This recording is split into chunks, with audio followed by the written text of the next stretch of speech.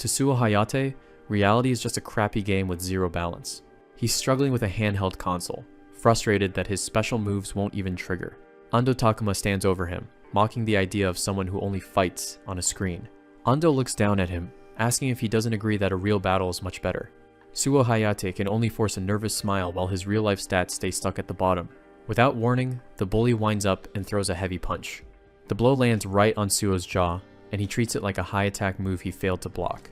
Ando follows up with a series of kicks, treating Suo's body like a practice dummy.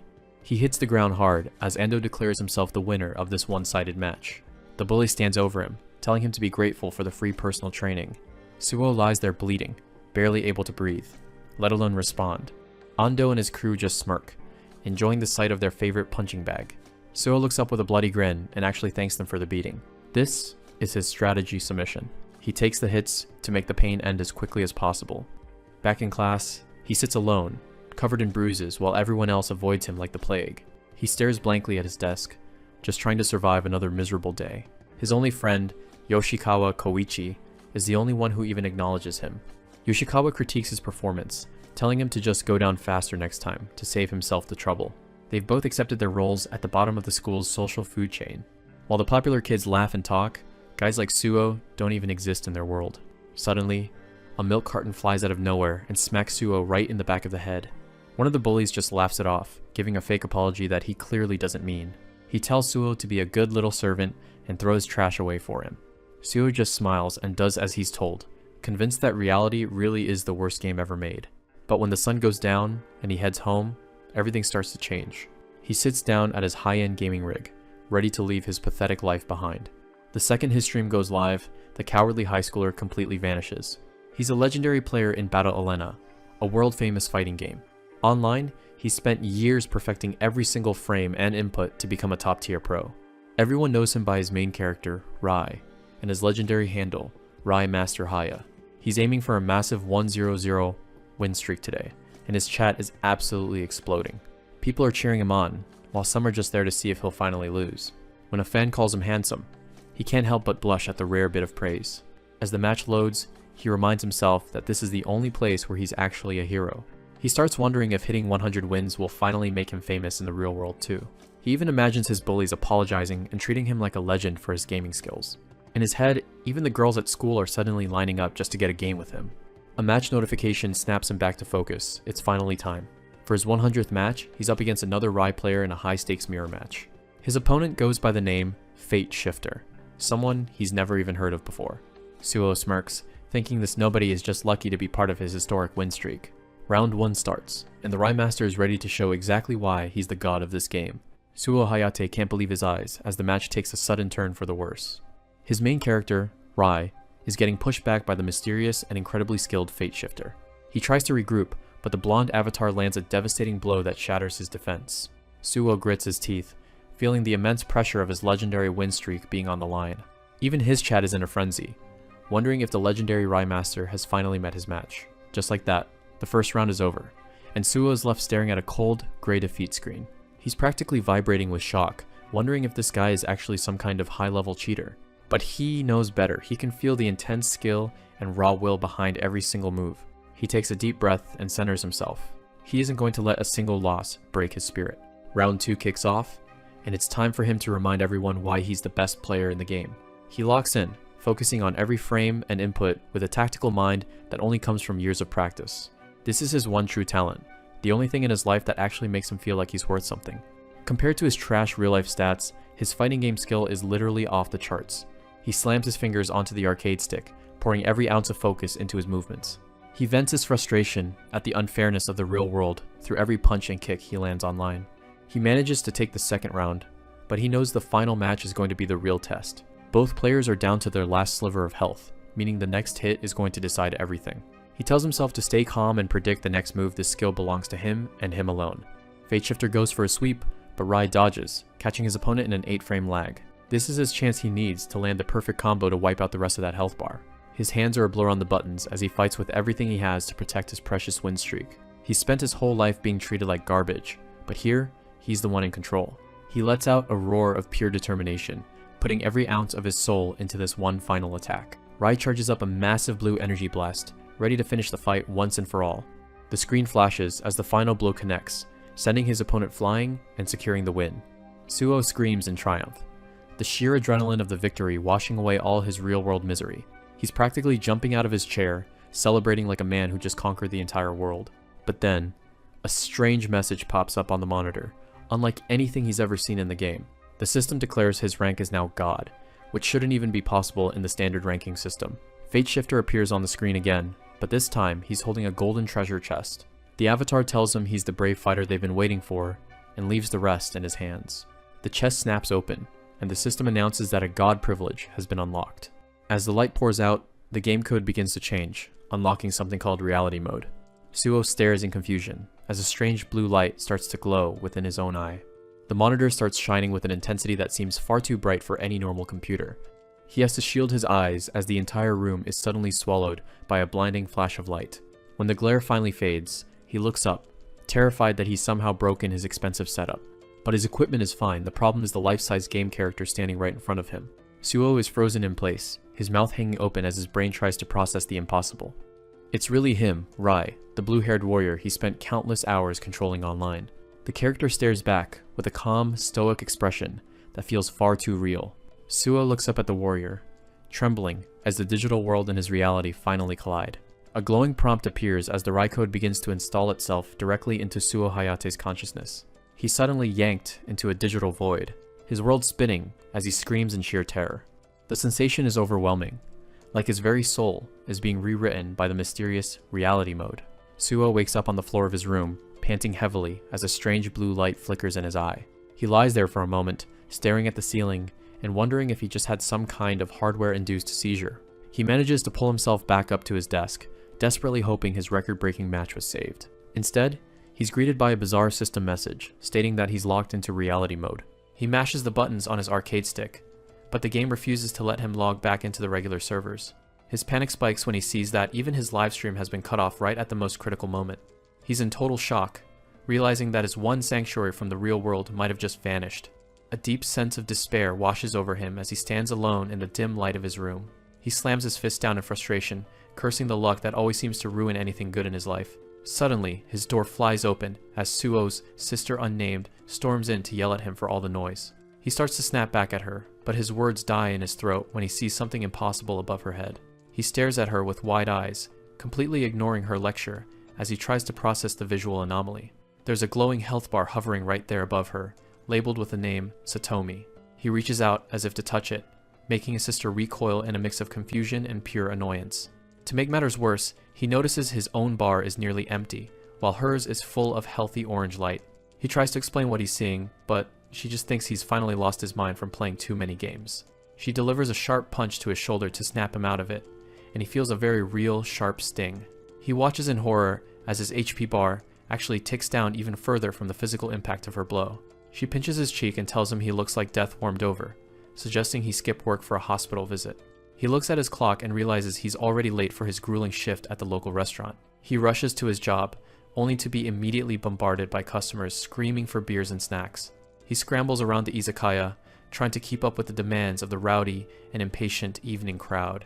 The place is packed to the gills, and the constant shouting is starting to give him a massive headache. He realizes with a start that the health bars weren't a one-time glitch, everyone in the shop has one. His kind co-worker, Hiiragi Wakana, steps in to help him out with the heavy trays of drinks. She flashes him a warm smile, remarking on just how hectic the night has been for both of them so far. Suo is incredibly grateful, as she's one of the few people who actually treats him like a human being. To him, she's always reminded him of the graceful Lei Long from his favorite fighting game series. He feels his face heat up as he looks at her, but then he notices something deeply concerning above her head. Her health bar is flashing a dangerously low red, indicating she's reached her absolute physical limit. He works up the courage to ask her if she's feeling alright, his concern for her overriding his social anxiety. She tries to brush it off with a laugh, but the exhaustion in her eyes is plain for him to see. Before she can even finish her sentence, she nearly collapses, and Sue has to rush over to steady her. After their shift, they walk together through the quiet city streets, the cool air helping her recover a bit. Suo is a nervous wreck being this close to her, but he's glad to see she's at least standing on her own. He keeps a close eye on her hovering health bar, relieved to see it slowly filling back up as they walk. They stop for a moment, and Hiiragi Wakana asks him if he really loves those fighting games so much. He looks down, muttering that he's just a worthless guy who doesn't have anything else going for him. She looks him straight in the eye and tells him that dedicating yourself to something is actually pretty amazing. Hiragi Wakana looks at him with a warm, genuine smile, promising to find a way to pay him back for all his help. Suo Hayate can feel his face burning with embarrassment as she leans in, her kindness catching him completely off guard. He thinks to himself that she isn't just a coworker. To him, she's an absolute angel who's walked straight out of a game. For a fleeting moment, he desperately wishes that time would just stop so this peaceful feeling could last forever. But the peace is shattered when a group of rowdy delinquents blocks their path, led by a familiar, sneering face. Kojima Hisashi looks Suo up and down with pure contempt, mocking the idea of someone like him having a girlfriend.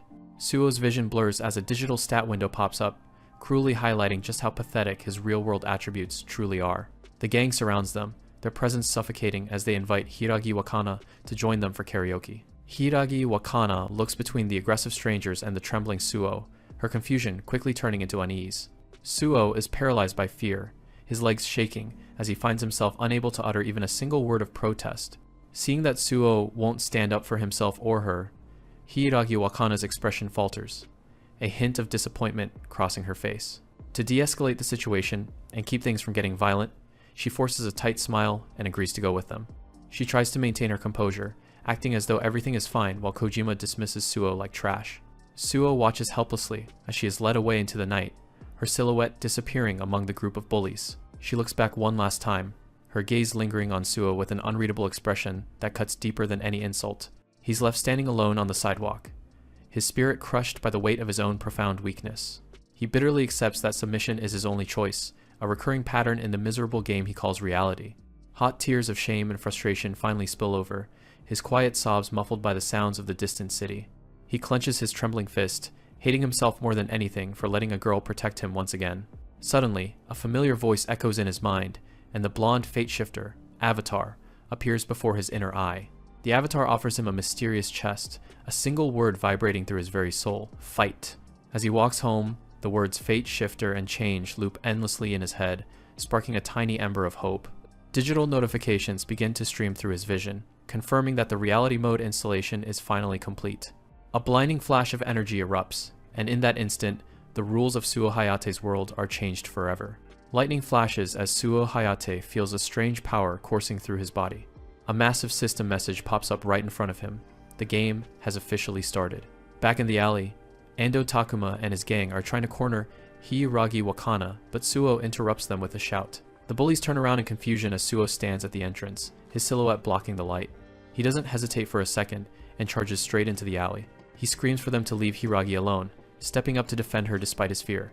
Ishibashi doesn't waste any time and plants a heavy punch right on Suo's jaw. The force of the blow sends him reeling back onto the pavement. Suo hits the ground hard and notices a health bar in his vision that just took a massive hit. A system notification confirms that he's now playing in reality mode. He starts seeing health bars floating over everyone, including the thugs. Despite the pain, Suo forces himself back onto his feet and raises his fists. Ishibashi mocks him, his own health bar sitting at a full 100%. The bully lunges forward with another swing, laughing at Suo's pathetic attempt to fight back. Suddenly, a spark of intuition flashes in Suo's eyes as something clicks. He sees digital buttons and inputs overlaying Ishibashi's body, revealing his every move. He ducks just in time, feeling the wind from the punch pass right over him. Ishibashi freezes, stunned that the target he's been picking on actually dodged. Suo grabs the guy's arm, stopping the next attack cold. It's just like the game. He can read exactly what's coming before it happens. A visualization of an arcade stick appears in his mind, ready for his command. He realizes that if he pictures the inputs, his body will follow through. He guards the next strike perfectly, his arms glowing with blue energy. Ishibashi is getting annoyed and pulls back for a desperate haymaker. Suo decides it's time to do more than just block and wait. His fingers twitch as if he's holding a real controller in his hands. He locks in a combo, visualizing his hands flying over the arcade buttons. He moves with a burst of speed that shouldn't be humanly possible. Ishibashi's eyes go wide as he realizes he can't keep up with the movement. Suo lands a solid strike right on the bully's head. He follows up immediately with a light punch to the gut. Before the guy can even react, Suo transitions into a strong kick. A final hit to the jaw sends Ishibashi's head snapping back with force. Hiragi and the other thugs can only watch in total disbelief at what's happening. Suo stands his ground, gasping for air as the dust settles around him. Ishibashi is out cold on the pavement, his health bar completely drained. Suo's own bar is flashing, he's exhausted and barely hanging on. He looks down at his shaking hand, unable to believe he actually fought back. The other bullies are livid, but Suo realizes his reality was just a crappy game. He's sweating and terrified, yet he's still standing his ground. He looks at the rest of the gang, realizing his world has officially turned into a fighting game. Suo is sweating, completely focused as he stares down his opponents. Yamashita takes a wild swing, but Suo easily slips past the punch, making the bully hit nothing but air. He realizes he can't panic, he just has to visualize his body like a character in his favorite arcade game. The bully charges in again with a shout, but Suo is already reading his movements like frame data. He feels a surge of confidence every move he's making is a perfect replica of Rai's moves from Battle Elena. Yamashita is level 6, but he's already getting frustrated that a weakling like Suo is holding his own. A powerful punch glows with energy as it flies toward him. He visualizes moving the arcade stick, pulling back to execute a perfect guard. He blocks the heavy strike with ease, his defense holding strong against the bully's power. Suo is amazed his years of arcade gaming are actually translating into real-world combat skills. He follows up with a middle kick counter that sends Yamashita's health bar into the yellow. He doesn't stop there, already buffering the next string of inputs in his head. A barrage of light and middle punches connect, breaking through the delinquent's defense. Suo lets out a battle cry, completely immersed in the rhythm of his combo. He mashes his mental buttons, pushing his body to move as fast as a game character. He finishes the sequence with a high kick that lands right on the bully's jaw. The impact is brutal, knocking Yamashita's head back as his health bar hits 0. The delinquent hits the pavement hard, completely unconscious, as Suo stands over him. Suo takes a moment to breathe, while Hiragi, Wakana, and the last delinquent watch in total shock. He tells the final bully to stay back if he doesn't want to end up like his friends. He's definitely feeling himself, convinced he must look incredibly cool right now. But Kojima isn't intimidated, charging forward while Wakana begs him to stop. Suo looks at her and sees Lei Long, his in-game companion, giving him the motivation to win. He decides to end it with a flourish, calling out Rai's signature special move, the Flying Thunder Punch. He's already picturing Wakana being swept off her feet by his legendary victory. He starts the execution with a forward dash, timing his mental inputs perfectly. He closes the distance in a blur, aiming his final strike straight at the bully's chest. With a confident grin, Suo prepares to unleash the full power of his system. He visualizes the complex Z motion for the heavy punch, sure that this is the end. Kojima braces for the impact, but he's already too slow to react to the dash. Suo shouts the move name, expecting a massive explosion of arcade energy. But then, his face drops as nothing happens. Suo is stuck in a low crouch, doing absolutely nothing, while the level 7 delinquent stares at him like he's lost his mind. Panicking, he tries to re-enter the combo, wondering if he just messed up the execution.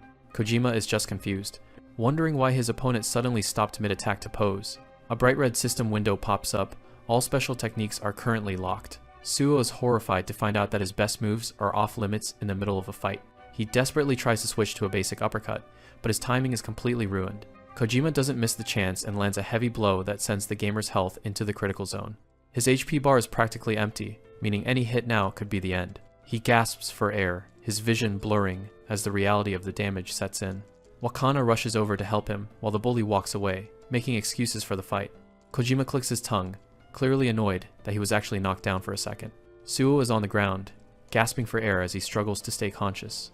But he forces himself back up, a blue aura flickering around him as his gamer instincts take over. Kojima is losing his patience, ready to finish off this persistent trasher once and for all. Their health bars appear in the air. Suo is down to a tiny sliver, while the bully is still mostly full. Suo realizes it's just like a fighting game. As long as he has one hit point left, he can still fight. He's sweating and panting, knowing that one more mistake will result in a literal game over. Kojima lunges forward with a heavy punch, aiming to end the fight right now. Suo visualizes the arcade buttons in his mind, timing his final move to the millisecond. He throws a crouching heavy punch with everything he has left in the tank. It's a direct hit to the jewels. Kojima's face turns purple as his health bar completely drains. In the real world, it's a one-hit instant kill, and the level 7 bully collapses in total agony. Suo stands there in shock, staring at his fist and wondering if he really just won. Suddenly, someone grabs his arm, making him jump out of his skin. It's Wakana, and she tells him they need to get out of there before more trouble arrives. They bolt from the scene, leaving the 3 delinquents groaning on the pavement. They finally catch their breath under a street lamp once they're a safe distance away. Wakana gently pulls him close, her expression soft as she checks the wounds on his face. She scolds him for getting into a fight, clearly upset that he put himself in danger. Suo is blushing like crazy while she dabs at his cuts with a handkerchief. She apologizes for worrying him, while he just mumbles a quiet thanks. She smiles and tells him he's actually pretty strong, which completely floors him. To him, she looks like a literal angel in the moonlight. He starts overthinking, convinced there's no way a loser like him could ever have a girlfriend like her. He's a blushing mess, unable to even look her in the eye. Their moment is interrupted by a tall guy with red hair wearing a boxing hoodie. Wakana turns with a bright smile and calls out the guy's name, Ayumu Hiiragi. Suo immediately feels a chill. This guy Ayumu has an incredibly intimidating presence. Wakana introduces him as a co-worker, but Suo is too stunned to say a word. He notices Ayumu calls her Wakana with no honorifics, sending a sharp pang of jealousy through him. Ayumu extends a hand, his gaze feeling like it's boring, straight through Suo. He thanks him for rescuing Wakana, but it feels more like a subtle power move. Suo can only offer a weak smile, feeling completely outclassed by the top-tier guy. Wakana mentions that Suo is a big fan of fighting games to break the tension. Ayumu says he's into them too, but Suo's leg is practically shaking from the pressure. Suo decides it's time to head out, and Wakana tells him to take care on his way home. He walks away feeling dejected, thinking that a guy that handsome must be her boyfriend. Behind him, he hears Ayumu asking Wakana if she's free to hang out tonight. Ayumu has a confident, knowing smirk on his face as he talks to her. Suo stops for a second, his heart sinking even further. But then, Ayumu calls out to him one last time with a friendly-sounding shout. Suo looks back, his eyes burning with a new resolve he won't stay a weakling forever. Ayumu Hiiragi flashes a bright, friendly smile and invites Suo to play a fighting game together sometime. Suo is caught completely off guard, his face a mask of awkward shock as he tries to process the invitation. He figures the only way a weakling can survive this social encounter is by playing along, so he forces a fake smile and agrees. Ayumu and Wakana wave as they head off together, leaving Suo alone in the quiet night. Suo watches them go with a heavy heart, muttering a dejected farewell as he imagines her with another guy.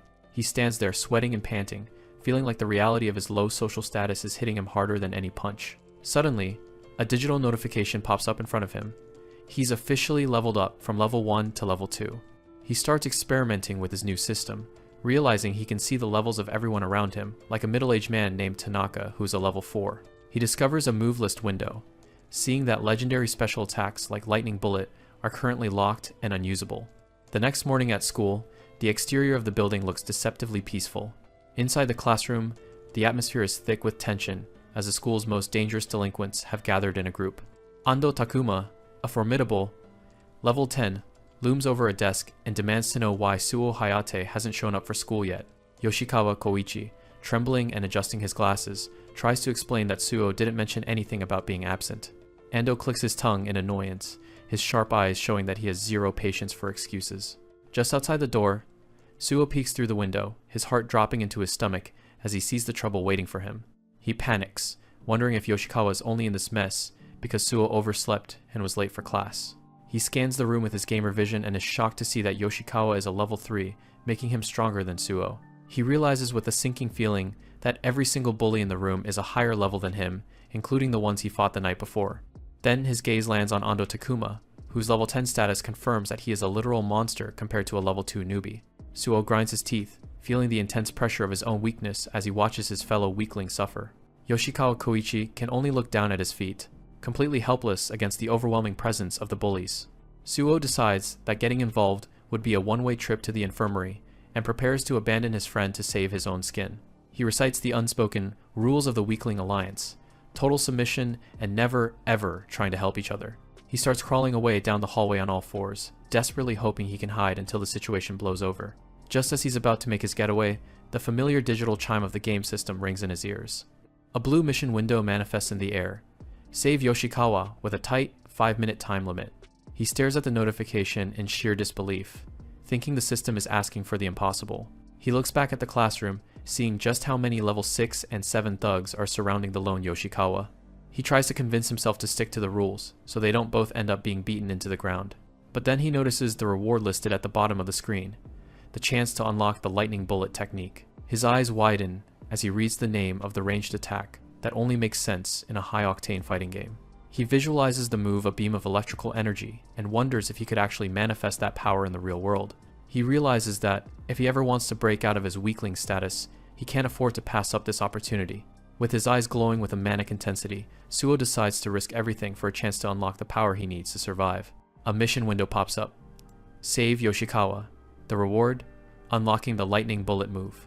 A preview shows the move in action, firing a devastating blast of energy. Suo is stunned. The system isn't giving him any time to prepare. The timer is already counting down from 5 minutes. He knows he has to move now. He looks into the classroom and sees Ando Takuma's gang surrounding Yoshikawa. Ando is annoyed, figuring Suo isn't going to show his face. He grabs Yoshikawa, deciding to have some fun with him instead. Suddenly, the door slides open. Suo bursts in and tells him to let his friend go. Ando brings up the rumors about Suo taking out another group of bullies. One of the lackeys warns Ando that Suo might actually be dangerous. Suo doesn't hesitate and charges straight at them. The bullies brace themselves, expecting a fight. Instead, Suo drops into a full-speed sliding dojiza. He begs for forgiveness, telling them to beat him up instead of Yoshikawa. In Suo's head, this is the perfect strategy to complete the mission without a real fight. The timer is still ticking, but he thinks he's already won. He figures a light beating is a small price to pay for such a huge reward. Ando pushes Yoshikawa away, happy to take Suo up on his offer. Suo signals for his friend to get out of there while he can. He grins to himself, thinking his submission code is the ultimate survival tool. That confidence vanishes when a heavy kick slams right into his ribs. His head hits the floor hard as his health bar starts to drop. Before he can even process the pain, a punch catches him in the face. Hits start coming in from the side, and he has no way to block them. He's completely surrounded. Taking on this many people at once is impossible. He tries to use the guard input, but he doesn't know which direction to block. He realizes fighting games only work when it's one-on-one. Ando watches, bored that Suo is back to being his usual pathetic self. He walks over and grinds his foot into Suo's head. He tells Suo to lick everyone's shoes if he wants to get through this alive. Suo's face is crushed against the floor. The rest of the class looks on, disgusted by the humiliation. Yoshikawa watches in silence, frozen by the scene. Suo actually grabs Ando's shoe and begs for a chance to lick it. The bullies can't help but laugh at how pathetic he's being. Yoshikawa finally snaps and screams at Suo for throwing away his pride. But Suo doesn't care about pride. He only cares about the mission. He tells himself that licking a few shoes is no big deal if it gets them to leave. There are only 9 seconds left on the clock. He's already visualizing the power he's about to get as the final seconds tick away. Suo's eyes light up. He's already counting down the seconds to his reward. But then, Yoshikawa Koichi ruins the whole plan by tackling Ando Takuma from behind. Suo can only watch in horror. There's only 6 seconds left on the clock. He screams at his friend for being such a self-sacrificing idiot. He asks Yoshikawa what he's thinking, but the guy just admits his body moved on its own. Yoshikawa tries to pull off a cool hero moment, saying he couldn't just stand by while Suo was humiliated. Suo is fuming, there's only 3 seconds left. Ando isn't impressed by the hug and lands a brutal punch right on Yoshikawa's face. The timer hits 1 second. Suo's face goes pale. The mission window shatters into pieces. Mission failed. He collapses in despair, realizing he lost the prize and his friend got a beat down for nothing. He looks up, completely defeated. One of the lackeys doesn't care about the drama and kicks Suo right in the jaw while he's distracted. His health bar takes another massive hit, and he's down to the last sliver. He starts blaming himself for trying to take the easy way out instead of playing the game like a pro. He feels like everything is slipping away, imagining the game characters he'll never get to unlock now. He's ready to just give up and close his eyes, feeling like the same weakling he's always been. But then something changes. He notices his own body starting to glow with a strange blue light. The failure screen shatters as a new power surges through his veins. He stands up slowly, surrounded by energy and shards of the broken system window. A lackey rushes in for another cheap shot, thinking he's still got an easy target. Suo's mind snaps back into gamer mode, picturing his hand on the arcade controller. He ducks the punch with frame-perfect precision. He counters with a crouching heavy punch that hits with way more force than any normal student can manage. The impact sends shockwaves through the room. The other bullies back off, confused and terrified by the sudden change in Suo's demeanor. They start to group up, realizing they can't take him one-on-one anymore. Suo double taps back, performing a clean backdash to get out of the circle. They swarm him, but he's already focused on his guard inputs, blocking every strike. He keeps his defense tight, refusing to let even a single punch get through. The system updates with a new objective: defeat all 7 hoodlums to unlock the lightning bullet. His mission is still active. He looks around the room. He's outnumbered and outleveled, but he finally sees a path to victory. He realizes the classroom is just another stage with its own terrain he can exploit. He starts throwing combinations, moving with the fluidity of a fighting game character. The bullies are rattled. This isn't the Suo they know. He stands in the doorway and taunts them with a middle finger, goading them into a mistake. His provocation works perfectly, and they all rush him at once. He uses the narrow doorway as a bottleneck, picking them off one by one as they try to squeeze through. It's a total massacre. He's dismantling them with surgical precision. Another bully hits the floor, completely out for the count. In a matter of seconds, the room is filled with groaning bodies, leaving only Ando standing. Suo catches his breath, knowing it's finally time for the boss fight. Ando is absolutely livid, his face red with rage as his eyes start to glow with murderous intent. Suo gulps. He's standing his ground, but the sheer bloodlust coming from Ando Takuma is terrifying. Ando lunges forward, his eyes practically glowing with a murderous red light. He's not holding back anymore. The rest of the class can only watch in stunned silence as the confrontation turns violent. Close up on Ando's face, twisted in a mask of pure rage. Suo's gamer instincts take over. He raises his arms in a perfect guard, taking the full force of the punch without flinching. He grits his teeth, realizing that as long as he treats this like a fighting game, he can actually handle Ando's power. He sees an opening and retaliates with a heavy kick that connects solidly with Ando's chest. A translucent health bar appears over Ando, visibly dropping, as the students gasp in awe. Suo finds his rhythm. He spent thousands of hours in the arcade, and suddenly, those skills are translating perfectly to the real world. His mind visualizes the layout of a fight stick, timing his movements to the imaginary clicks of the buttons. An ethereal blue figure seems to mirror his every move as he realizes he actually has a chance to win this. The spectators are losing their minds. They've always seen Ando as an untouchable king, but now he's actually being pushed back. Ando starts to look desperate, his wild swings becoming easier and easier for Suo to read. Suo trades blows with the bully, his confidence growing with every successful parry. He realizes that for the first time in his life, he's not the invisible loser, he's the center of everyone's attention. He catches himself blushing, a small smirk playing on his lips as the adrenaline continues to surge. Even the girls in the class are watching him with wide, curious eyes, wondering where this version of Suo has been hiding. But Ando isn't finished. He manages to catch Suo's wrist, his grip like a vice. Ando snarls, his face inches from Suo's, promising to make him regret ever fighting back. He uses his superior strength to slam Suo against the classroom furniture, a desperate attempt to end the fight. Suo's health bar takes a major hit. He realizes that despite his skill, the level gap between them is still a massive problem. He hits the floor hard, but he's not ready to stay down. He visualizes the final command he needs, joystick forward plus punch and kick. He channels everything he has into one last maneuver, moving with a speed that defies logic. He lets out a primal scream, throwing all of his weight into a final, decisive strike. He tackles Ando with the force of a freight train, finally taking the bully leader down for good. Ando's health bar hits 0 as he slumps to the floor, completely defeated and spitting blood. The silence that follows is deafening. Nobody can believe what they just witnessed. Suo stands over his fallen tormentor, breathing heavily and waiting to see if Ando will get back up. Suddenly, a familiar blue mission window blinks into existence right in front of him. The notification confirms that he's cleared the mission to defeat the hoodlums and he's earned his reward. A massive experience boost floods into him, instantly jumping his level from 2 to 5. A final message appears. The lightning bullet skill has been successfully unlocked. Suo stares at his hands in shock as 2 balls of crackling blue energy begin to form in his palms. It's not just a game mechanic anymore, he can actually feel the raw power pulsing through his body. He stares at the glowing spheres, wondering if he's even human anymore after everything that's happened today. Behind him, Yoshikawa Koichi finally starts to groan, slowly regaining consciousness on the floor. He looks past Suo and sees Ando Takuma lying defeated and broken in the middle of the classroom. Overwhelmed with relief and gratitude, Yoshikawa rushes forward and pulls Suo into a massive bear hug. Suo laughs, hugging his friend back. He did it. He actually completed the mission and saved his friend. He's grinning from ear to ear, the high of the victory making him feel like he's on top of the world. Yoshikawa is the one who gets embarrassed first, telling Suo to stop because the whole class is staring at them. As the school day begins to wind down, the golden hour sun casts long shadows across the campus buildings. Unknown Girl 004, a girl with light brown hair and a ponytail, approaches Suo's desk with a look of genuine concern, asking if he's injured. Suo points at himself in shock, his face turning bright red. He's completely unaccustomed to positive attention from his female classmates.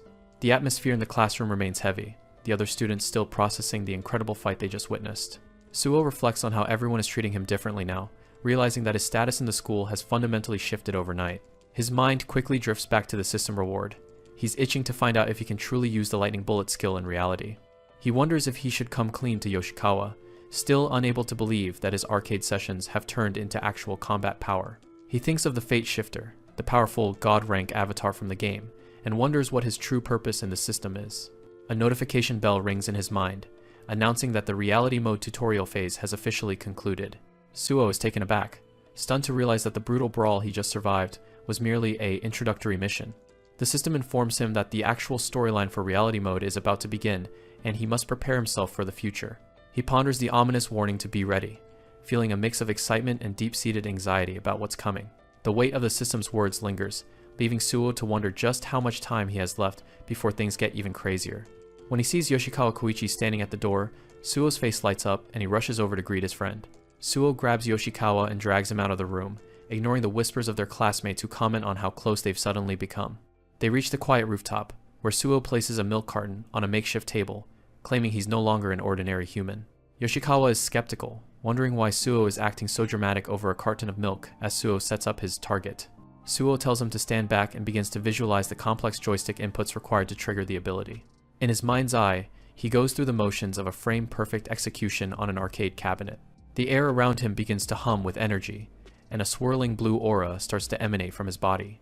A blinding ball of blue electricity forms in his palms, crackling with raw, unbridled power. With a determined shout, Suo prepares to unleash the skill, his eyes fixed on the target in front of him. Yoshikawa can only watch in absolute disbelief, his jaw dropping as he sees the impossible power manifesting in front of him. Suo fires the lightning bullet, sending a massive surge of electrical energy through the air that obliterates the target. The blast from Suo's training is loud enough to grab some unwanted attention. A teacher nearby stops and looks up, wondering what all the racket is about on the roof. But the teacher isn't the only one watching. High above, a mystery student catches the tail end of the move and recognizes it immediately. He knows exactly what a lightning bullet is, and it looks like Suo just landed right on his radar. A new skill is unlocked. Suo finally has the lightning bullet in his arsenal. He can feel the energy building up. This is the moment. Meanwhile, Yoshikawa just watches him, wondering what his friend is actually doing. The gamer pours everything into his hands, ready to unleash the blast. His target? A single, unsuspecting milk carton sitting on the roof. Suo cracks a smug grin, fully expecting a massive explosion. He holds the pose for a long, awkward beat. Absolutely nothing happens. He tries again, mimicking the actual controller inputs in the air. Suo shouts the move name at the top of his lungs, much to the confusion of students nearby. He goes for another attempt, looking even more desperate this time. The carton doesn't even budge. It turns out gaming skills don't translate perfectly to reality. Yoshikawa is officially done. He suggests his friend head to the infirmary before walking off. His friend waves goodbye, leaving Suo alone with his thoughts. He stands there in the silence, feeling like a total idiot. Suddenly, a voice calls out from above. A guy is perched right on the edge of the roof. Suo freezes, realizing someone was watching his embarrassing display the whole time. The stranger jumps down with zero effort. He towers over Suo, carrying himself with a lot of confidence. The tall student seems pretty impressed, for some reason. Suo flinches, not used to strangers approaching him so casually. The newcomer mimics the pose, recognizing it as a move from Battle Elena. He asks for Suo's rank. It turns out they're both players. The guy introduces himself as Tsuchiya and offers a friendly fist. Suo tries to place the name, but he doesn't recognize him from his grade.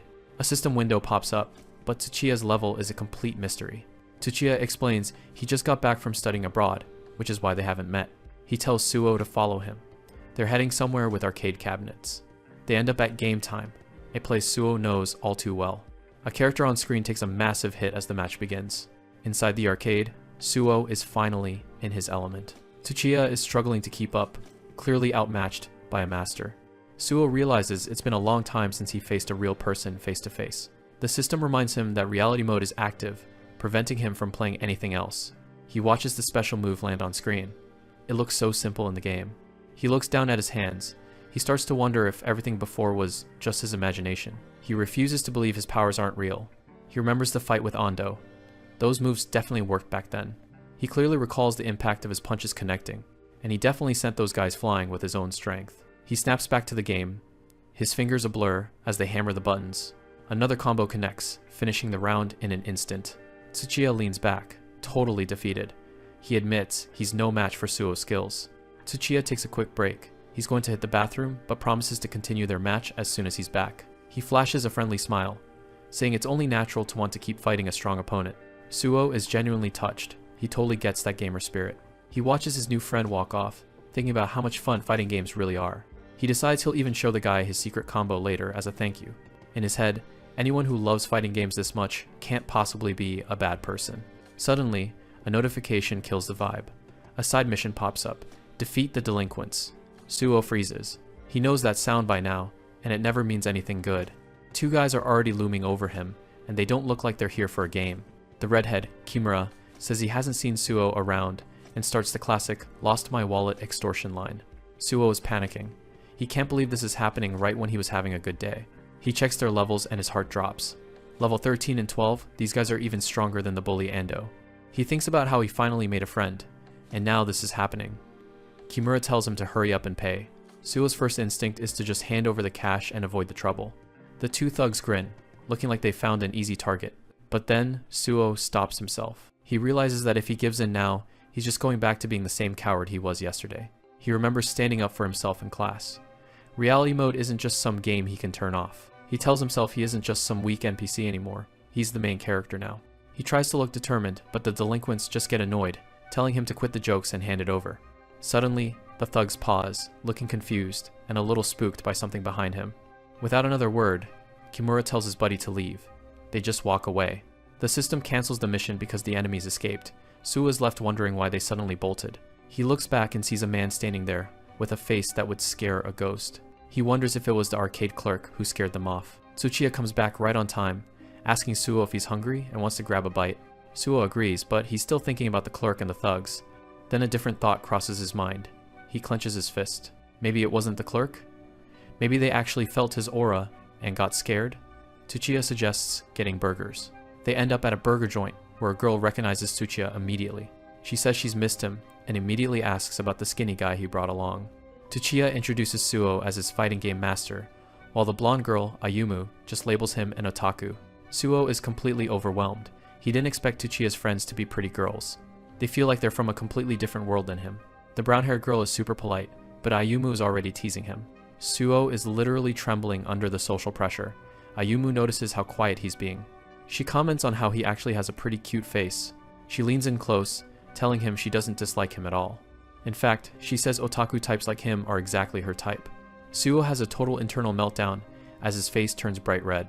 He feels like an absolute idiot for judging these people by their looks before even talking to them. He's genuinely touched by how nice they are. Ayumu laughs, noticing his face is glowing like a beet. Kei Tsuchiya tells Suo to eat up, calling it a coaching fee for their match earlier. Suo digs in, his face red from the attention. Tsuchiya laughs and tells him to stop being so polite. Suo takes a bite, overwhelmed. Just yesterday, he could never have imagined having a meal like this with others. To the shock of the girls, Suo actually starts crying as he eats. He manages to choke out how delicious the burger is. Ayumu teases him, telling Otaku-kun to wipe his nose. As he leaves, Suo feels a deep sense of gratitude for his hobby. Fighting games really did change his life. Elsewhere, some delinquents are plotting. They don't think that guy will be a problem this time. Their leader, Hanada, from Noge Industrial, is fuming. He's determined to take down Tsuchiya this time. Suo says his goodbyes to the group, feeling like $1,000,000. Tsuchiya waves him off, promising to practice the combos Suo taught him. Suo is pumped, his confidence at an all-time high. Ayumu asks Tsuchiya what they're doing next, but he just gives a vague response. Tsuchiya's expression shifts. The friendliness is gone, replaced by a cold, predatory gaze. He says he's going to do something fun and pleasant as he walks toward the gang waiting for him. Later, Suo checks a text from Tsuchiya. He's happy to finally have a friend outside of his school circle. He's already thinking about inviting Yoshikawa along the next time they go to the arcade. Suddenly, his phone rings. It's a call from Yoshikawa. Yoshikawa sounds panicked, asking if Suo is okay. Suo is confused, wondering what the big deal is. Yoshikawa warns him that a dangerous guy has returned to their school district. He describes a monster who once hospitalized 10 people from a rival school all by himself. Suo thinks it sounds like an urban legend, but Yoshikawa insists this guy is a total maniac. Everyone was relieved when the guy went abroad, but now he's back. Suo's heart skips a beat. The name Yoshikawa says is Tsuchiya. Meanwhile, Tsuchiya is already at work. Hanada is on the ground, begging for mercy. Tsuchiya isn't listening. He grabs Hanada by the hair, looking completely bored by the one-sided beatdown. Ayumu watches, her voice mocking. She says it's Hanada's fault for picking a fight with Kei-kun. Tsuchiya lets out a soft, chilling laugh. He tells Hanada that he heard the girl. The fun is just beginning. He delivers a brutal blow. Yoshikawa warns Suo that if Tsuchiya targets them, it's game over. He tells Suo to never, ever get involved with Tsuchiya. A system window shatters the moment. A main mission has appeared. Defeat Tsuchiya Kei. Suo stares at the screen in horror. He can't believe what he's reading. The system identifies his new friend as a level 75 monster from his own school. Suo's world crumbles. The mission is clear. He has to defeat the monster he just befriended. The system drops a massive bomb. Suo Hayate's new main mission is to defeat Kei Tsuchiya. The rewards are huge, but the task is insane. Yoshikawa Koichi is on the phone sounding absolutely frantic, telling him to stay far away from the guy no matter what. And here's why. Kei Tsuchiya is a level 75 monster. That level gap is just completely unfair. Kei has this chilling look in his eyes, like he's already picked out his next target.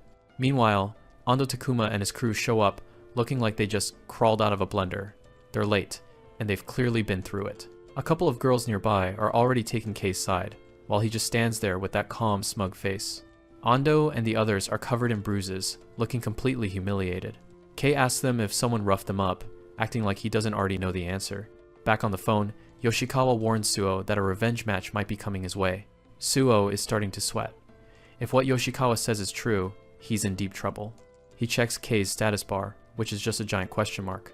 The danger is real. He imagines Kei absolutely wrecking people, wondering if he's next on the hit list. His phone pings with a message. It's from Kei, saying he's heard about what happened to Ando's group. Suo's face goes pale. The nightmare is officially beginning. The text is basically a summons to school. He's being told to make sure he shows up. The next day, Suo is creeping around the school gates, trying his best to be invisible. He peeks around a corner, hoping the coast is clear, and there's no ambush waiting for him. He remembers playing games with Kei, thinking they were actually becoming friends. He thought they could just be normal high schoolers, hanging out and eating burgers. But the system doesn't care about friendship. The mission to defeat Kei is still active. Suddenly, a hand drops onto his shoulder. It's Kei. Suo practically jumps out of his skin. He tries to play it cool, making up some excuse about being sleep deprived from gaming all night. He's sweating bullets, just hoping Kei buys the act and lets him off the hook. Kei isn't buying it. He leads Suo right to where the beaten up delinquents are waiting. Suo's forced smile is doing a lot of heavy lifting right now. He tries one last time to back out, telling Kei he's really not a fighter. Kei ignores him and walks toward the group, making it clear this isn't about revenge for them. Suo is just standing there, trapped in a situation he can't win. Kei looks at the bruised group and asks Suo how a skinny guy like him took them all down. Then he drops the bomb. He wants to fight Suo himself, right here, right now. Suo looks at that level bar again. Every instinct is screaming at him to run. Before he can even process it, Kei lunges forward with terrifying speed. Suo's gamer brain kicks in, visualizing an arcade joystick. He needs to read the moves. He manages to get his arms up in time to block a heavy hit. But something is wrong.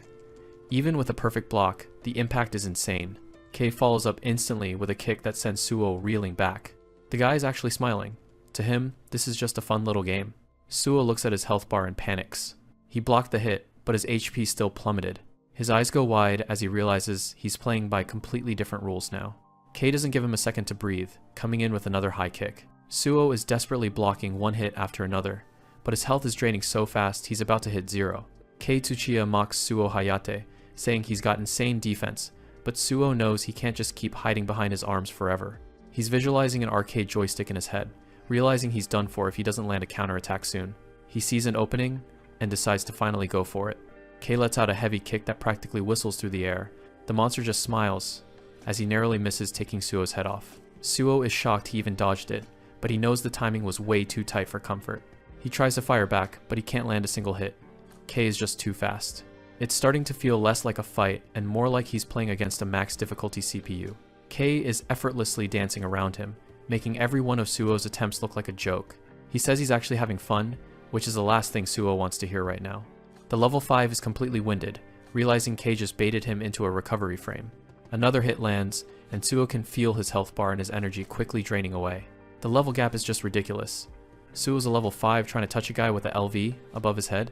Desperate, he thinks about his signature arcade move, the lightning bullet. He visualizes the joystick inputs, wondering if he can pull off a projectile move in a real-life fight. He starts the motion, his heart pounding in his chest. Once the move is in motion, there's no turning back, he can't cancel it now. He's fully committed, even though he has no idea if it'll actually work. It's an all-or-nothing gamble. Kei's eyes narrow as he sees Suo preparing something different. Suo puts everything he's got into it and screams out the name of the move. Lightning bullet! For a second, everything goes quiet as the level 75 monster stares him down. Even the delinquents watching from the side are stunned by the sudden shout. Suo is pouring every ounce of will he has into this one desperate strike. But reality hits hard, his hands just kind of fumble against the guy's shirt. As expected, nothing magical happens. No lightning, no bullet, just a very awkward fail. Kei doesn't even look impressed as he winds up for the finish.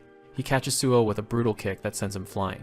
The protagonist's vision starts to blur as his consciousness begins to slip away.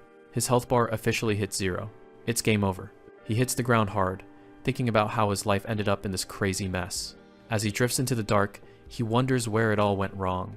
Suddenly, a digital screen flickers to life in front of his eyes. It's a literal continue screen, showing he has 5 credits left. He's totally confused, but then he realizes this is exactly like the arcade games he loves. Terrified of what no might mean in real life, he frantically mashes the yes button. A blinding flash of light surrounds him as he respawns back into reality. He groans, slowly coming to on the cold pavement. Kei is standing right over him, casually asking if he's finally back with the living. The antagonist grabs him by the collar and tells him to get up and take a look around. Suo is still half dazed, wishing he just stayed asleep instead of dealing with whatever this is. But when he looks over, he's floored Ando Takuma, and his entire gang are face down on the ground, bowing to him. Ando Takuma is on his knees, begging Suo Hayate for forgiveness for everything he's done up until now. Suo is completely lost, wondering why this is happening, but Kei Tsuchiya just chalks it up to Suo being stronger than them. Kei throws an arm around Suo's shoulder, acting like they've been best friends forever, and tells the delinquents they should all just get along. Once they're alone, Kei brings up the fight and asks what Suo was thinking when he tried to use that lightning bullet move. Suo can only stutter out a response, still embarrassed that his big gamer move completely flopped in real life. Kei turns back to the cowering delinquents and orders them to listen to whatever Suo says from now on. It doesn't take long for the rumors to spread like wildfire through the school hallways. The other students are whispering, convinced that Suo is actually some kind of undercover dangerous guy. Suo sits at his desk, feeling the weight of the rumors, but he's just glad he's alive somehow. He can practically feel the eyes on him as his classmates give him an even wider berth than usual. It feels like he's being treated like a pariah, which is exactly the opposite of the peaceful life he wanted. His friend, Yoshikawa Koichi, can't believe Suo actually pulled it off after ignoring all his warnings. Suo tries to defend Kei, suggesting he might not be such a bad guy after all, but Yoshikawa is having none of it. Yoshikawa slams his desk, shouting that Suo is being an idiot and clearly doesn't understand what kind of monster Kei really is. He describes Kei as a fighting maniac who only sees other people as tools to kill time. Yoshikawa warns him that people like them should never, ever get involved with someone as unstable as Kei. Suddenly, they're interrupted by another student, calling out Suo's name. The student mentions that Kei is planning on heading to the arcade right after school. Suo asks Yoshikawa if he wants to tag along, but his friend is absolutely horrified by the suggestion. Yoshikawa reminds him of the golden rule for their weakling alliance: stay away from danger. Despite the warning, Suo ends up right back at the arcade, listening to Kei talk about his gameplay movement. They're actually having a good time, and Suo starts to feel like this is finally the high school life he dreamed of. For a moment, it's peaceful. As long as they're just two guys playing games, everything feels normal. But his heart sinks when he sees the system message. His main mission is still to defeat the very guy sitting next to him. He looks over at Kei, whose level is still a complete mystery, and realizes he still has no clue how he'd ever win. Kei breaks the silence, asking Suo if he's hungry and wants to go grab a bite to eat. Suo agrees, trying to convince himself that being friends with someone as powerful as Kei is actually a good thing. Just as he's starting to relax, another blue system screen pops up right in front of him. It's a side mission to defeat 10 delinquents, and Suo realizes he's in for another round of trouble. He looks around frantically, wondering where these 10 guys from yesterday could possibly be. Kei notices Suo's weird behavior and asks what's wrong, while Suo tries to find a way to explain the invisible screens. Suddenly, a massive guy steps out of the shadows, swinging a metal bat with a murderous look in his eyes. Suo lets out a yelp of pure terror as the reality of the situation hits him. The delinquent locks eyes with Kei, who doesn't even flinch as the bat comes swinging toward him. The thug is grinning like a lunatic, putting all his weight into a strike meant to break bones. Suo ducks for cover as the bat smashes into the ground right where he was standing a second ago. The guy, whose name is Ueda, snarls at Kei, claiming they're there to get revenge for a middle school beatdown. He's brought an entire squad of guys with him, all of them looking like they're ready for blood. Kei just gives them a bored, condescending smile, saying he doesn't bother remembering every piece of trash he's had to kick. Ueda turns his attention to Suo, demanding to know who this skinny guy hanging out with Kei is. Before Suo can claim he's a nobody, Kei pipes up, calling Suo his buddy and bragging that he's stronger than all of them. Suo stares in horror at Ueda's level, ALV-18, knowing he's about to be dragged into a fight he is definitely not ready for. Two of the thugs step forward, telling Ueda they'll take care of the skinny kid themselves. They charge forward with murder in their eyes, shouting for their group to just kill him. Suo is panicking as he realizes he's become their primary target, while Kei just watches with an amused smirk. Kei effortlessly starts dropping the delinquents, asking Suo if he's up for a little bit of light exercise to warm up. Suo is forced into a defensive stance, desperately blocking a punch and wondering why his life has turned into a constant series of brawls. A system notification reminds him that since reality mode began, his only goal is to complete missions and grow stronger for what's coming. His gamer instincts kick in, and he starts visualizing the fight as if he's standing at a familiar arcade cabinet. He executes a light-medium punch combo, his movements blurring as he strikes a delinquent with surprising precision. The remaining thugs are stunned by his speed, realizing they can't afford to underestimate someone who hangs out with Kei. Kei cheers him on, but Suo is already reaching his limit, cursing the fact that he has to do this at all. Realizing there's no way out of this, Suo firms his resolve and prepares to fight his way through the rest of the gang. One of the thugs is left clutching his bleeding face as the momentum of the fight shifts completely. Within moments, every single delinquent is lying face down on the pavement, while Kei stands over them without a single scratch. Suo can hardly believe he's still standing, breathing heavily as the adrenaline finally starts to wear off. A massive clear message appears in his vision, rewarding him with experience points for finishing the side mission. He's shocked to see he's jumped from level 5 to 7, wondering if the system is actually crediting him for the guys Kei beat up. A new feature is unlocked that displays the levels of all mission opponents, and Suo nervously looks over at his buddy. His jaw drops when a status bar appears over Kei, showing that the guy is an unbelievable level 75. Suo tries to convince himself it's just a glitch in the system, but his heart starts racing when Kei asks him to wait a second. Kei reaches down and grabs one of the discarded metal bats, his expression turning cold and ruthless. He swings the bat down with terrifying force, making it clear that he isn't interested in just letting these guys walk away.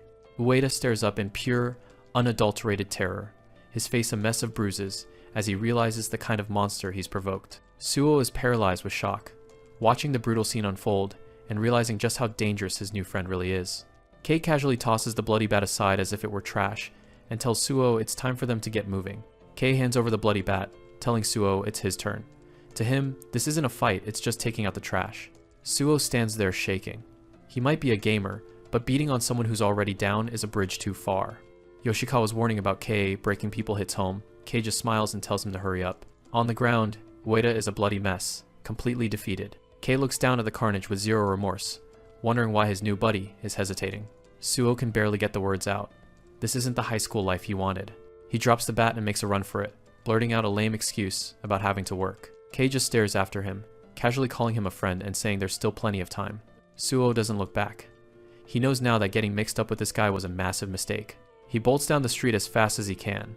He just needs to put as much distance between them as possible. His heart is racing.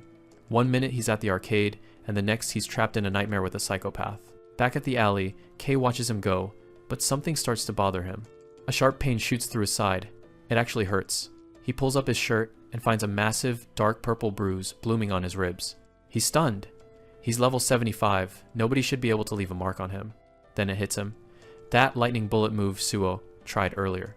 It actually connected. He repeats Suo's name, his expression shifting from calm to something much more intense. Suo screams in panic as he flees, while Kei is left wondering if that weakling really managed to damage him. Suo's eyes go wide as he realizes the mess he's just stumbled into. The system drops a bombshell, a main mission to defeat Kei Tsuchiya, with a massive reward for unlocking all special moves. He looks at the level 75 monster and feels a cold sweat. He just reached level 7, so this feels like a total death sentence. He's definitely feeling the pressure of being so hopelessly outmatched. But then he remembers something from his level up earlier, and frantically opens his move list. There it is. When his level jumped, his lightning bullet skill actually leveled up to level 2. It's not a huge jump, but it's more than he had before. He stares at the screen, a realization starting to click in his head. Reality mode isn't just about his base stats. His special moves have their own progression. He gets an idea and grabs a heavy stack of books to test his theory. He sets them up on his desk, ready to see what his new level 2 skill can actually do. He thrusts his hands forward, calling out the name of the move. Nothing happens. No sparks, no impact, just the same dud it's always been. He pauses, adjusting his stance and moving his hands just a few inches from the books. He visualizes the arcade buttons, trying to sync his real-world movements with the game logic he knows. A blue glow begins to crackle around his fingertips as he concentrates. He fires the lightning bullet from point-blank range. The impact is massive, sending the books flying across the room. He can't believe it actually worked. The power was there the whole time. It just has a ridiculously short range of exactly 5 centimeters. He's hyped now, shouting the move name again as he keeps testing his new limits. His sister suddenly kicks the door open, screaming at him to shut up and stop acting like a middle schooler. He tries to play it cool, while still in his combat stance, claiming he's just doing some light training. She's not buying it and immediately grabs him in a headlock. She teases him, wondering if he's finally trying to get strong for some girl. She tells him to clean up his mess and get to bed, leaving Suo annoyed and out of breath. He starts picking up the books, realizing that a 5cm range makes his special move about as useful as a regular punch. He wonders if more levels will increase the range, but he hasn't exactly been looking for fights to earn experience. His phone starts buzzing, and for a second, he's terrified that Tsuchiya is coming for him. It's an unknown number, so he tentatively answers, hoping it's not another problem. On the other end, a girl's voice greets him, making his face turn bright red instantly. It's Hiragi Wakana. She got his number from the arcade manager and sounds a bit shy. She asks if he can meet up right now, and Suo completely loses his cool, stuttering through an answer. She tells him to just come in whatever's comfortable, leaving him standing there in a total daze. He heads out into the night, still trying to process the sudden invite. He's wearing a basic tracksuit and starts overthinking whether he should have dressed up more for this. As he walks through the crowd, he sees the stamina gauges hovering over everyone's heads. He decides to turn the display off. He doesn't want to accidentally see something personal when he meets her. He spots Wakana waiting for him, and she gives him a bright wave. She apologizes for the late call and says there's a somewhat embarrassing place she wants him to see. Suo follows along, his mind racing as he tries to guess where she could be taking him. Then he realizes they're heading in a very specific direction, and his anxiety hits a whole new level. Suo is losing his mind because he thinks they just walked right into a love hotel district. He's panicking, thinking about Hiragi already having a boyfriend, and wondering why on earth she'd bring him to a place like this. She blushes slightly and tells him they finally arrived at their destination. Hiragi gives him a bright look and points out exactly where they are. Suo is a complete blushing mess, his heart probably doing backflips in his chest. He starts stuttering uncontrollably, trying to act like a normal human being and failing miserably. He tells himself that situations like this are way above his pay grade as a social shut-in. But then he looks up and sees the Hiragi Martial Arts Gym sign right in front of them. He blinks in total confusion, realizing this wasn't what he expected at all. Hiragi explains that her dad runs the place, and she thought he might want to check it out after seeing his moves the other day. She tells him he can train here as much as he wants, even if actual fighting isn't on the menu for now. Suo just stares at her, completely caught off guard by the generous offer. He watches her head off to change, still trying to process this weird turn of events. He takes a look around the gym, thinking that a martial arts place is the last thing he'd associate with someone like Hiragi. He decides to test the waters and throws a quick punch at one of the heavy sandbags. He puts some real weight into the hit, but the bag is solid as a rock. He ends up clutching his hand in pain just as Hiragi walks back into the room. She's changed into her workout gear, and Suo is immediately distracted by how incredibly fit she looks. He can't help but stare at her abs, his face turning an even brighter shade of red. He asks if she's really into martial arts, comparing her impressive physique to a character from his game. The system suddenly kicks in, announcing that training mode is officially activated. Suo wonders if this works just like the combo practice modes he spends hours on at the arcade.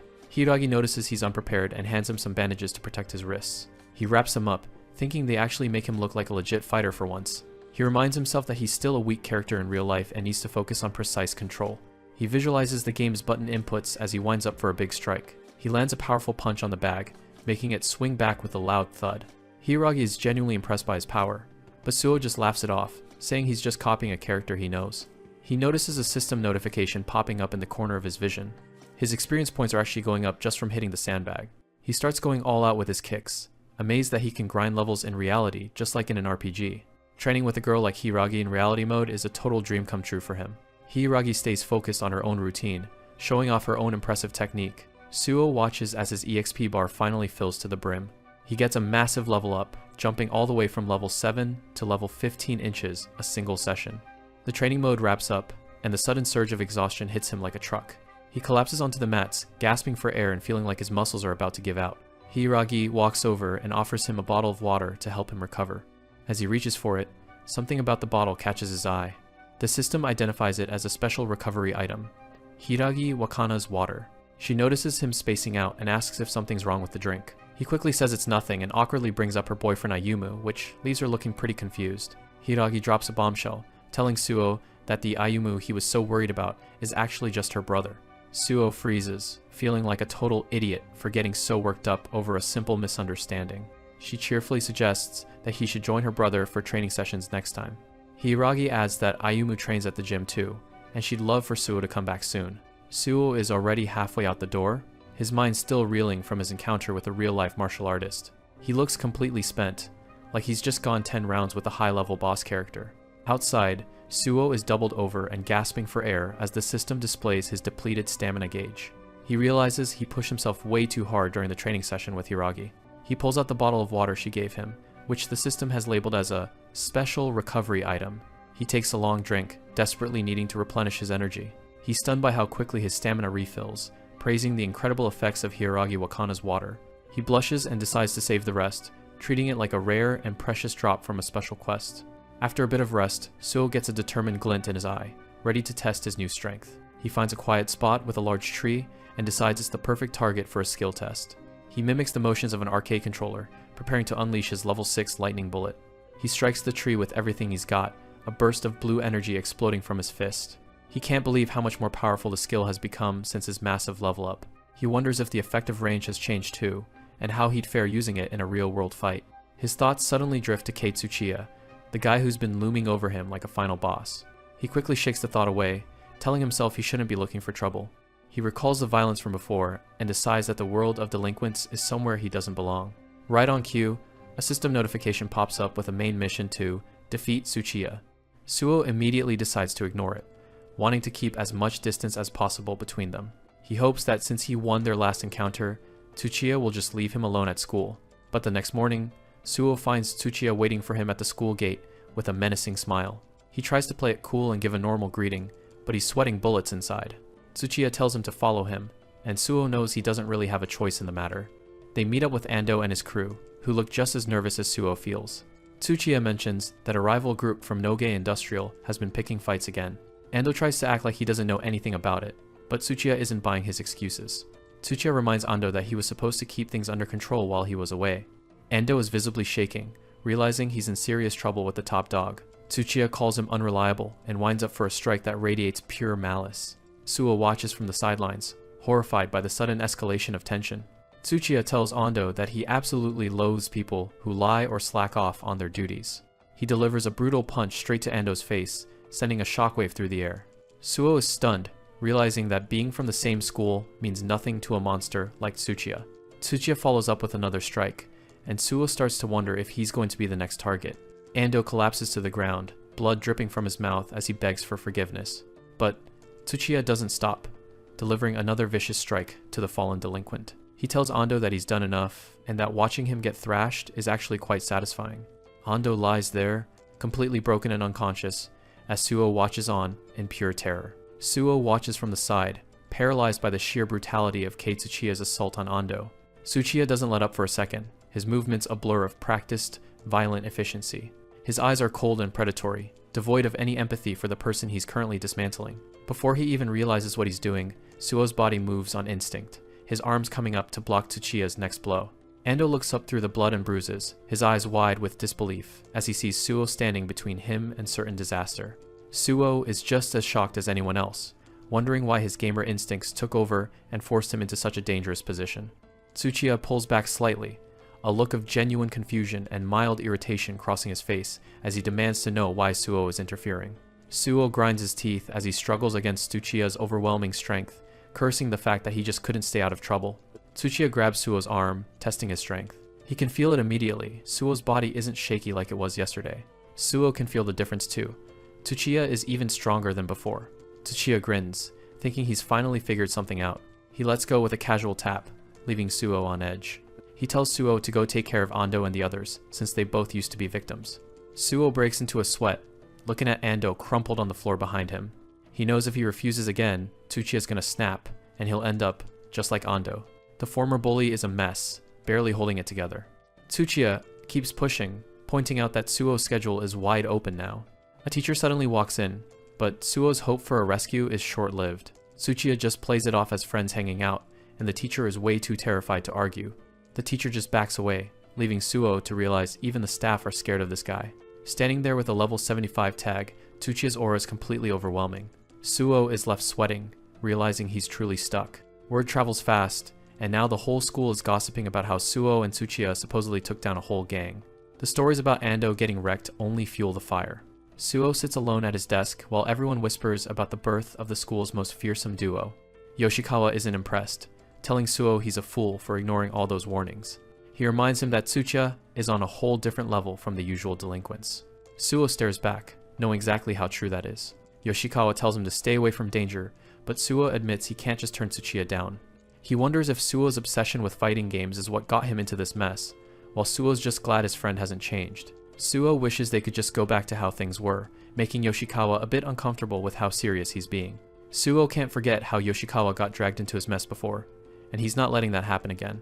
He stands up, reminding himself of their rule: weak characters don't help each other.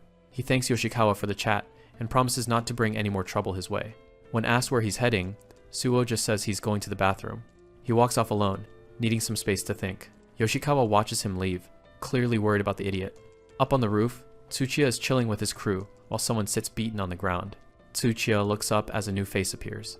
It's Yoshikawa, nervously scratching his head as he introduces himself. He gets straight to the point, asking Tsuchiya if he can please just release Suo. The request catches Tsuchiya off guard. Yoshikawa tries to explain that Suo's a terrible fighter, and no match for a guy like him. Tsuchiya actually seems impressed that Suo has such a loyal friend. Yoshikawa tries to laugh it off, but the tension is thick. Tsuchiya looms over him, saying he doesn't really get what releasing someone means. He gets a cold look in his eyes, thinking about how to handle Suo's friend. Back inside, Suo looks at the bathroom sign, still thinking about being called dangerous. He hides in a stall alone, reflecting on how he went from a worthless introvert to this mess in just a few days. Seriously, what is this reality mode? Suo starts to question everything. He feels like a fool for shouting Thunderbolt out loud in public. He realizes that being a hero in the game was enough for him. If this were a game, he could just reset everything and start over. Suddenly, he hears a lot of noise coming from outside the stall. Students are rushing past, shouting that there's something going on up on the roof. Suo follows the crowd to the rooftop, wondering what's happening. As soon as he arrives, Tsuchiya grabs him, welcoming him to the weak character uprising battle. Suo is shocked to see Yoshikawa getting pummeled by another delinquent. He cries out for his friend as the punches keep landing. Suo tries to rush in, but Tsuchiya holds him back, telling him not to interrupt. Tsuchiya casually mentions that Yoshikawa is doing all this for Suo's sake. Yoshikawa is struggling to breathe, but he's not giving up. The delinquent has him in a tight headlock, mocking him for not just staying down. The guy doesn't want to look bad in front of Tsuchiya, so he's not holding anything back. In a desperate move, Yoshikawa bites down hard on the delinquent's arm. The delinquent is furious and calls him an idiot as he prepares to strike again.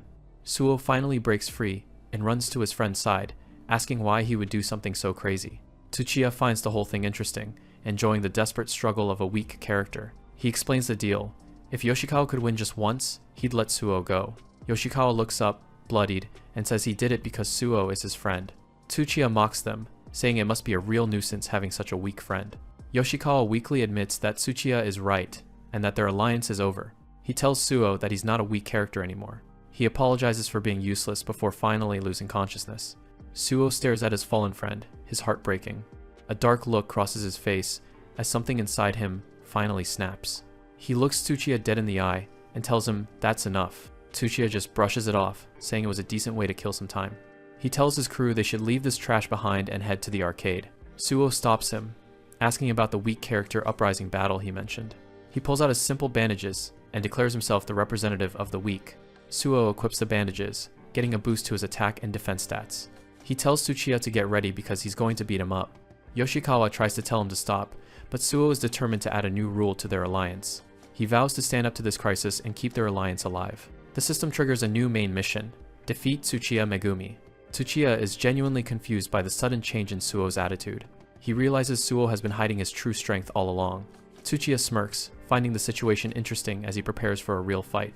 The battle between the level 15 protagonist and the level 75 monster begins with a fight. I'm graphic. Suo Haya squares up against Kei Tsuchiya, but the level gap is brutal, 15 against 75. He's fired up and ready to avenge his buddy, Yoshikawa, thinking he's fighting for a friend in pain. But then, he spots Yoshikawa Koichi, getting babied by a couple of girls, and he realizes he's the only one suffering here.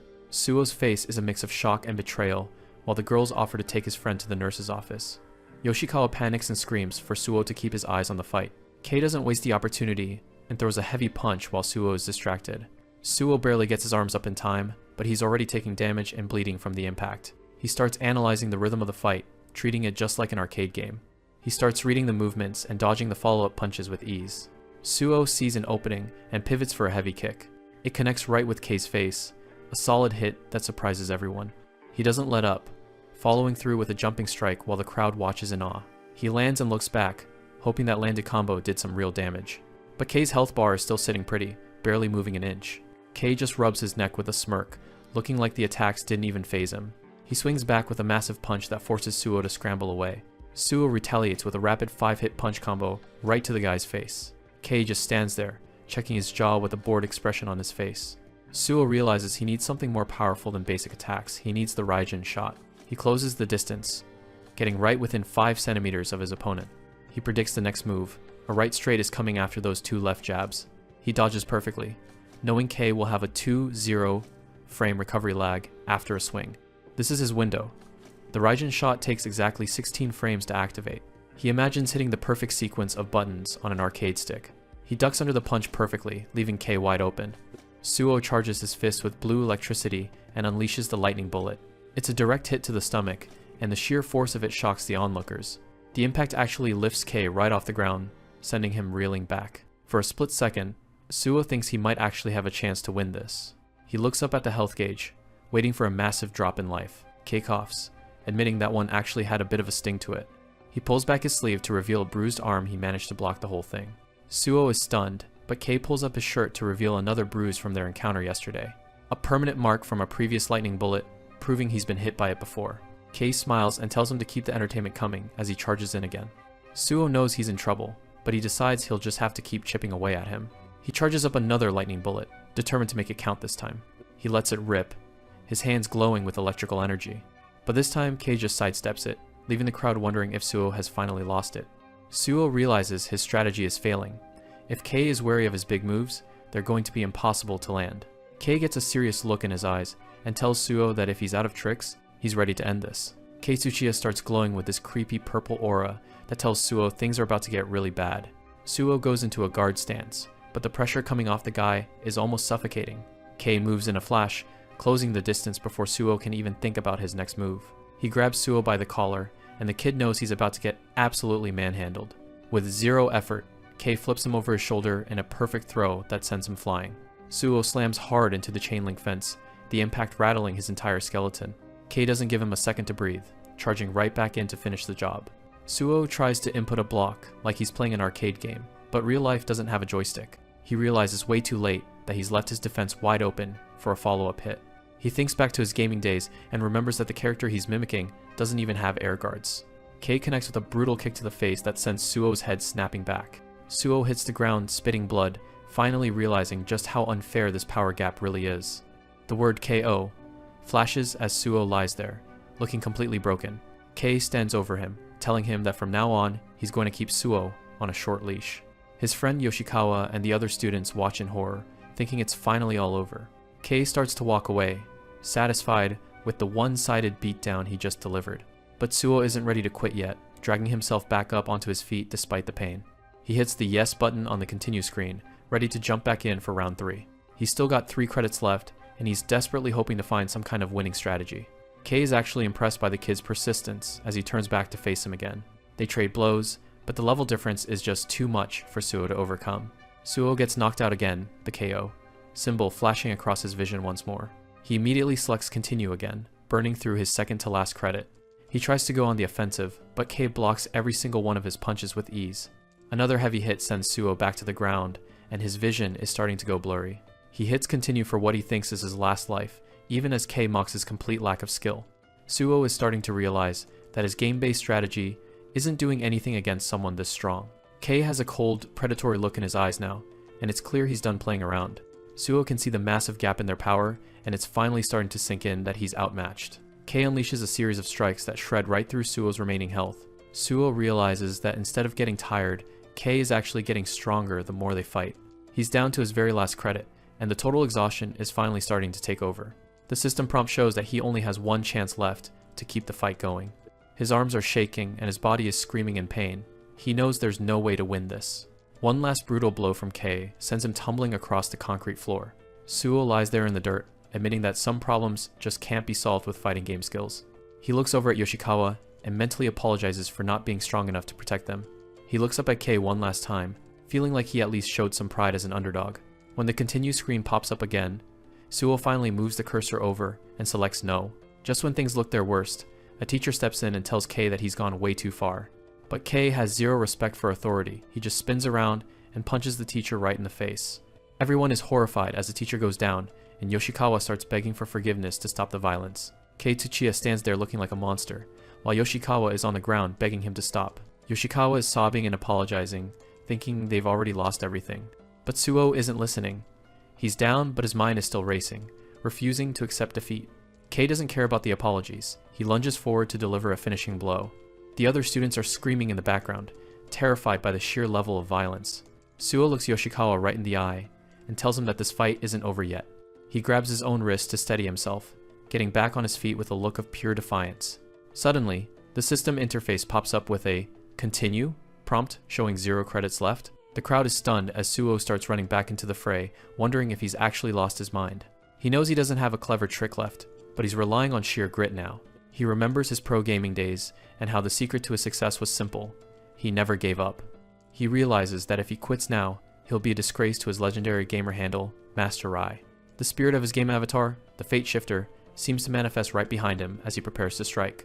He knows he's hit his limit, but he's determined to resist until his very last breath. With a fierce growl, he charges straight at Kei, throwing everything he has left into one final effort. Master Rai Haya is here, he thinks as he confronts the guy who's been tossing him around. But just as he's about to clash, a new notification flashes across his vision, catching him off guard. It says he's achieved a secret mission by using up every single one of his continues. A massive reward of EXP floods into his system, filling up his experience bar instantly. He watches in amazement as his level jumps from 15 to 16, and a brand new ability is unlocked. He stares at the digital screen in front of him, feeling a sudden surge of power like he's never felt before. Kei remains unimpressed, sneering that he's going to end this once and for all. But Suo's eyes are glowing now, and he lets out a grunt of effort as he prepares to counter. Kei is caught off guard by the sudden shift in the air, realizing the kid isn't the same target he was a minute ago. Suo moves in a blur, dodging a heavy strike and countering with a speed that's almost impossible to track. Kei's eyes widen as he realizes Suo is moving faster than he ever has before. A blue aura erupts from Suo's body, and everyone watching can see him literally glowing with energy. He unleashes a hyper 5-hit punch combo, his fists striking like lightning. The students are completely speechless, watching the underdog finally take the fight to the school's top dog. Kei takes the full brunt of the assault, shocked that Suo is actually strong enough to push him back. Suo is pumped, the damage actually landed, and for the first time, he's making some headway. A notification confirms that his hyper gauge has been officially unlocked and activated. His HUD now features a new blue gauge, sitting right under his health bar. He recognizes the mechanic from Battle Elena, where the gauge builds up during intense combat to grant a temporary boost. He can't believe his luck that the game mechanics would trigger right when he needed them most. The crowd is in total shock, murmuring about how Suo is actually holding his own against Tsuchiya now. He knows the hyper gauge won't last forever, so he has to end this before his timer runs out. But even a short burst is enough to make this a fair fight for the first time all day. He shouts that he's not losing this, his movements becoming even more frantic and precise. Kei's smug expression finally disappears, replaced by a look of genuine anger and focus. Their fists collide in a massive shockwave of energy, sending sparks flying in every direction. Kei grunts in frustration as he feels Suo's new strength, realizing the fight has just become a lot more dangerous. Suo Hayate presses his advantage, landing hit after hit as he tells himself he just needs a little more power to break through. He continues his relentless assault, knowing that every second counts, while his special gauge is active. With his hyper gauge nearly empty, he realizes it's now or never. It's time to go all out with one final, desperate strike. He puts every ounce of his remaining strength into a massive uppercut that sends Kei Tsuchiya reeling back, but the moment the blow connects, the blue light fades. His hyper gauge has completely run out. Suo stands there breathless, realizing his temporary power boost has ended, and he's back to his normal state. Kei grunts in pain, his guard completely broken for a split second, as he struggles to recover from the heavy hit. Suo's gamer instincts kick in. Calculating the frame data in his head, he knows he has a tiny window to strike before Kei can react. He begins to channel his energy into a final, concentrated point between his palms, a brilliant blue light gathering there. Kei looks on in disbelief, his smugness finally replaced by a flicker of genuine alarm as he sees what's coming. With a defiant roar, Suo Hayate lunges forward, determined to end the fight with this one last technique. "Lightning bullet," he screams, unleashing a massive explosion of electric energy that slams directly into Kei's chest. Tsuchiya spits out a mouthful of blood after taking that last massive hit. Suo realizes his attack landed perfectly, but he knows he can't stop now. He leaps into the air, aiming a heavy follow-up kick right at his opponent's face. The force sends Tsuchiya crashing back into the chain link fence at the edge of the roof. Everyone watching is losing their minds. The school's untouchable king is actually getting pushed back. A student yells out in shock, as it looks like Suo has finally managed to defeat the monster. Suo stands there shaking, barely able to process that his gamble actually worked. Tsuchiya's health bar is basically a sliver, but the guy is still trying to stay on his feet. He's desperately clinging to the fence, while Suo's name starts echoing across the rooftop.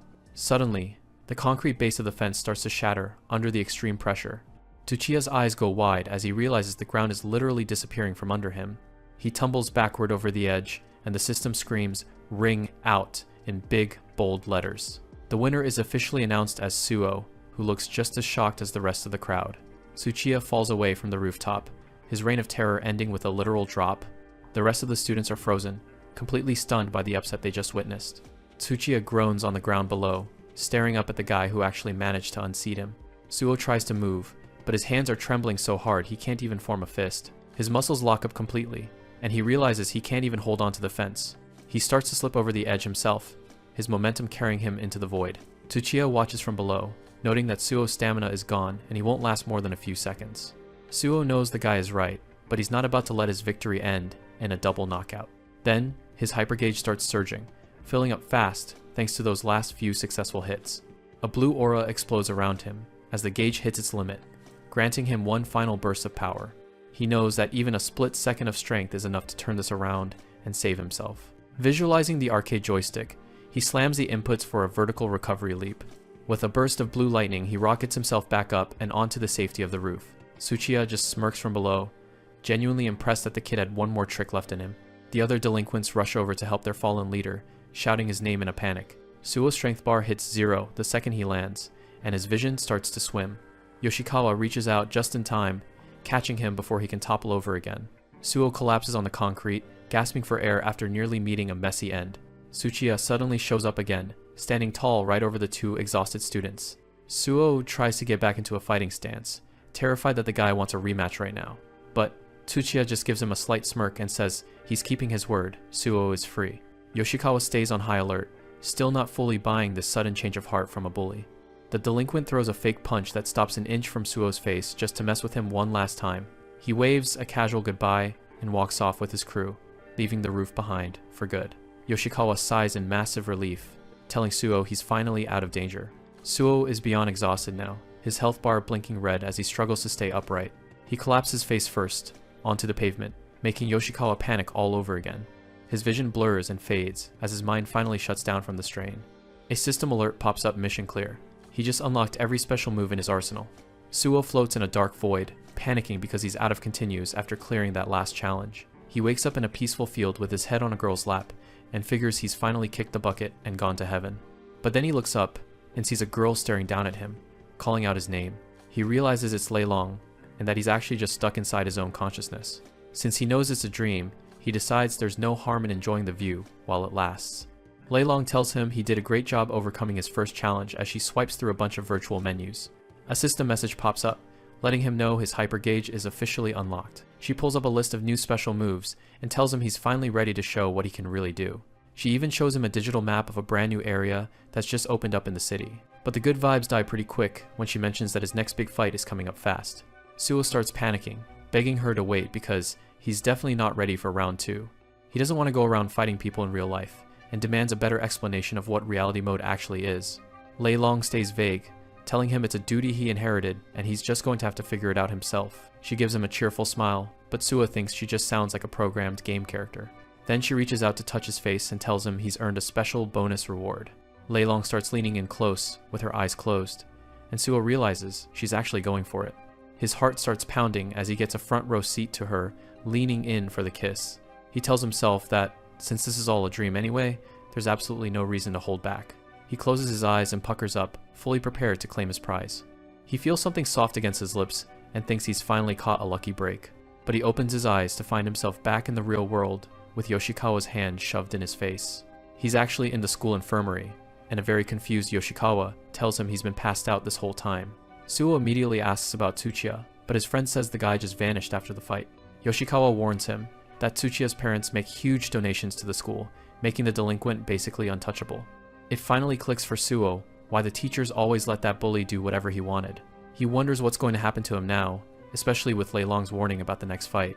But honestly, he can't stop thinking about how realistic that girl from his dream felt. Just then, a blue holographic window flickers into life right in front of his face. A massive, special bonus banner starts glowing, and Suo has a bad feeling about what's coming. The reward is a kiss from Hiragi Wakana, and Suo can't believe his eyes. His brain completely melts as he stares at the screen in pure disbelief. He suddenly bolts out of bed, nearly knocking Yoshikawa over in his hurry to get moving. Suo grabs his bag and heads straight for the door, completely ignoring his friend's questions. He gives a creepy little grin and tells Yoshikawa that he's about to be a very busy man. He yells a quick "see ya" and sprints out of the room before Yoshikawa can even react. While he's running, he pulls out a bottle of special water named after Hiragi Wakana. He chugs the whole thing and watches his health bar instantly refill to max as he hits level 16. The system reminds him that if he wants that bonus, he has to find Wakana tonight. Suo is suddenly a huge fan of reality mode now that the rewards are getting this good. He figures that since he already beat the school bully, he's finally done with all that dangerous delinquent stuff. All he has to worry about now is claiming the prize Lei Long promised him. He kicks it into high gear, racing toward his part-time job to catch Wakana before her shift ends. Suo is sprinting through the streets, face beet red as he yells out for Hiragi-san to wait for him. In his frantic rush, he slams shoulder first into a complete stranger, letting out a painful shout. He looks up to find himself surrounded by a group of menacing delinquents, with one buzzcut guy screaming at him to watch where he's going. Suo starts stuttering out apologies, but he can feel the terrifying aura coming off the rest of the group. A guy with bright red hair and a sharp undercut stares him down, telling his goons that they don't have time to waste on some random brat. The red-haired leader tells his crew to move out, leaving Suo thinking he just ran into the most evil-looking guy he's ever seen. Suo watches them walk away, sweating bullets as he tries to place where he's seen those uniforms before. He realizes they belong to Rokumine High, a school that's clearly marked on the map as rival territory. He quickly pushes the thought aside, deciding that getting to Hiragi-san is a much higher priority than worrying about random delinquents. Meanwhile, the red-haired leader, Taniguchi, tells his subordinates to stop bullying weaklings because their real target is Tsuchiya. As the top fighter of Rokumine High, Taniguchi confidently declares that he's the one who will personally take Tsuchiya down. Little does he know, Suo has already cleared that boss fight, and right now, the only victory Suo is chasing is that special reward he was promised. A student walks home alone, still creeped out by how Suo Hayate just vanished with that weird grin on his face. Suddenly, someone calls out to him. He turns around and finds a tall, intimidating redhead looming over him, asking if he knows a second-year student named Tsuchiya. The kid's heart sinks this guy is from the notorious Rokumine High School. Terrified, he stammers that Tsuchiya has already left for the day. A blonde thug named Terada leans in with a threat, but Taniguchi Tatsuya tells his buddy to relax. Taniguchi turns to leave, satisfied just knowing for sure that Tsuchiya is finally back. The student watches them walk away, sweating as he realizes things are about to get messy. Later that night, the sound of someone gargling comes from a small house nearby. In the bathroom, Suo Hayate finishes rinsing his mouth and gets himself ready. He checks his reflection in the mirror, striking a heroic pose with a confident smirk. His older sister walks in and is immediately disgusted by the weird face he's making. She asks if he's actually going on a date, while Suo nervously asks if his outfit looks okay. She keeps teasing him about being a lonely loser, so he tells her to shut it and storms out, saying he'll be home late. A system window pops up with a special bonus quest, getting a kiss from Hiragi Wakana by accidentally running into her after her shift. Suo sprints down the street, trying to act natural while his mind is racing. He's blushing like crazy, wondering if reality mode is actually about to hand him a romantic win. He can already see her leaning in, and the anticipation is killing him. Suddenly, he screeches to a halt when he hears shouting just up ahead. He peeks around the corner and sees a group of Rokumine thugs loitering in the street. Among them is a guy covered in bandages and wearing an arm sling, looking completely battered. Taniguchi stands firm, telling another group of delinquents that he doesn't care about their business. Suo realizes it's the Noge industrial gang on the other side, and they look pissed. The Noge thugs are armed with bats, and the tension is high enough to snap. Suo decides this is none of his business, and tries to sneak away before things get violent. But his luck is trash, and one of the thugs spots him immediately. A couple of girls are standing nearby, looking nervous as the delinquents approach them. Taniguchi politely tells the girls to step back because it's about to get dangerous. One of the girls isn't scared at all. She walks right up and flirts with him, leaving the gang leader blushing. The Noge leader is fuming, accusing Taniguchi of making light of the situation. He starts mocking Taniguchi, bringing up his embarrassing loss to Tsuchiya. Terada is ready to explode, but Taniguchi just tells him to let them laugh. He clenches his fist and admits the loss is exactly why he's been training, but the Noge thugs just find it hilarious. Taniguchi's aura shifts as he points out that they're the ones covered in wounds. The Noge leader's face twists with rage as the insult hits home. One of the thugs lashes out and kicks Suo, who was just trying to crawl out of the way. They recognize Suo as the brat who was with Tsuchiya and turn their anger on him. The leader orders his crew to wipe out Suo along with all the Rokumine trash. A massive swarm of thugs charges in, and Suo can only shield his head as the brawl starts. He's desperate to escape, knowing he doesn't have time for this if he wants to make his meeting. Suo prepares to dodge through the chaos, hoping for a gap in the line, but Taniguchi steps in front of him, telling him this is a private war between the schools, and outsiders should stay out of it. Suo catches sight of the level 76 tag above the redhead's head, and his jaw nearly hits the floor. He's completely rattled, wondering what kind of monster he stumbled upon. Before he can even move, the guy clenches his fist with a look of pure intent. Taniguchi lunges into the fray, telling the thugs they better be ready for what's coming. A punch connects with a brutal impact, sending teeth flying and bodies dropping. He's a whirlwind of violence, leaving the Noge thugs wondering what hit them, while Suo watches in awe. Taniguchi snaps at Suo to stop standing around and get out of there before things get worse. Suo takes the hint and bolts, though he can't stop thinking about how insane that guy's combat style was. Behind him, the sound of breaking bones continues as Taniguchi systematically dismantles the group. Even a level 18 thug like Ueda gets treated like a total amateur and sent crashing into the ground. As he runs, Suo finds himself imagining what it would be like to actually hold his own against someone like that. He quickly shuts that thought down, reminding himself that he's got a much bigger mission to complete tonight. By the time the dust settles, the alley is littered with unconscious thugs while Taniguchi stands tall. Suo finally skids to a stop at his destination, having made it just in time. He waits by the back door, trying to act cool while his heart is still pounding from the adrenaline. The system prompt for his special bonus kiss reward pops up, making his pulse race for a completely different reason. Suddenly, the door clicks open and Hiragi Wakana steps out, catching him completely by surprise. She pauses when she sees him standing there, looking a bit confused to find him so late. In her surprise, she trips over the door frame and starts to tumble forward. She lets out a little scream as she loses her balance, falling right towards Suo. Everything goes into slow motion as Suo prepares himself for the kiss he's been dreaming of. Her face is inches from his, and he's certain the system is finally coming through with a win. But Hiragi's core strength is on another level. She managed to plant her feet and stop herself just in time. She laughs it off, apologizing for being so clumsy and rushing out like a maniac. Instead of a romantic payoff, she reaches into a bag and hands him some takeout from her manager. Suo takes the bag, staring at it like he's just been handed a wet sock instead of a prize. The system chimes in to announce that he has officially acquired the Hiragi-san's kiss bonus. He stands there holding the plastic bag, a feeling of deep dread washing over him. He asks what the catch is, and she happily tells him it's kiss tempura fried fish. Suo realizes he almost died in a gang war for a literal fish pun, and he starts questioning his life choices. Hiragi asks what he's even doing there since he isn't scheduled to work today. He pulls a lie out of thin air, claiming he was just taking a casual walk near her workplace. She doesn't seem to suspect anything, but Suo is still bright red from the embarrassment of the whole situation. He quickly changes the subject, asking if he can come back to the gym soon for more training. She gives him a cheerful, "Of course," and waves goodbye as she heads home. He watches her disappear down the street, feeling like he just got played by the universe. He sighs, figuring at least he got to see her, even if the reward was just some dinner. But the system isn't done with him, as a new window pops up asking if he wants to try for another bonus. Suo can only laugh at the absurdity, wondering what kind of cruel punchline is waiting for him this time. He hits yes, deciding he might as well see how deep this rabbit hole goes. The moment he taps the screen, a deafening ringing fills his skull, and he clutches his head in pain.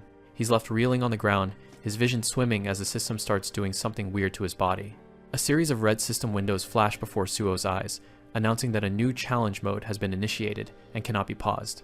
He clutches his head in agony as a high-pitched ringing pierces his skull, desperately wishing the system would stop the sensory overload. A sphere of crackling blue energy forms above him, pulsing with a power that seems to be rewriting his very physiology. The energy reaches its peak and explodes in a silent, blinding burst of light that washes over the alleyway. Suo slowly lowers his hands, panting and drenched in sweat, as he realizes the intense pressure has finally vanished. He stands alone in the moonlight, left to wonder what kind of dangerous trial he just signed himself up for. Later that night, the city's delicate balance of power is illustrated on a map of the local high school territories. A mysterious video file begins to circulate among the elite fighters of the district, sent from an untraceable source. At Kamihama High School, a student checks his phone, his interest piqued by the unexpected footage. Over at Takasawa High, Hattori Nobu watches the screen with a grim, silent intensity, sensing a shift in the status quo. At Rokumine High, Taniguchi Tatsuya stares in disbelief as he watches Tsuchiya get systematically dismantled by an unknown opponent. The video plays back Suo's brutal strikes with terrifying clarity, showcasing a level of skill that shocks the onlookers. The message concludes with a profile of the victor, labeling him as the No, one of Hinazuka High School. Taniguchi mutters Suo's name, realizing that a new and formidable predator has just announced his presence to the entire district. Taniguchi Tatsuya stares at his phone, looking completely rattled by what he's seeing. Back at home, Suo Hayate lets his sister know he's finally back. He's already snacking on something when his sister greets him at the door. She asks what he's eating, and he tells her it's just some tempura he got from work. She tries to snag a piece, but he pulls the bag away and tells her to back off. He slams his bedroom door shut, leaving his sister totally confused by his weird attitude. Inside, his head is still pounding as the system announces that challenge mode has officially begun. Suo collapses onto his bed, reflecting on what a ridiculously long day it's been. He thinks back to the brutal brawl he just survived against Taniguchi Tatsuya. He considers it a miracle that he managed to walk away from that encounter in one piece. He looks at a small piece of food he's been saving. Using the Hiragi Wakana's Kiss item gives him a huge experience boost, pushing him up to level 21. He remembers Lei Long telling him he'd finally be able to show off his real skills. Realizing she was right, he bolts upright, ready to test his new strength. He heads out into the night, needing to confirm exactly what he's capable of now. Suo finds a quiet spot in the park, dressed in a tracksuit and ready to check his newly unlocked special moves. His skill list shows Lightning Bullet at level 6, while Flying Thunder Punch and Descending Lightning Strike are both at level 1. He knows he needs to master these techniques before his next big fight. He starts by focusing on the Flying Thunder Punch. This is a classic move from the game, used by the character Rai as a signature anti-air attack. He remembers getting absolutely decked by Kojima Hisashi before, but things are different now. He picks a tree branch as his target and steals himself. In his mind, he visualizes the exact button inputs on an arcade stick. Suo charges forward, channeling the game's mechanics into his own body.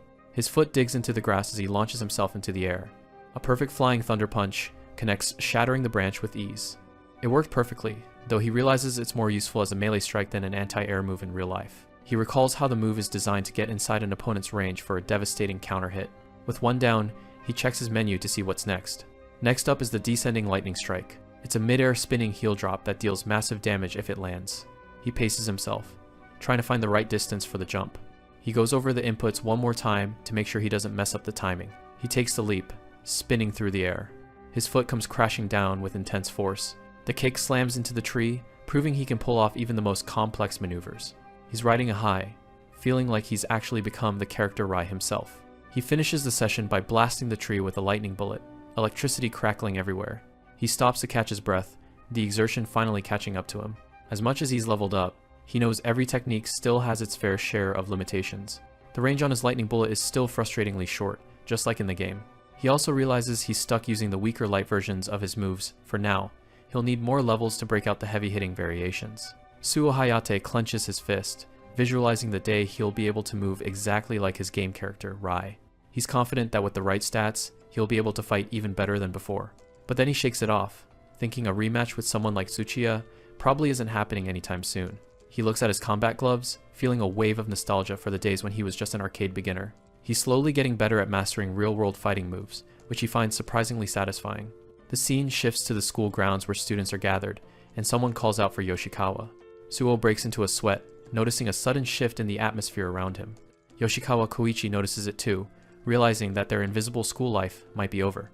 A group of students whispers as Suo passes, surprised that he doesn't look like the monster they imagined. One guy admits that hearing about yesterday's fight sent chills down his spine. Suo and Yoshikawa walk together, both blushing from the intense pressure of being the center of attention. Suo can't believe the passionate gazes he's getting. It's a total 180 from his usual status as a nobody. He overhears a junior girl nearby, wondering if he's some kind of hero. The girl stops to give him a bright, friendly greeting as he passes by.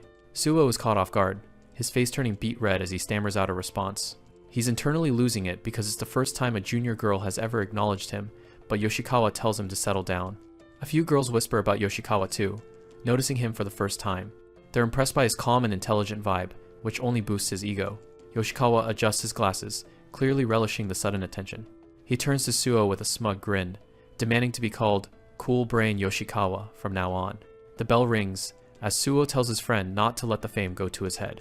Back in class, Suo suggests adding a new rule to their weakling alliance to keep them out of trouble. Yoshikawa points out that the town is balanced between 4 major high schools: Rokumine, Takasawa, Kamihama, and their own. He explains that Kei Tsuchiya was the only one powerful enough to keep the other schools in check. Yoshikawa warns that if the word spreads about Tsuchiya's loss, the town's power balance will collapse. He paints a grim picture of their town turning into a battlefield where weaklings like them will be the first casualties. He practically begs Suo to stop standing out, since it's becoming more dangerous for both of them. They finalize their rules: submission without resistance, never helping each other, staying away from danger, and always assuming the worst. Yoshikawa is dead serious about this survival strategy, and Suo admits he's starting to find his friend pretty reliable. Suddenly, Suo notices something strange going on outside. The other students are crowding the windows, wondering what's up with the guy in the courtyard. A lone student in a rival school's uniform stands in front of the building, drawing everyone's attention. He shouts for someone to get out there immediately. Suo's heart skips a beat when the guy roars his name for the whole school to hear. Standing tall, the stranger announces that he's come to challenge Su Hayate to a duel. The students are in awe, comparing the intensity of the scene to a samurai movie. Suo is paralyzed with shock, unable to believe someone actually tracked him down at school. Yoshikawa recognizes the uniform as Taniguchi's from the Six Peaks, the monster Suo fought yesterday. He panics, realizing that his worst possible situation has officially come true. Suddenly, Ando Takuma steps in, putting a heavy hand on Suo's shoulder and telling him it's time to go. Suo is confused, but Ando clarifies that he's not here to start a fight with him. He promises they'll explain the situation and won't let him get hurt, offering Suo some much-needed backup. Suo Hayate looks at the stranger and finally recognizes him. It's Taniguchi Tatsuya, the powerhouse from the previous day. The system screen flashes. Challenge mode has begun. Suo curses under his breath, realizing there's no way out of this. Taniguchi's eyes narrow as he stares down his target, his intensity radiating across the schoolyard. Suo stands frozen as a crowd gathers. Ando Takuma, the blonde delinquent, steps forward and mocks Taniguchi for showing up alone. Taniguchi ignores the trash talk, stating coldly that he has no interest in lackeys and only wants a rematch with Suo. Kojima, Hisashi, and the others are shocked, asking Suo if the rumors are true. Did he really defeat the legendary Tsuchiya? Suo is sweating bullets, internally screaming for everyone to just settle this among themselves and leave him out of it. Ando Takuma looks at Suo, a calculating glint in his eyes as he prepares to stir the pot. To Suo's horror, Ando declares that Suo is now the one who rules over Hinazuka, essentially painting a massive target on his back. Kojima joins in, insulting Taniguchi and telling him he's not even worthy to wash Suo's feet. The provocation works perfectly. Taniguchi looks absolutely livid, his face contorting with rage. Suo is terrified as Ando and Kojima cheer him on, demanding he put the arrogant fool in his place. He realizes too late that his friends are selling him out, using him as a shield to settle their own scores. A system prompt appears in midair, asking if he will accept the challenge from Taniguchi Tatsuya. Suo stares at the yes and no buttons, his heart racing as reality mode forces him to make a choice. He remembers the raw power of someone like Taniguchi looming over him during their previous encounter. But then he thinks back to his training and his love for fighting games, reminding himself that he's grown stronger. With a deep breath, he looks Taniguchi in the eye, his fear slowly being replaced by a gamer's focus. The students hanging out of the windows begin to chant his name, their cheers echoing throughout the campus. Suo is completely bewildered by the sudden support. He's never been the hero of the school before. Taniguchi smirks, noting that Suo has managed to become quite popular in a very short amount of time. However, the humiliation of his previous encounter still stings, and he's determined to reclaim his pride. Taniguchi clenches his fist so hard it shakes, his anger reaching a boiling point. Suo thinks about Tsuchiya and how much he's learned from their brief but intense encounters. He realizes that if he wants to survive this town's chaos, he can't keep running away. Taniguchi takes a fighting stance, his aura intensifying as the battle draws near. Suo finally taps the yes button with conviction, ready to face the challenge head-on. The UI updates. Suo Hayate, LV21, prepares for the biggest challenge of his life. Opposite him stands Taniguchi Tatsuya, 76, a monster that far outclasses him in raw stats. The crowd goes silent as the two face off in the center of the courtyard. "You're on, Taniguchi. Fight." Everyone's screaming Suo's name. The pressure is really starting to pile on. He looks up at his opponent, who's glaring back with a look that could kill. Suo tries to keep it together. He accepted this on a whim, but backing out now would be a total joke. Terada suggests they find a better spot to fight before the teachers catch them. Taniguchi scoffs, looking Suo over.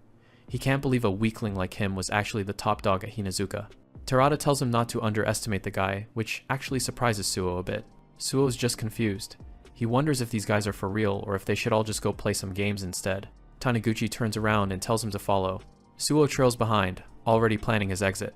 If things get too hairy, he figures he can just slip away when no one's looking. Taniguchi stops and turns back. He says he doesn't feel any kind of strength coming from Suo at all. He's convinced that Tsuchiya must have been cheated for Suo to win. His eyes narrow as he calls Suo a piece of trash. Suo stunned. Being called trash for no reason is just completely unfair. They reach a secluded spot by some water. Taniguchi promises they won't be interrupted here. He gets into a stance, determined to show everyone Suo's true colors. Suo realizes there's no way out and readies himself. It's time to do this. Taniguchi watches him with a cold stare. He asks if Suo has any martial arts experience. Suo just looks at him, totally blank. Telling him he learned to fight from video games would probably just make him even angrier. Taniguchi doesn't care either way. He says Suo at least looks like he's used to throwing hands. He lunges forward, ready to see if Suo is just bluffing. Suo focuses, trying to recall the moves he used yesterday.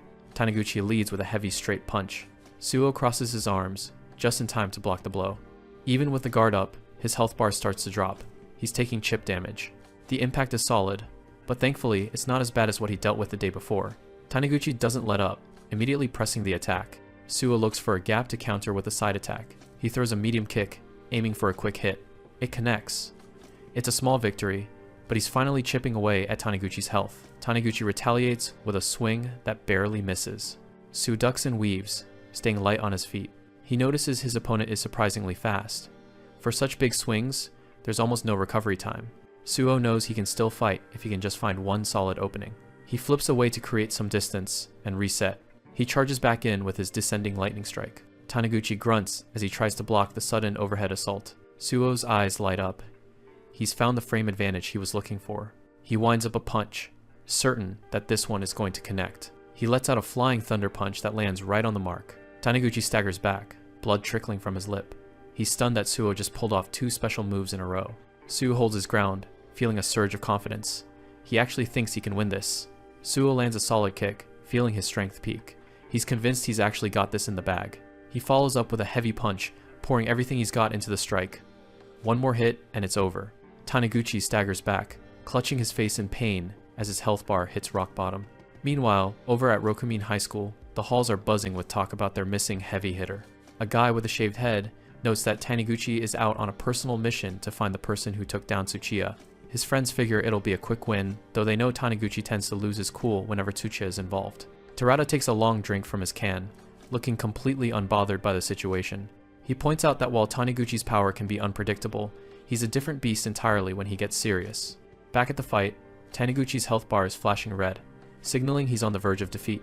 Suo decides to end it right now. He charges forward, betting everything on one final attack. He leaps into the air for a descending lightning strike, aiming to finish the job. But Taniguchi's reflexes are sharper than ever. He catches Suo's leg mid-air, stopping him dead in his tracks. Suo's heart sinks. He didn't think anyone could react that fast to a special move. Taniguchi slams him down, asking why Tsuchiya would lose to a nobody. He screams in frustration. To him, Tsuchiya was a rival only he was allowed to defeat. Suo slides across the pavement, struggling to catch his breath after that brutal counter. He looks up, and his blood runs cold. Taniguchi's health bar is refilling right before his eyes. A dark aura begins to pulse around the red-haired fighter. Suo realizes he's just triggered a boss's second phase. Taniguchi wastes no time and lunges. Suo barely gets his arms up to block the incoming blow. The impact is massive, rattling Suo's entire body. His guard is shattered instantly. He's completely wide open for the next hit. Suo recognizes this mechanic from the games.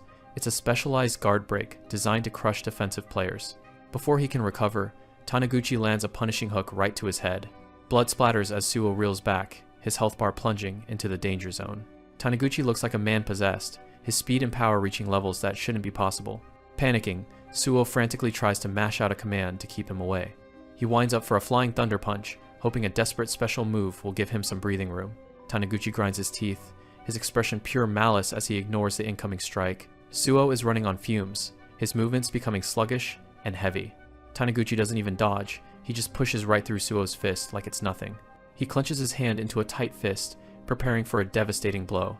He drives a punch deep into Suo's stomach, doubling him over instantly. Suo coughs up a spray of blood, his strength completely failing him as he collapses. Taniguchi stands over his fallen opponent, his heavy breathing the only sound in the quiet space. Suo stays curled on the ground, his vision blurring as he realizes just how outclassed he truly is. The pain is overwhelming. He starts to regret even accepting this fight, knowing he's out of continues and out of options. Taniguchi looks down with a sneer, still unable to wrap his head around Tsuchiya's defeat. He calls Suo a piece of trash and demands to know what kind of dirty trick he used to win. Suo can barely hear him, his thoughts drifting as he tries to stay conscious. Taniguchi glares down, waiting for an answer that isn't coming. Suo struggles to push himself up, trembling as he admits that without his special mode, he's just a weak guy. Taniguchi just stares, totally confused by the gamer talk. His thoughts drift back to the fight with Tsuchiya. He remembers how he had to win because Tsuchiya? Suo snaps, his anger boiling over as he tells Taniguchi that Tsuchiya did something unforgivable to his friend. Taniguchi is caught off guard by the sudden outburst as Suo declares that Tsuchiya is the real piece of trash here. With a roar, Suo activates his hyper gauge, a brilliant blue energy swirling around him as he prepares for a final, desperate strike. Suo watches his status screen intently. The hyper gauge is a one-shot deal, and he knows he has to make it count. He puts every ounce of his remaining strength into a massive lunging punch, determined to end this fight right now. Gritting his teeth, he ignores the exhaustion and focuses entirely on his target. Taniguchi stands his ground, his eyes glowing with an eerie, calm intensity that suggests he's not finished yet. For a split second, Suo feels a wave of uncertainty wash over him as he realizes something is wrong. His fist connects squarely with Taniguchi's face, but the impact feels like hitting a brick wall. Suo's eyes widen in disbelief. Despite the power of the hyper gauge, Taniguchi hasn't moved an inch. The punch is buried deep into Taniguchi's cheek, yet the bigger fighter remains perfectly still, absorbing the full force of the blow. Suo realizes with horror that Taniguchi chose to take the hit head-on, completely unfazed by the attack. Taniguchi slowly turns his head, his health bar barely nudged by the strike that should have finished him. Suo stares at the level 76 indicator, realization dawning on him he can't win this fight with raw power alone. With blood trickling from his mouth, Taniguchi ignores the pain and asks Suo to repeat what he said about Tsuchiya. Suo is left speechless, sweating under the heavy pressure of Taniguchi's gaze as the antagonist demands more information. Taniguchi admits that Tsuchiya was always a self-centered jerk, but Suo's words have piqued his interest. He drops his fighting stance and orders Suo to tell him everything that happened between him and Tsuchiya. Suo is stunned by the sudden change in atmosphere, unsure of how to react to Taniguchi's demand. Suddenly, a blue system window flickers into existence, presenting a route-branching choice: cancel the match or continue. The scene shifts abruptly to a piece of raw steak sizzling on a small, portable grill in a dark alley. The sound of chewing fills the air as someone takes a huge bite of the uncooked steak, declaring it delicious. His companions watch in disgust, telling him he's going to wreck his stomach and calling him stupid. Hattori Nobu, the number 2 of Takasawa High, sits casually on a pile of unconscious bodies while his gang asks about their next move. Hattori pulls out his phone, looking at a profile of Suo Hayate and mocking how he seems to be a magnet for trouble. He licks the raw blood from the meat with a predatory grin, his level appearing as a mysterious question mark on the system interface. Suo looks down at his system window, which is now displaying Hattori's profile. He can't help but feel nauseous at the sight of the guy's gross eating habits. Someone scrolls through a phone, laughing at Suo's profile and calling him skin and bones. Hattori Nobu, the number 2 of Takasawa High, chows down on a slab of raw meat. He's using a student as a chair, while 3 others approach with a delivery. The students offer up a small pouch, hoping it's enough to satisfy him. Hattori takes the bag without getting up from his human seat. He peers inside and immediately realizes the count is off. A wide grin spreads across his face as he asks if this is some kind of joke. The student stammers out that he begged all his classmates to scrape this together. Hattori's hand reaches out and grabs a fistful of hair. He slams the student's face straight into the pavement with zero hesitation. Grinding the kid's head into the dirt, he tells him that playing the effort card is for children. To him, a high schooler is only worth the results they can provide.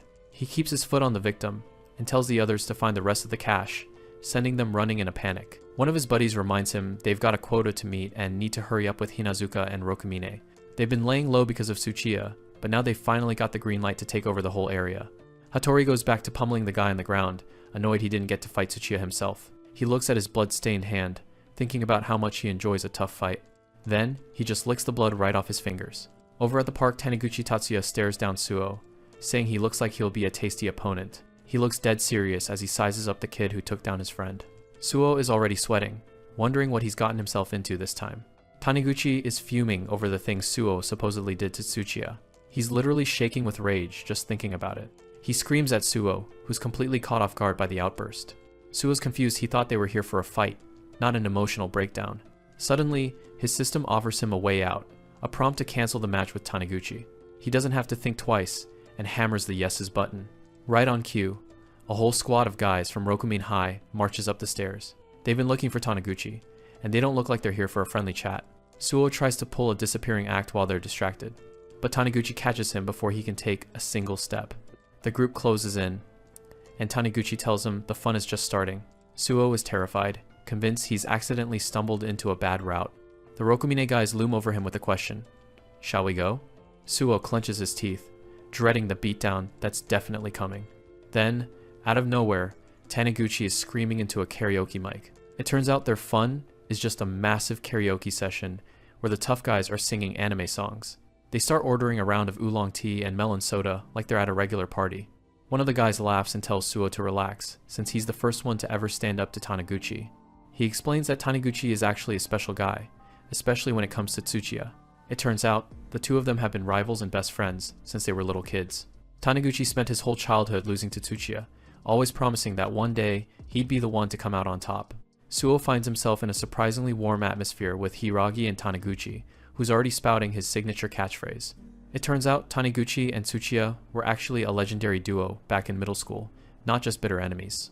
They were true rivals, who fought hard but always respected each other's incredible strength. At the karaoke bar, Terada explains that seeing Tsuchiya lose was a massive shock to Taniguchi's world. To them, Tsuchiya was invincible, so the idea of him losing to someone like Suo seemed impossible. Suo admits he doesn't look like much of a fighter, but Terada says if Tsuchiya gave him the nod, he's the real deal. Terada admits that everyone in their circle looks up to Taniguchi's power. Taniguchi suddenly interrupts, demanding to know where all the girls are for their supposed group date. When he hears they all bailed at the last minute, he's devastated and tries to drag Suo into his misery. He hands the mic over to Terada, clearly done with his own performance for now.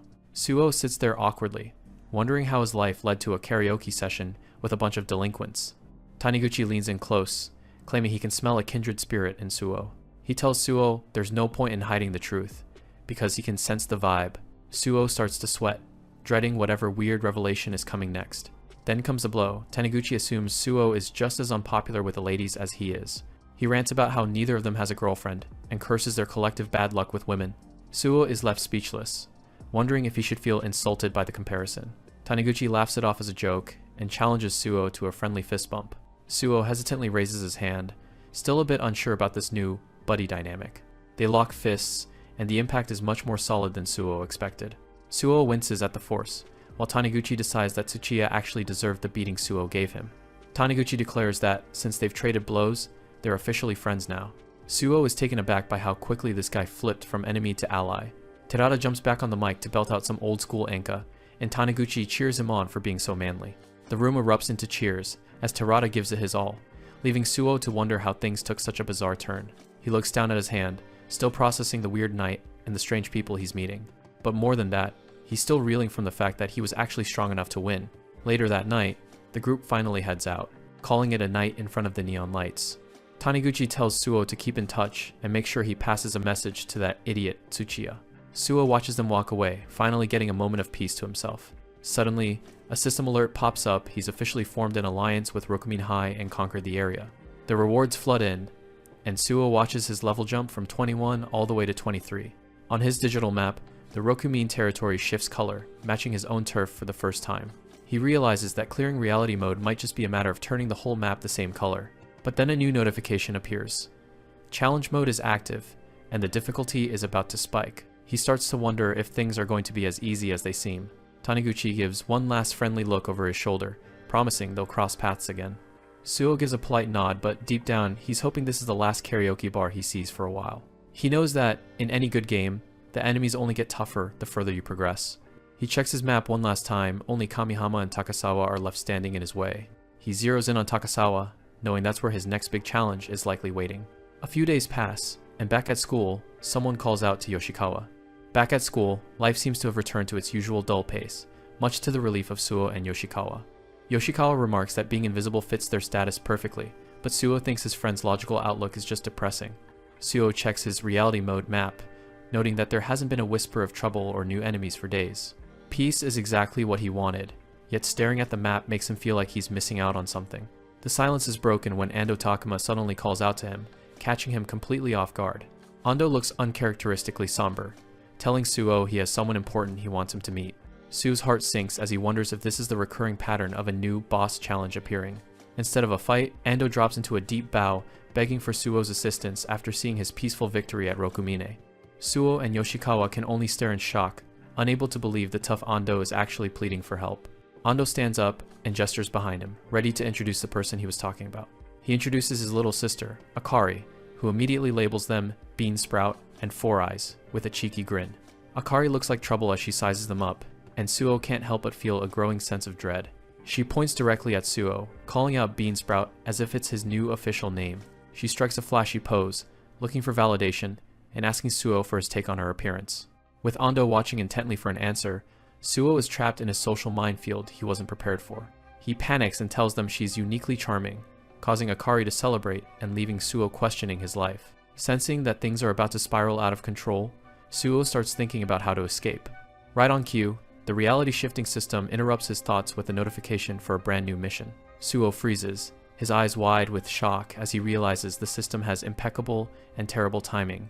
The new objective flashes before him. He has been tasked with the impossible mission of making Ando Akari famous.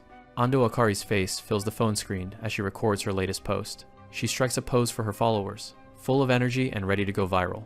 Suo Hayate looks on, completely baffled, as Ando Takuma explains the plan to make his sister a star. Suo and Yoshikawa Koichi share a look of pure confusion. They didn't sign up for this. Akari isn't sure about the new assistant, but her brother insists he's the best man for the job. Takuma talks the guy up, calling him the strongest around to get her on board. She gets right in Suo's face, demanding he do something strong for the camera. The big guy waves them off, happily dumping the trouble on Suo's lap. Yoshikawa isn't sticking around for the drama either and bolts, leaving his friend high and dry. A new mission pops up in Suo's vision. He's officially tasked with making Akari famous. Before he can even process it, she grabs him and drags him off to start filming. Akari kicks off the vlog, introducing her marmots to her latest speedrun challenge. The challenge is simple, but gross. Eat a raw onion as fast as possible. She takes a massive, confident bite out of it while Suo records the whole thing. The confidence vanishes instantly as she sprays onion juice everywhere and begs for water. Up next is a 50-meter sprint, and Akari is determined to show off her speed. Suo keeps the camera rolling, though he's starting to wonder if any of this is actually popular. She takes off running, but it's clear she's putting in more effort than results. Gasping for air, Akari asks if the shot looked good. He just gives a half-hearted answer. She does a weird rodent impression for the camera, trying anything to get views. The teen is officially at his limit, questioning the point of this entire mission. Suo finally speaks up, claiming he has a unique way to actually get her some buzz.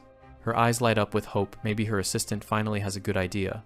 His grand plan is just a fighting game livestream, and Akari is less than impressed.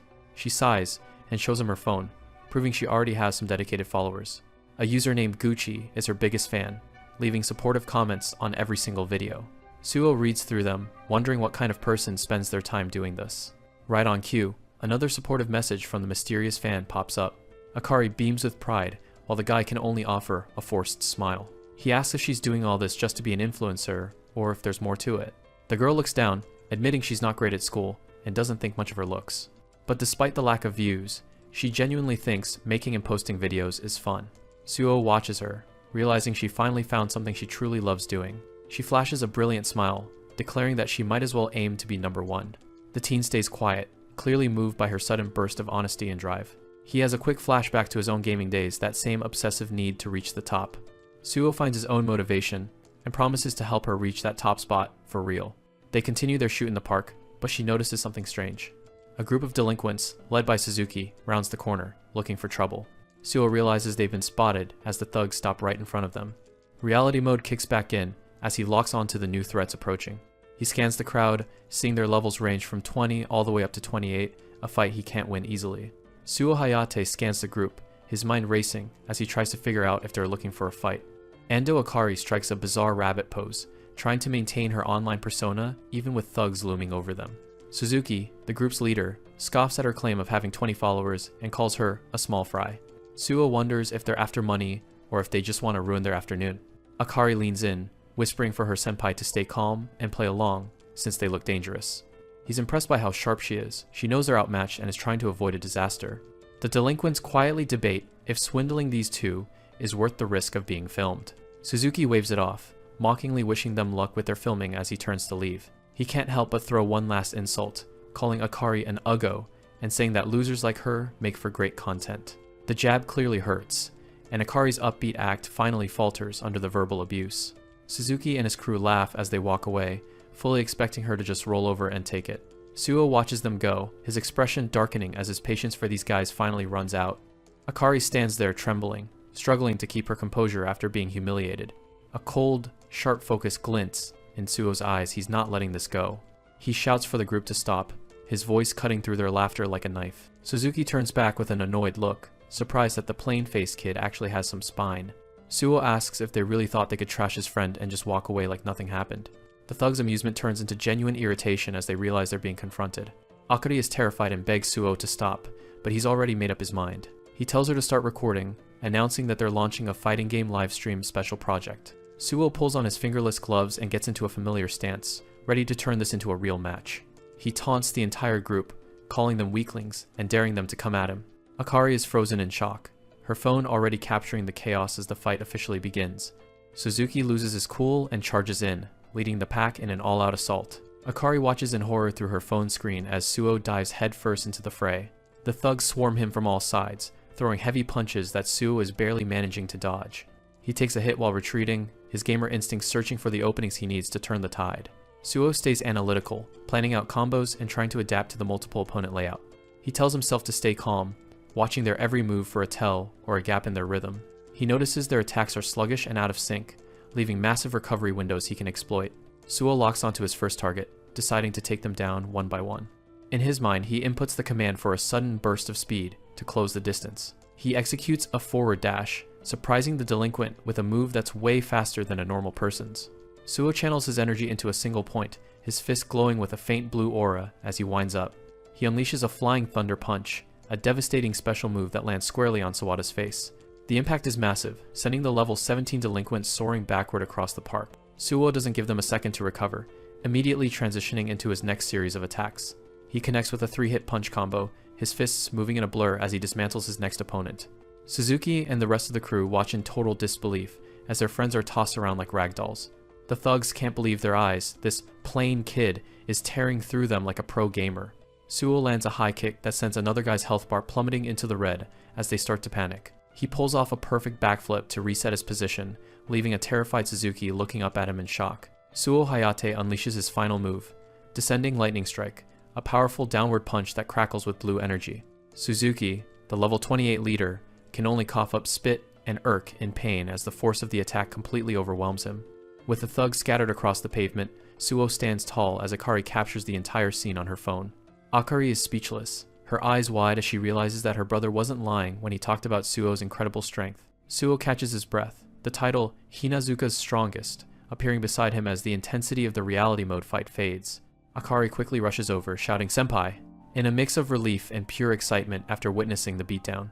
She can't stop gushing about how crazy the fight was, and how she got amazing footage of his moves for her channel. Suo starts to feel a bit awkward, admitting he might have overdone it as they prepare to head back before any more trouble shows up. By that night, the video on Hidamari Akari's channel has already gone viral, with the view count skyrocketing as people watch the real fight. The result is even better than they expected. The video is a total hit, reaching a massive milestone of 100,000 views. Akari excitedly shows Suo that her follower count increased by 300 overnight, crediting him for her sudden surge in popularity. Suo gives a small, humble smile, feeling a sense of satisfaction that his plan to help her actually worked. The system interface flickers to life, confirming that the mission Make Ando Akari Famous is officially cleared. A bright notification announces that Suo has leveled up, rising from level 23 to level 24 thanks to the successful mission. Just as he's celebrating his progress, Akari leans in with a blush, asking if he'd like to go to a live show with her. She explains that her friend couldn't make it, and she'd consider it good luck if she could go to the show with her senpai. The group is an underground idol unit called Dream Colored Bloom, and Akari's favorite member is the insanely cute Rei-san. She explains that Rei was her original inspiration for starting her Pickpopper channel, showing Suo a photo of the pink-haired idol. Suo isn't as easily swayed by idols, thinking to himself that Hiragi-san is much more his type as he imagines the beautiful Lei Long. Suddenly, a familiar sound rings in his ears. Suo lets out a small "ah" as the system reacts to the new situation. The main mission updates, tasking Suo with participating in the live performance to unlock a medium-tier special attack reward. The prospect of gaining more power is enough to convince him, and he figures that a new set of special moves is worth a trip to a concert. Akari's face lights up with joy when he asks if she really wants him to go, her eyes practically sparkling as she pleads one last time. With a resigned but determined, "Well, alright," Suo officially agrees to accompany her to the event. They arrive at Event Space Z, a bright and modern venue where the underground idol show is being held. It's Suo's first time at a place like this, and he can't help but feel a bit out of his element as they head toward the entrance. He pulls up a map on his phone, noticing that they are uncomfortably close to Takasawa High School territory. He tries to shake off the uneasy feeling, telling himself that the main mission probably doesn't have anything to do with thugs today. As they prepare to go in, a tall boy with long dark hair parted in the middle steps out, his presence immediately cooling the air. The stranger, Hattori Nobu, pauses for a moment as he senses something familiar, letting out a small, curious, Suo stops in his tracks, feeling a sudden chill down his spine as he senses a hostile presence nearby. Hattori Nobu's eyes begin to glow with a sadistic red light as he flashes a jagged, menacing grin at the pair. Without a word of warning, the Takasawa student lunges forward, his fist already flying towards Suo's face with incredible speed. Suo's eyes widen in genuine shock as the attack comes out of nowhere, the punch moving so fast it's almost a blur. Suo flinches as a fist suddenly appears in his peripheral vision.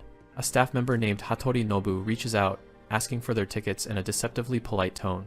Ando Akari happily hands them over, and Hattori points them toward the right corridor for the live show.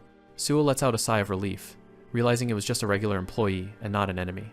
He quickly checks the guy's stats. Hattori is only level 22, well below Suo's current power. Even so, Suo feels a sudden, heavy pressure as the two of them pass each other.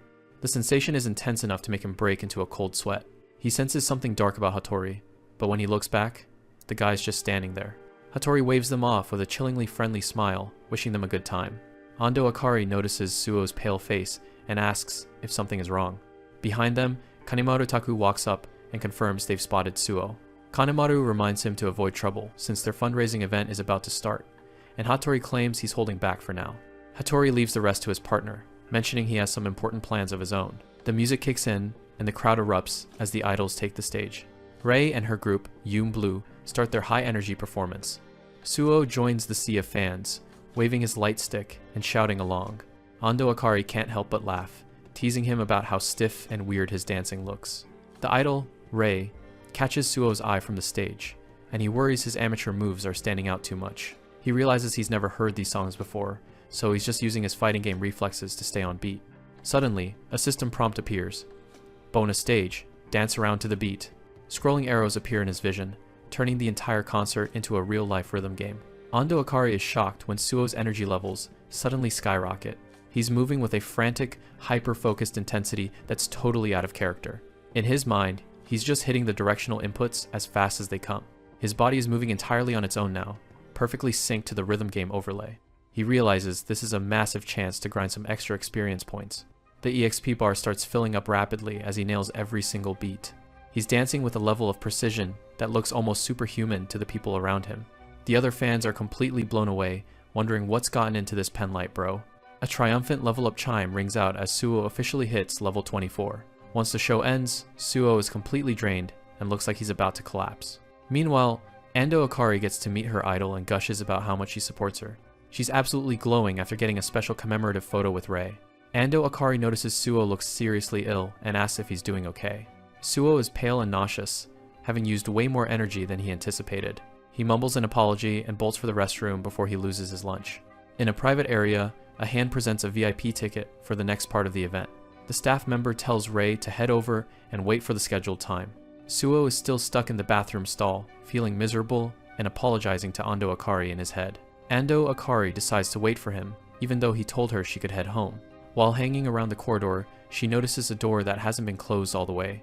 She peeks inside, wondering if it's just a storage room or something more. Ando Akari finds a skimpy swimsuit and wonders if it's part of the idol group's stage wardrobe. She peeks into a pink suitcase and spots something else that catches her attention. Suo catches up to her, relieved they haven't been caught yet, but she tells him he has to see this. Suo asks what she's doing messing around in a restricted area. He starts getting nervous, questioning if they're even allowed to be in this room. He looks down at the suitcase lying open on the floor. Suo's jaw drops when he sees the contents. The suitcase is stuffed with cash. Ando Akari is impressed, but Suo knows this room is definitely off limits. He tells her they need to get out fast, but when he tries the door, it won't open. No matter how much he pulls, the door won't even budge an inch. He starts pounding on the door, desperately calling for someone to help them. Meanwhile, the host announces the start of the Yumero Bloom special live show. The idols are back on stage, kicking off an exclusive event for the VIP guests. The crowd of older fans is going wild, cheering for the group. Ando Akari apologizes for her mistake, but their phones are out of range and there's no way to call for help. Suo suspects something heavy is deliberately blocking the door from the other side. He tells her to stand back so he can try to force it open. He unleashes his lightning bullet skill, striking the door with explosive force. With a loud crash, the door is blown wide open. Ando Akari is amazed by what he just did, but Suo is just focused on getting out of there. They hear a lot of noise coming from the audience area and wonder if people are still there. They peek out from their hiding spot and are met with a shocking sight. One of the idols is on stage, acting in a suggestive way for the VIP guests. The host announces they're auctioning off sweaty items from the show, including clothing. The bidding begins immediately, and the fans are already shouting out massive amounts. The idols are forced to pose for photos while the creepy VIP guests get uncomfortably close. The girls thank the crowd while men wave stacks of cash, eager to buy whatever they're offering. Suo is disgusted, realizing the dark reality behind this underground idol group. Ando Akari is frozen in shock, unable to process what they're seeing. Suo feels like they're in a bad spot and tells her they need to leave right now. Suddenly, a massive man blocks their way and demands to see their VIP tickets. He sneers at them, calling them Hinazuka scum, and asks if they're planning to call the cops. Suo is caught off guard as the man prepares to attack. Without a word, the brute delivers a powerful kick straight to Suo's chest. Suo manages to block it, but the force of the blow is overwhelming. He's sent sliding across the floor as Ando Akari screams in terror. Rei walks out from the backstage area and asks Kanemaru Taku what's going on. Ando Akari tries to plead with her, saying they didn't mean to see anything, but Rei's face remains cold. Rei decides they can't let them go and suggests filming Ando Akari to blackmail her. Ando Akari stares at her in disbelief, realizing the kind idol she admired is actually a monster. Two thugs grab Ando Akari and drag her away as Suo desperately tells them to let her go. Kanemaru lunges forward and grabs Suo by the throat, cutting off his shout. Kanemaru Taku tightens his grip on Suo's throat, demanding to know how he heard about the Hinazuka #1 rumors and his connection to Takasawa High School. Suo struggles to breathe, his mind racing as he realizes the rumors about his supposed strength have reached much further than he ever imagined. Kanemaru sneers, noting that since he intended to crush both Hinazuka and Rokumine anyway, this saves him the trip. He adds that Hattori certainly won't complain. The name Hattori brings to mind the dangerous reputation of Takasawa High, where even strong fighters like Taniguchi Tatsuya might already be out of the picture. In a brief vision of the past, Taniguchi is walking alone when a stranger calls out to him from behind. The stranger reveals himself as Hattori Nobu, wearing a chilling smile as he introduces himself as a student of Takasawa. Hattori's expression is predatory, as he casually states he just came to play with the Rokumin leader. Back in the present, Suo realizes the massive amount of money they found earlier proves these men aren't just normal high schoolers, they are professional criminals. He looks over at the terrified Ando Akari and knows he must find a way to escape with her before things get even worse. Suo desperately wanted to end this peacefully, but he soon realizes that the situation has spiraled completely out of his control. Suddenly, a system notification flashes in his vision. Kanemaru Taku has initiated an uncancelable challenge. The fight interface locks in, pitting the level 24 Suo Hayate against the level 48 monster, Kanemaru Taku, in a battle he is forced to win. Akari can't believe her idol, Lei, is the one behind this kidnapping. A massive guy has Suo by the collar, while Akari is held back by the others. Lei doesn't care about her fans, she just wants these annoying kids to disappear for good. Akari is devastated. The person she looked up to just threw her away like trash. The betrayal hits hard, leaving Akari in total shock. Suo grits his teeth. He's stuck, and things are looking grim. One of the thugs laughs as they drag Akari away to the back. Suo isn't backing down. He tells the big guy to shut his mouth. Akari tries to fight back, but she's helpless against the group. Reality mode kicks in. Suo is facing Kanemaru Taku, a level 48 monster. The fight starts, and Kanemaru immediately goes for Suo's throat. He lifts Suo off the ground with just one hand. Suo flails his legs, but it's no use. He realizes his game techniques aren't working because he's not grounded. Even with his pro-gamer instincts, Suo's body won't respond to his mental commands. His feet are dangling uselessly in the air. It's a classic game mechanic when his character is in the air, he loses all control. Suo realizes he has to rely on his own strength. He clenches his fist. He throws a desperate punch straight at Kanemaru's face. The punch connects, but it's like hitting a wall. Kanemaru doesn't even flinch. A glance at the health bar shows Kanemaru didn't take any damage at all. Kanemaru tightens his grip, and Suo's own health starts plummeting. Suo realizes that while his mind is a pro, his real-world body is still just a beginner. The system reveals the harsh truth. Suo's physical level in reality mode is only level 1. Kanemaru delivers a massive blow that sends Suo reeling. The pain is unbearable. Suo feels like he's about to pass out. He's never dealt with holds like this in any of his games. Everything is starting to fade as he struggles to breathe. But then, he remembers one last technique he can use even in this situation. Suo forces a smirk and calls Kanemaru a coward for being too scared to fight fair. He taunts the big guy, saying he's only holding him up because he's terrified of Suo's speed. Suo claims he's the strongest fighter at Hinazuka and mocks Kanemaru for needing to hide behind his friends. Kanemaru stops. The taunt is definitely getting under his skin. The other thugs start whispering, wondering if this scrawny kid actually is the real deal. Kanemaru's eyes flare with anger. He can't handle the disrespect in front of his crew. The thugs egg Kanemaru on to just finish him off already. Kanemaru snaps. He roars and slams Suo onto the floor. Suo hits the ground hard, his health bar dropping straight into the red. Kanemaru cracks his knuckles, ready to settle this properly. That's exactly what Suo wanted. His taunt skill worked like a charm. Suo pushes himself back up. He's finally back on his feet. He analyzes his opponent. Kanemaru is a pure power type, slow and predictable. Kanemaru loses his cool and charges, his eyes glowing with rage. Suo uses his superior speed to dodge the massive blow just in time. Kanemaru's massive fist grazes Suo's face. The speed is terrifying. He's moving faster than Suo can even process with a controller. Kanemaru isn't just strong, he's incredibly fast for his size. Suo's instincts kick in, and he performs a perfect sidestep to avoid the next blow. He knows he needs to create some distance before the big guy catches him. Kanemaru lunges forward again, not giving him a second to breathe. Suo manages to evade and taunts him, asking who the slow one is now. Despite his fancy footwork, Suo sees his health bar dropping. Even the pressure of these attacks is taking a toll. The other thugs mock Kanemaru, laughing at how a fatty who can dance is struggling with a scrawny kid. One of them gets a face full of a flying chair for their trouble. Suo realizes the stakes. He's up against an opponent who's literally double his level. He blocks another heavy strike, but his guard is breaking. He tells himself to get his head in the game. He's won every fight so far, but he's starting to feel like the level 1 weakling the system says he is. Kanemaru laughs, calling Suo's previous victory a total bluff. He roars that Suo is dead meat and charges with everything he's got. The onlookers can't believe the scrawny kid is still standing after all those hits. Suo adjusts his stance, his feet moving in a precise rhythm. Instead of running, he starts to push back against the massive delinquent. He focuses entirely on his defense, knowing he has to guard every single strike perfectly to survive. He remembers the top-tier fighters he's encountered before, the ones who are far stronger than this guy.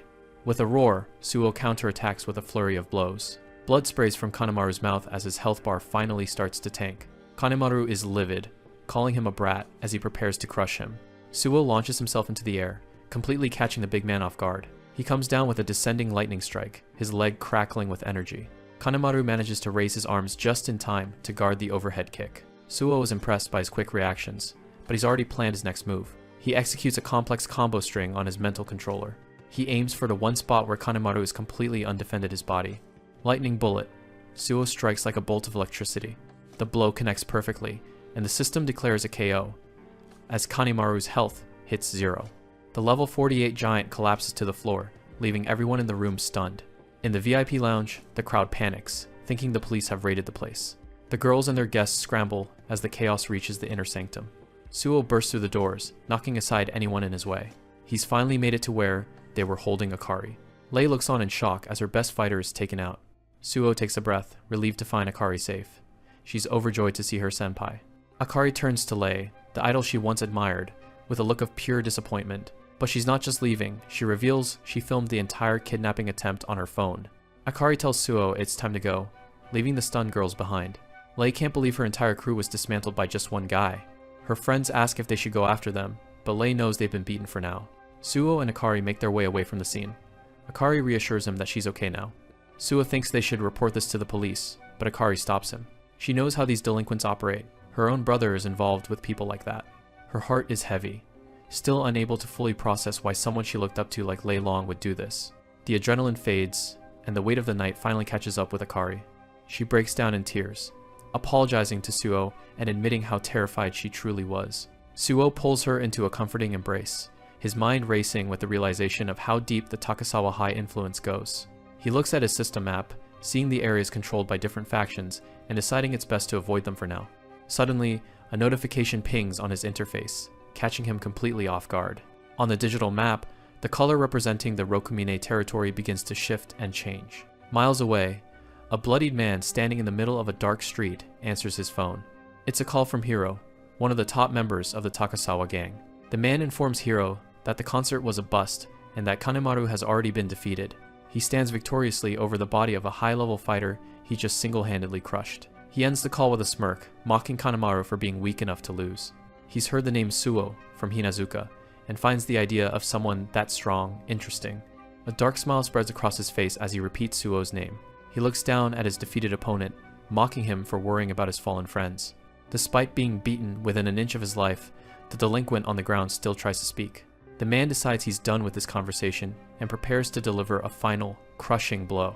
Suo, still with Akari, stares at the floating system screen in disbelief. A system alert flashes. Taniguchi Tatsuya has been defeated by Hattori Shin, and the Rokumine territory has fallen. Suo is shaken. He knows Taniguchi was no pushover. He wonders who this Hattori Shin could be. The reality sets in. A new, powerful threat has entered the game, and the balance of power has shifted once again. Suo looks a bit shell-shocked as the name Hattori crosses his mind. A system window pops up, revealing Hattori's profile and his status as a level 22 threat. Akari tells him she's doing much better now and insists on heading home by herself. She winks and thanks him again, calling him the strongest guy at their school. Suo waves her off as she walks away, still trying to process the sudden compliment. He lets out a long sigh, wondering why he keeps getting labeled as Hinazuka's strongest. Suddenly, a giant clear notification appears, confirming he finished the mission to protect Akari. The mission reward pushes him up to level 25, unlocking a brand new feature called the character list. He looks through the floating blue screens, curious to see what this list actually tracks. His eyes widen in shock as he reads through the first few entries. A short while later, he finds himself standing in front of the local game center. He sits down at a machine, feeling a bit out of his element without his usual game-breaking skills. The system reminds him that reality mode blocks him from playing other modes, but he's not ready to quit yet. He admits that fighting in real life is exciting, but he still just wants to be the best at games. He slams the joystick and starts playing, his hands moving with incredible speed. He lands a final blow, scoring a massive KO. On the screen, a small crowd gathers, and he hears someone whisper about how they've never seen a combo like that. People start filming him, completely floored by how good he is. Suo blushes slightly, realizing that for once, people are appreciating his actual gaming talent. He feels like he can predict every single move his opponent is about to make. He pulls off another flawless combo, his fingers flying across the controls. As he finishes, he looks at his hands, sweating and wondering how he suddenly got so much better. The crowd is buzzing with excitement, and he realizes that real-world combat has sharpened his gaming instincts. A kid asks for a match, and Suo just laughs, feeling genuinely happy. Walking home, he thinks about how much more he enjoys the arcade over a real street fight. He notes that his skills should have been rusty, but it feels like the opposite has happened. He starts to wonder if this is the true privilege of being in reality mode. He realizes that the more he levels up in real life, the more of a god he becomes at fighting games. He brings up the character list again, wanting to see exactly who he's up against. The list for Hinazuka High shows him at the top spot, followed by Tsuchiya K at level 75. He wonders why Tsuchiya hasn't shown up at school lately, but feels it'd be too awkward to reach out. Kamihama High is a total mystery, with every single name hidden behind question marks.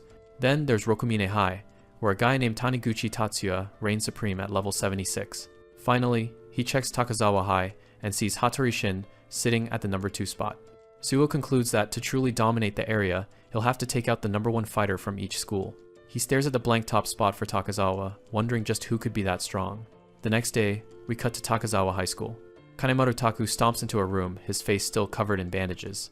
He finds Hattori Shin sitting calmly, grilling some meat on a tiny portable stove. Hattori tells Kanemaru he'll just keep losing unless he starts a diet. Kanemaru clearly doesn't appreciate the advice and lets out a frustrated grunt. He shouts that he won't be satisfied until he kills Suo, but Hattori reminds him that someone else is calling the shots. Hattori Nobu explains that, because of a certain someone, their profits from Bloom have vanished, so he needs to find a new way to get some cash. Kanemaru Taku complains about how much they have to pay out every day, getting fired up about wanting to settle things with the guys from Kamihama. Hattori tells him to stop complaining about Kamihama, warning him that if Hiro hurt him, a simple beating would be the least of his worries. Kanemaru immediately backs down, stammering that he wasn't really complaining or anything. Hattori mentions that Hiro is already dealing with Hinazuka, so Kanemaru probably won't even get his chance for revenge. He points to the computer screen, showing Suo Hayate and asking Kanemaru if this is the brat he was talking about. Kanemaru's face twists in anger as he recognizes Suo on the screen. Suddenly, a student bursts into the room shouting that the guys from Rokumine have arrived. Hattori sighs at the idiot barging in, while the messenger frantically explains that the Rokumine group is already there. Hattori just gives a casual look over his shoulder, completely unfazed. Outside, one of the Takazawa students is slammed onto the ground, coughing up blood. A blonde delinquent from Rokumine demands they get their boss out right now, making it clear they won't be leaving without a fight. He shouts that Takazawa sent Taniguchi Tatsuya to the hospital, and they're here for payback. The Rokumine gang stands united in front of the school building, screaming for the losers to come out and face them. Hattori watches from the window with a condescending laugh, mocking them for being brave and manly by charging in from the front. He licks his lips, noting how much they seem to adore Taniguchi, before calling them average idiots. He stands up and stretches, telling his subordinates it's time to go grab something to eat. Meanwhile, at an izakaya, someone yells for Suo to finish up the dishes, and he quickly agrees. Suo is elbow deep in suds, wondering what he actually needs to do to conquer a mission area in this real-life game. He considers just showing up and yelling for someone to fight him, but quickly realizes he just looked like a total lunatic. He checks his phone and sees a message he sent to Taniguchi Tatsuya that hasn't been read yet, hoping the guy is doing okay. Hiragi Wakana walks up and asks if something is wrong, noticing his head seems to be in the clouds. Suo jumps at her voice, stammering that it's nothing and he's totally fine. She smiles and tells him it doesn't matter, because there aren't many customers today, so they can head out early. They finish cleaning up in record time, both happy to have some unexpected free time. As they walk outside into the night, Hiragi calls out to him, saying there was something she wanted to talk about. She leans in close, and Suo's heart starts racing as he gets flustered by her proximity. He stutters out a response, wondering why she's looking at him with such a serious expression. She asks him point blank if he got into another fight, and Suo is caught off guard by the question. He waves his hands frantically, claiming he was just lazing around all day yesterday, while Hiragi admits she hopes that's true. She then drops the bombshell that she's quitting this job, and Suo's heart sinks at the news. He looks at her in total disbelief, his mind reeling from the sudden announcement. She explains that her father's gym needs more people, and he told her she needs to start helping out right away. Suo tries to be supportive, telling her that the gym would really suit her, while imagining her in athletic gear. In his head, he's screaming because he's not ready to say goodbye to his Lei-Long look-alike. Hiragi smiles and says she'd love it if he came to hang out at the gym with her once her shifts are settled. She asks if it's okay for her to call him sometime, as long as it isn't a bother. Suo's face lights up as he assures her it could never be a bother, feeling a huge wave of relief. She's happy he agreed and suggests they train together soon, leaving Suo absolutely dazzled by her smile. He watches her walk away, calling her his goddess in his mind, completely lost in a romantic haze.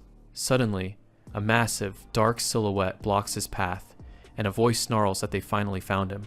Suo snaps out of it and realizes he's looking at the bandaged brute from the day before, Kanemaru Taku. Kanemaru Taku lunges forward, his large frame casting a shadow over Suo, who is caught completely off guard. "Die, you loser!" Kanemaru screams, his face contorted in rage, with glowing red eyes fixed on Suo. Suo frantically shouts for Hiragi Wakana to get away as he prepares to face the oncoming charge. Suo grinds his teeth, wondering why the fatty from yesterday has shown up here and realizing he has to stop him to protect Hiragi.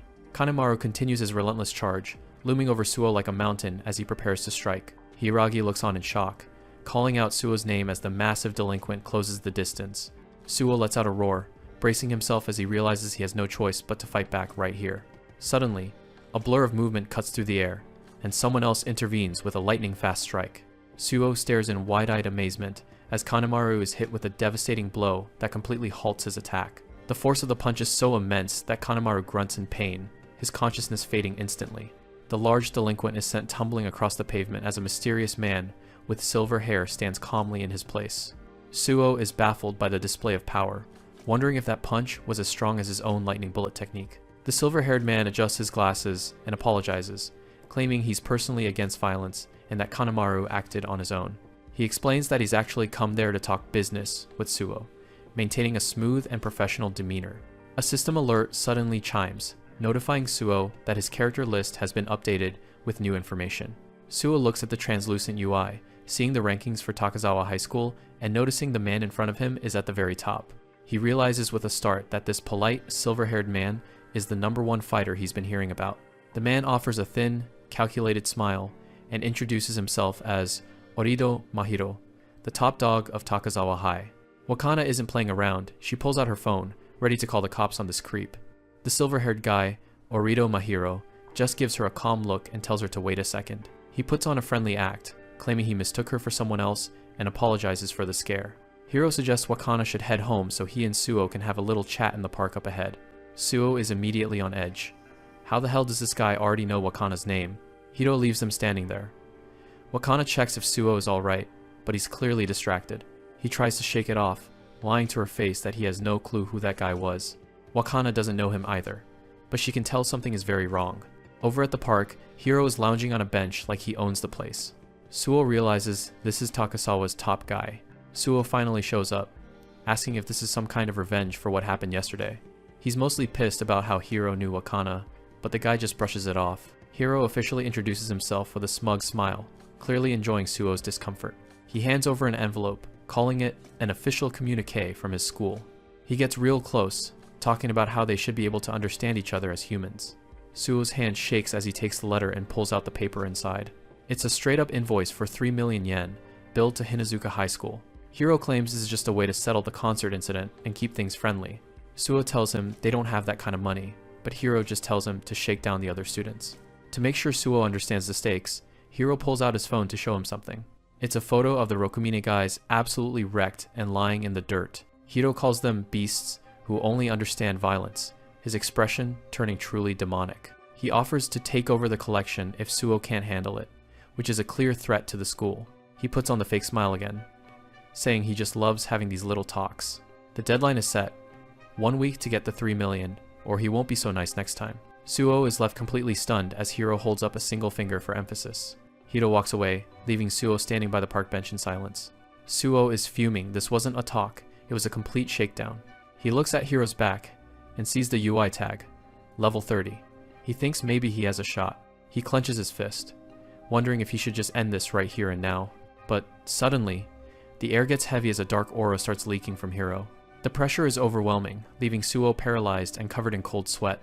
Hiro stops and looks back over his shoulder, the killing intent practically visible. He just calls out Suo's name, but the warning in his voice is unmistakable. He reiterates that paying up is the best move, and drops the bombshell that he's already investigated Suo. Hiro leaves for good this time, telling Suo he'll be waiting at Takasawa in a week. Suo realizes that even if their levels aren't crazy high, Orito and Hattori are total monsters. He's left staring at his feet, wondering what he's actually stepped into. Right then, a system notification pops up with a new main mission: conquer the Takasawa area. The clear conditions are simple: form a team and take down both Orito Mahiro and Hattori Shin. Suo stares at the UI, the gravity of the situation finally hitting home. He realizes Hiro isn't just threatening him, it's pure, calculated blackmail. He thinks of Wakana's smile, and knows he has no choice but to win this fight. Suo is stressing out at school. 3 million yen? He doesn't even have 50,000 in his savings. He does the math. Even if he collected 10,000 from everyone, it still wouldn't be enough. Looking at the mission, he realizes he really does have to fight if he wants to survive this. Walking home, he's still fuming about having to deal with this nightmare. Yoshikawa asks why he's so spaced out, and Suo just asks if he's got 3 million yen on him. Yoshikawa obviously doesn't, but he starts warning Suo about the shady rumors surrounding Takasawa. He tells Suo to stay far away from those guys, as they aren't worth the trouble.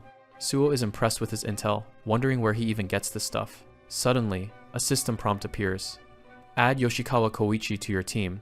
Suo stares at the yes option, weighing the benefits of having a teammate. He remembers the mission clear conditions and decides to give it a try. He hits the button, and the yes confirmation glows brightly. The team list UI opens up, showing Yoshikawa as a teammate at level 3. Suo quickly decides Yoshikawa is too weak and tries to remove him from the list. But the system doesn't have an undo button. Once you pick a teammate, it's final. He loses it, cursing the crappy system while Yoshikawa just stares at him in confusion. He grabs Yoshikawa, yelling at him for wasting a precious slot on his team. He realizes he's stuck with him, and now he desperately needs some actual power for the other slots. Suo thinks about who else he can possibly recruit that actually knows how to fight. Suddenly, a shout from down the street breaks his train of thought. A group from Noge Industrial is there, and they've got Ando and Kojima cornered. The Noge thugs demand they drag out Tsuchiya, calling Ando and the others small fry. Ando steps forward, telling them Tsuchiya isn't here and they'll have to deal with him instead. A brutal brawl kicks off immediately with a loud war cry. Suo watches from the side, annoyed that these guys are always looking for a fight they can't win. He checks the school rankings. Suo is level 25, while Tsuchiya, Ando, and Kojima are all level 75. Ando gets clocked in the face, the force of the punch sending him reeling. Kojima takes a heavy kick to the chest and goes down, coughing up blood. The Noj guys mock them, calling them weak and pathetic despite their big muscles. Suo is shocked. He didn't expect the Hinazuka heavy hitters to get trashed this easily. He realizes that trying to fight Takasawa with this crew is basically a suicide mission. He tries to drag Yoshikawa away, seeing that this is a total one-sided massacre. But the Noj guys spot him and realize they found another target. One of them recognizes him, sneering at that Tsuchiya brat. Suo scans them. Sawada is level 17, Kimura is 15, and Sato is 14. This is his chance. He shifts into gamer mode, deciding to take them all down in one clean shot. He launches a flying knee kick that connects squarely with the leader's jaw. The guy is sent flying backward, completely caught off guard by the speed. The other two charge in with a roar, calling him a loser. Suo counters with a punch combo, his hands becoming a blue blur of impact. A medium kick follows, catching one right in the side and drawing blood. He follows through with another powerful strike, leaving the Noj guys in total shock. Suo charges up his final attack, his fist crackling with a strange, high-voltage blue energy. He lands a devastating uppercut, the force of the blow sending shockwaves through the delinquent's jaw. "Flying Thunder Roar Fist!" Suo shouts as he delivers the decisive, game-ending strike. Sawada is sent spiraling through the air, his HP bar completely drained in a single, brutal sequence. A massive KO flashes across the screen as Suo stands victorious, having earned a hefty pile of experience points. Ando and Kojima are in total disbelief. They can't believe the guy they once bullied just saved their skins. The two punks are a bruised mess, still trying to process how they got humiliated by guys who showed up out of nowhere. Suo looks at them and sighs. In their current state, they're nothing more than dead weight for his future plans, but a fire lit in his eyes. He can't stand seeing Hinazuka's supposed tough guys being treated like trash. It's frustrating to watch them lose so pathetically. He makes a silent vow to turn these losers into winners. "Ando! Kojima! Yoshikawa!"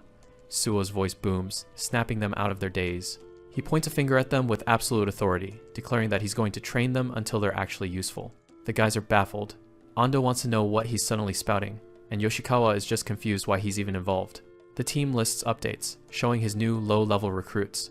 Suo knows he only has 1 week to make this ragtag group work. He thinks of Orido Mahiro and the other Takasawa High elites. If they don't get stronger fast, they don't stand a chance.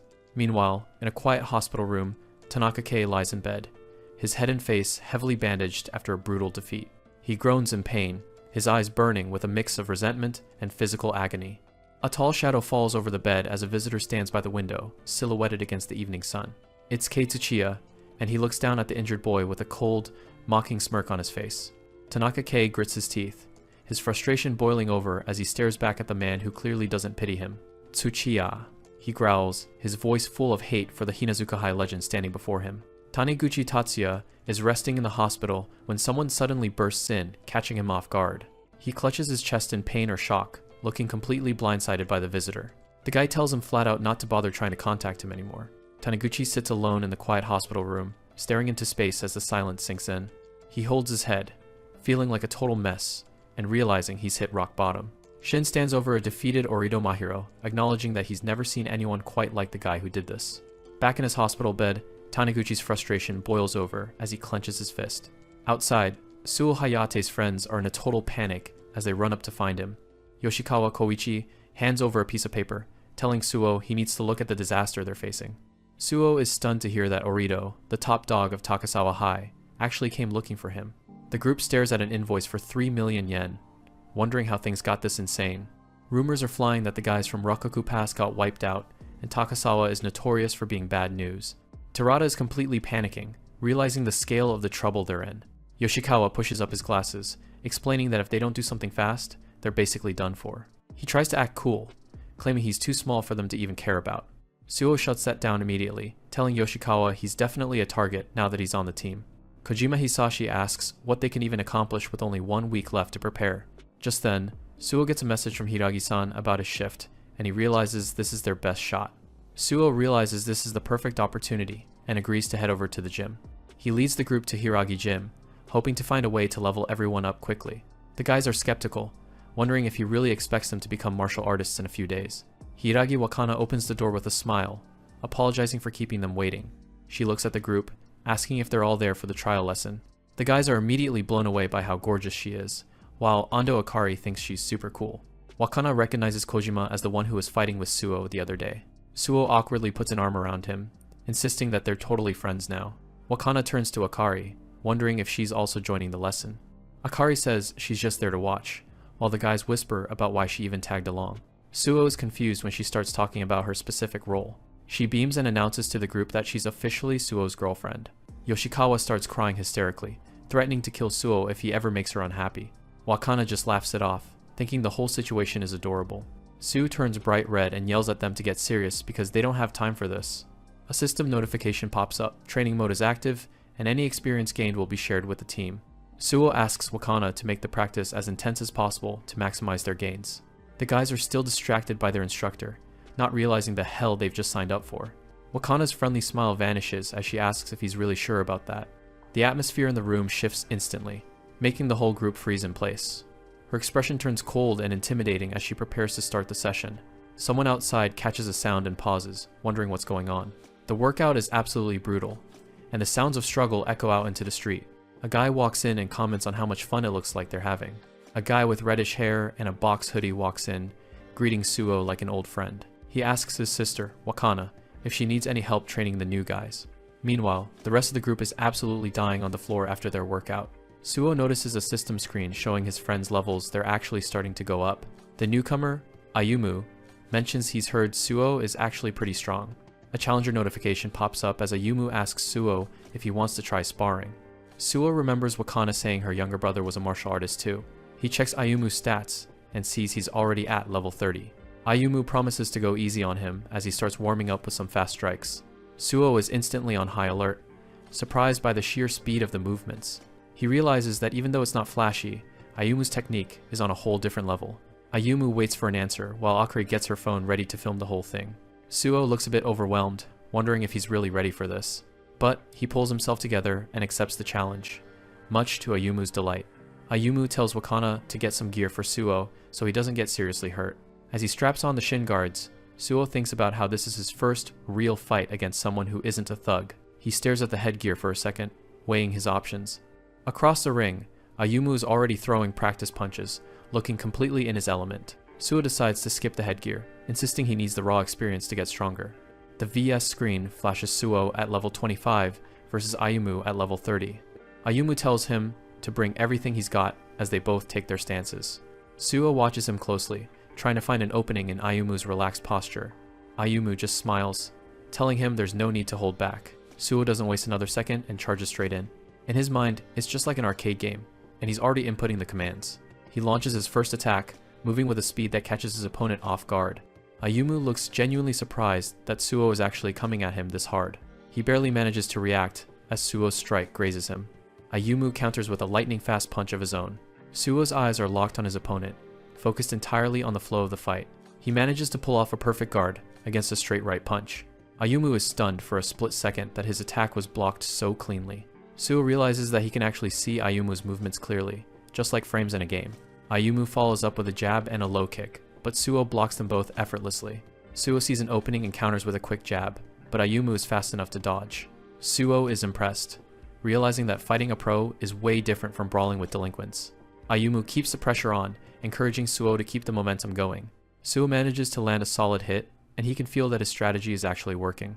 He's starting to realize that his fighting game skills are his greatest weapon in the real world. The friends watch from the sidelines, completely blown away by Suo's performance. Kojima wonders if the rumors about Ayumu being a monster were exaggerated. Wakana watches the match silently, her expression unreadable as she monitors their progress. Sue grits his teeth, feeling a surge of confidence that he can actually win this fight.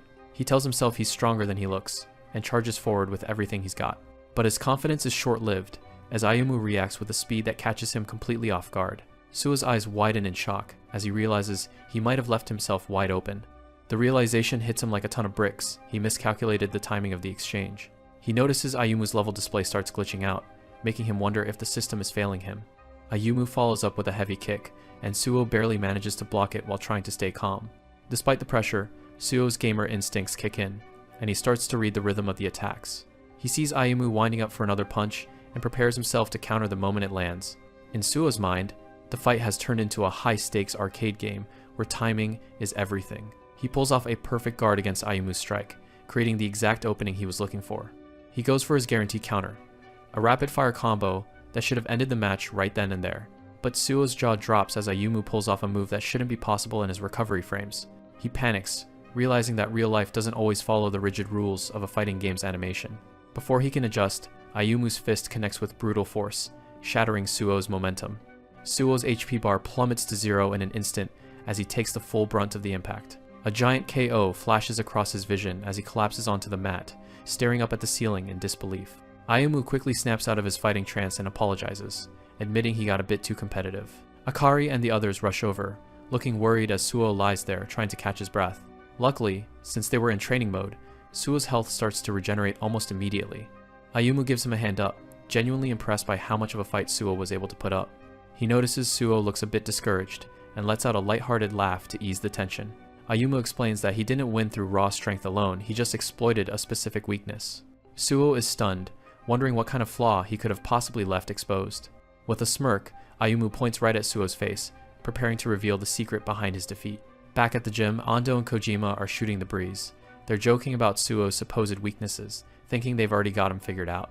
In the ring, Suo Hayate is fully geared up for a spar. He's going head-to-head with a real pro, while Akari watches closely from the ropes. A system window introduces his opponent as Ayumu Hiyuragi. He's 17 and about to make his professional MMA debut, so he's way out of some amateur's league. Ayumu moves in like a flash, throwing a punch that catches Suo completely off guard. He barely has time to blink before the fist is in his face. The strike slams into Suo's guard with heavy impact.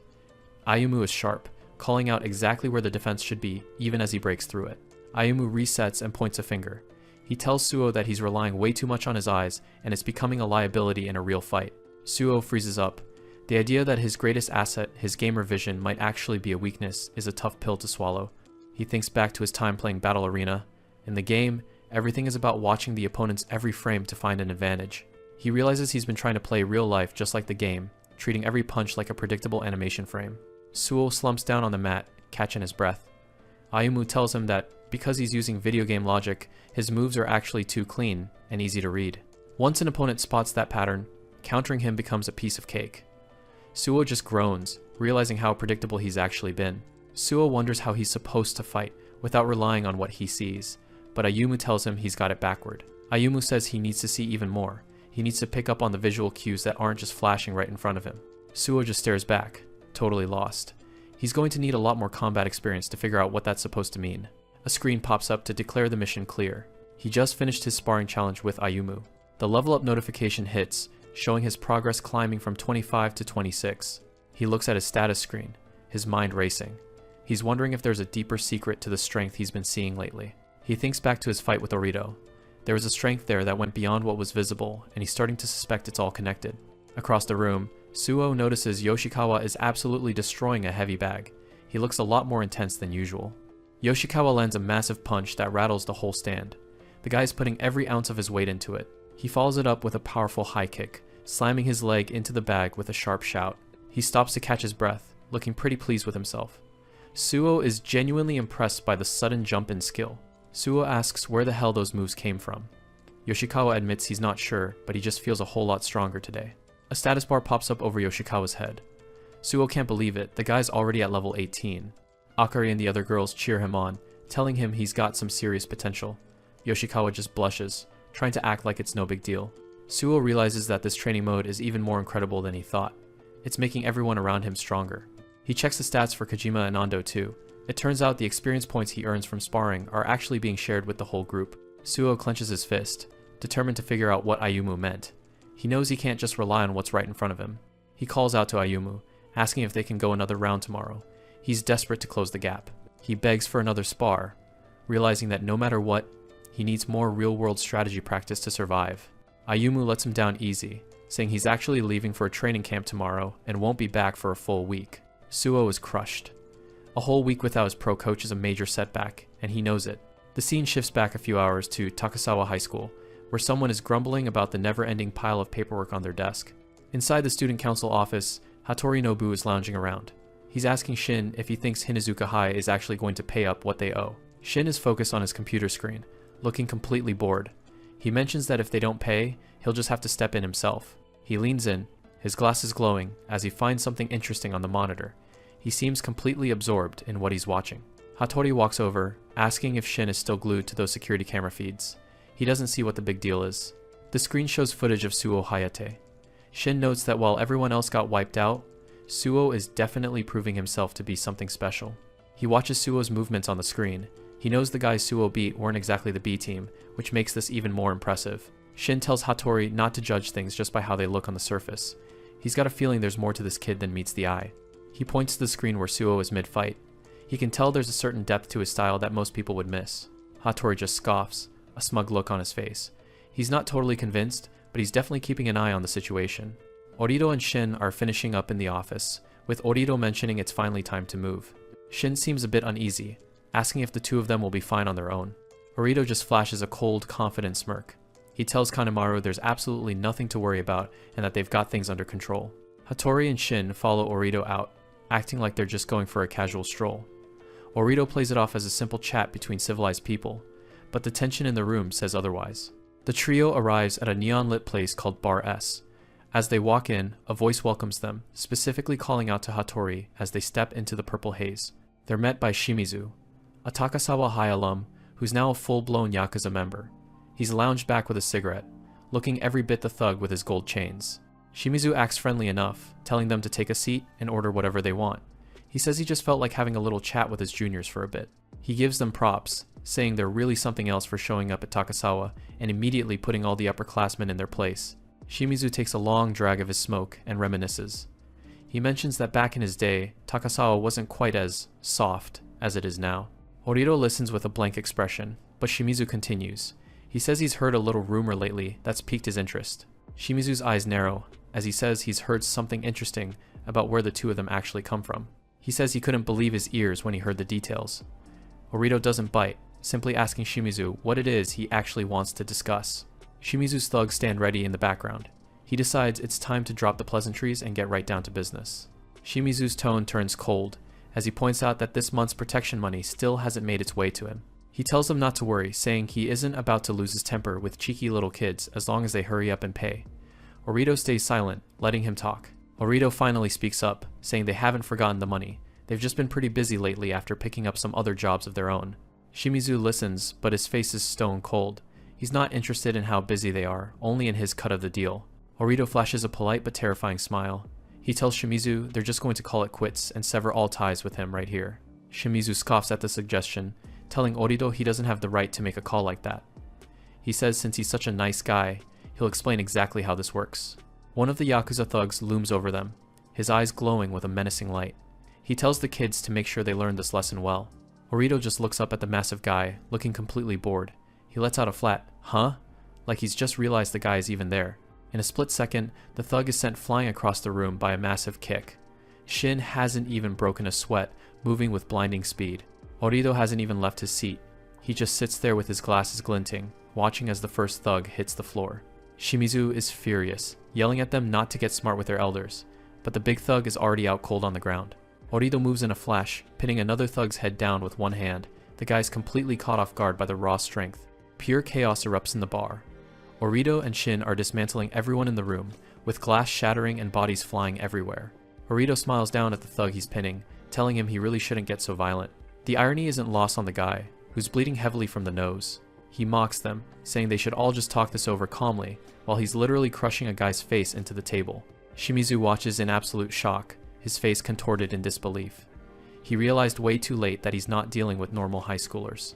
He screams at Orido, asking if he's out of his goddamn mind for attacking Yakuza members. He's completely losing his composure. Orido leans in close, his voice chillingly calm. He says he understands now the upperclassmen he beat were just as pathetic as these guys. He keeps the guy pinned down with brutal force, his silhouette looming over the room like a monster. The bar has gone completely silent. Shimizu is frozen, sweat pouring down his face as he stares at the carnage. He's realized he has no power here. Orido stands up, covered in blood but looking completely unbothered. He adjusts his glasses, the violence seemingly over as quickly as it started. Shimizu is gritting his teeth, his face in shadow. He can't wrap his head around how a scrawny kid like Orido could be this vicious. Another thug tries to charge in, screaming for Orido to die, but Shimizu tells him to shut it. He knows it's over. Shimizu is trembling as he calls out Orido's name. He's desperate to say something, but the words won't come. Orido is holding another guy by the hair, looking at him with pure disgust. He's completely taken over the entire bar. He mocks Shimizu, saying it's a relief to see that the legendary alum is human after all, given how much he's shaking. Orido turns to leave, calling for Shin to follow him out. Shin nods, not saying a word as they prepare to exit the mess they made. Shimizu screams Orido's name one last time, his voice cracking with desperation and rage. He asks them if they really think they'll ever be able to show their faces in this town again. He's still trying to use his Yakuza status as a shield. Orido just reaches into his pocket and pulls out a small photo. He hands it over with a casual, "Oh, right, here," showing a picture of Shimizu's own family. Orido dangles a photo in front of Shimizu, mockingly complimenting the woman in it. He asks if it's his wife, Kaori, and notes how lovely their child looks with her. Shimizu is paralyzed with rage and terror, gritting his teeth as he realizes Orido has successfully tracked down his family to use as leverage. With a chilling smile, Orido tells him that everyone at Takasawa is dying to meet her, making it clear that his family is no longer safe if he continues to interfere. Orido and Shin walk out of the bar with casual indifference, leaving behind a room full of battered thugs and a completely broken Shimizu. Orido bids him a polite goodbye as they exit. Out on the street, Shin laughs at the memory of Shimizu's terrified expression. He comments on how much people from prominent families love to talk down to others until the tables are turned. Orido looks ahead, his voice flat. He says they are different from those people, and that inherent difference is exactly why they are strong.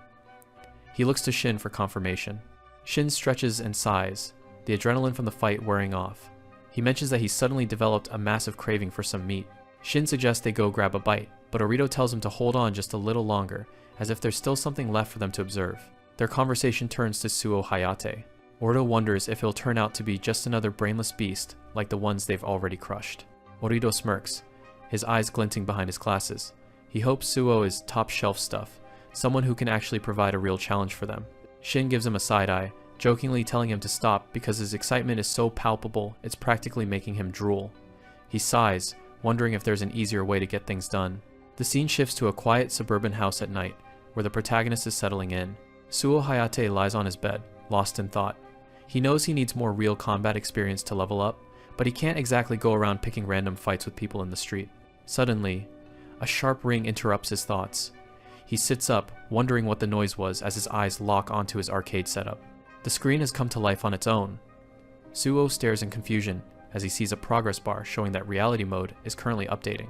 The progress bar rapidly climbs from 32% all the way to 100% as the system processes the new data. Suo watches, mesmerized by the glowing screen. The system announces that the update is complete. A new window pops up, stating that a feature called Ghost has been successfully added to the system. Suo leans closer to the screen, his hands raised in curiosity. He finds the new menu option and selects it, ready to see what Ghost actually does. The screen displays Training Mode, Ghost, in bold letters. Suo realizes this might be the solution to his training problem. His eyes widen as he sees the list of available ghosts. He's shocked to find that they are all names of people he has interacted with or fought against. He scrolls through the names, from Tatsuya Taniguchi to Takuma Ando. He stops when he sees Wakana Hiragi's name on the list, surprised that his trainer is included too. As soon as he makes a selection, a blinding flash of light erupts from the machine. Suo recoils, shielding his eyes from the intense glare. He winces as the light begins to solidify into a form right in the middle of his bedroom. The air feels charged with energy. A shimmering, semi-transparent figure of Wakana Hiragi appears before him, dressed in her training gear, just as she usually is at the gym. Suo is completely stunned, his mouth hanging open. He stares at the ghost of Wakana, unable to believe that she's standing right there in his room. He's so flustered that he lets out a startled yelp, his face turning bright red as he looks at the apparition of his attractive trainer. In disbelief, he reaches out his hand to touch her arm. His eyes go wide when he realizes that he can actually feel her. The ghost isn't just a hologram, it's solid. His heart hammers against his ribs. He can't wrap his head around the fact that a version of Wakana is now present in his private space. The system prompt, "Begin Training," pops up in front of the silent waiting ghost. Suo realizes this is a chance to train with a professional anytime he wants, right in his own room. Suo stares at the figure in front of him. It looks exactly like Hiragi Wakana, but something about the way she's standing feels off. The system confirms it with a sharp ping. This isn't the real her, it's a ghost data scan. Looking closer, her eyes are vacant, but the level of detail is terrifying. It's like she's actually there in his room. Before he can wrap his head around it, the ghost's foot slides across the floor. She's moving for real. She lunges forward with zero warning, catching Suo right in the jaw with a solid punch. His health bar takes a massive hit. He grinds his teeth as the stinging pain registers this isn't just a digital simulation. He tries to get his bearings, but she's already back in his face, pressing the advantage. She slips behind him and locks her arms around his waist. Before he can react, she's lifting him for a throw. A heavy thud echoes through the room as Suo is slammed onto the floor. He groans, the impact knocking the wind out of him. The ghost doesn't give him a second to breathe, immediately pinning him down by the shoulders. The system flags it as a down attack. She's looking to finish this fight right here. She winds up for a finishing blow. Panicking, Suo scrambles for the pause command. A giant pause sign flashes over the scene, freezing everything in place. The ghost's fist is inches from his face. He lies there, breathing hard, realizing he was about to get wrecked in his own room. He stares up at the frozen replica. The blush on his face is hard to hide when she's pinned him down like this. He's so distracted he doesn't notice the ghost starting to flicker. It's almost too realistic for comfort. Suddenly, his sister bursts into the room, looking absolutely livid. She finds him sprawled on the floor looking like a weirdo. Suo jumps in surprise, telling her she should have knocked before barging in. She just yells back at him to keep it down, wondering why he's making so much noise this late at night. He looks back at the frozen ghost and realizes his sister can't see it at all. She's just seeing him flailing on the floor. A small smile creeps onto his face. This training mode is exactly what he needs for some secret practice. He heads out to a local park under the moonlight to test the limits of the system. He summons a new opponent, the ghost of Ayumu Hiragi. The fight is on. Ayumu doesn't waste time, charging up a blue electrical aura around his fist. A flying thunder punch connects squarely with Suo's chest, sparking with energy. The force of the hit sends him flying backward. He can barely keep his eyes open as he hits the pavement. The screen flashes KO. Suo realizes that even as a ghost, Ayumu is a beast. He waits for his auto heal to kick in. He's not done yet. He's just getting started.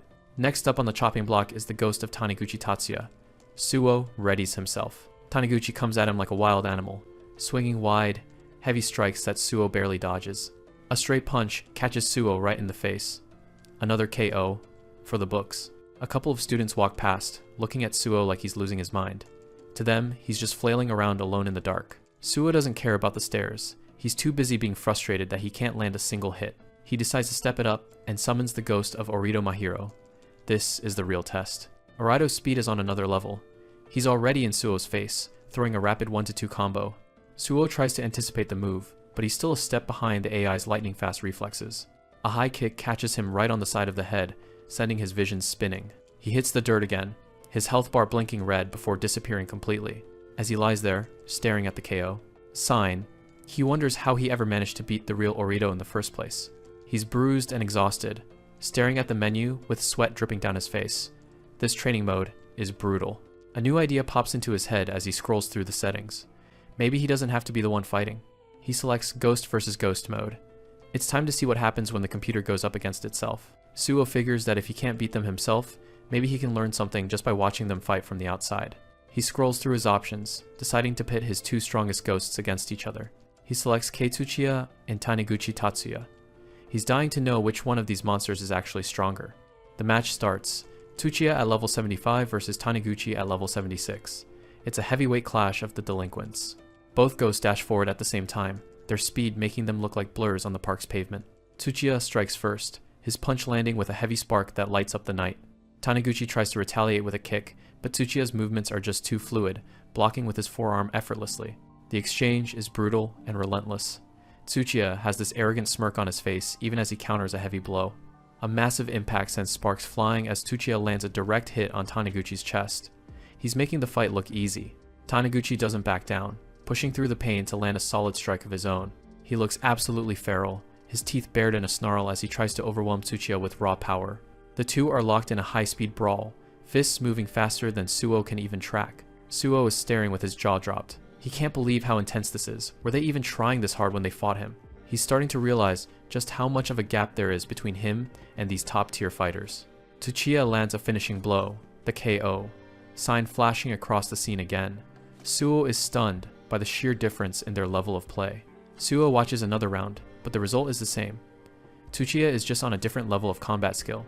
Again and again, Tsuchiya takes the win. Taniguchi is getting completely dismantled in every single exchange. It doesn't make sense to him. Why is Taniguchi, who is a higher level, losing every single time? He wonders if it's like a character matchup thing from a fighting game where certain styles just counter others. He watches closely, convinced there's a secret mechanic he's missing, something more than just numbers on a screen. Taniguchi rallies for another round, looks like he's finally going to gain some ground. He throws a massive punch, but Suo can see it coming from a mile away. It's too telegraphed. Tsuchiya doesn't even flinch. He just smiles that creepy, calm smile, waiting for the perfect moment to counter. The ghost's hand starts crackling with purple electricity. Suo's eyes go wide. He recognizes that move. Tsuchiya leans back and launches a devastating lightning bullet right into Taniguchi's face. The explosion of energy is blinding. Taniguchi is sent spinning through the air like a rag doll. Suo is paralyzed by what he just saw. That wasn't just a punch, it was a total execution. The match ends with another overwhelming KO in Tsuchiya's favor. Suo is left speechless. He quickly hits the pause button, his mind racing to analyze what he just witnessed. He realizes he completely missed the feint Tsuchiya used to set up that final blow. It was so subtle, he didn't see it even as a spectator. Suo is both terrified and excited. He's starting to see how deep the reality mode mechanics really go. He thinks about trying the mode with other characters, wondering what other secrets are hiding in their data. He stays in the park until dawn, running simulation after simulation, desperate to bridge the gap. Later that day, the scene shifts to the Hiragi gym. The air is thick with the sound of training. Ando Takuma is collapsed on the floor, panting and spitting out saliva like he's about to pass out. Hiragi Wakana stands over him, totally unfazed. She tells him to keep practicing now that he's joined the gym. Suo is slumped against the wall nearby, looking like a zombie from staying up all night with his training ghosts. Ando Akari hops over and offers him a bottle of water, noticing he's looking a bit rough today. Suo thanks her, taking the water gratefully as she comments on how well he and her brother are getting along. Takuma groans from the floor, still struggling to even sit up. He's clearly not used to this kind of intensity. Akari smiles at Suo, thanking him for the positive influence.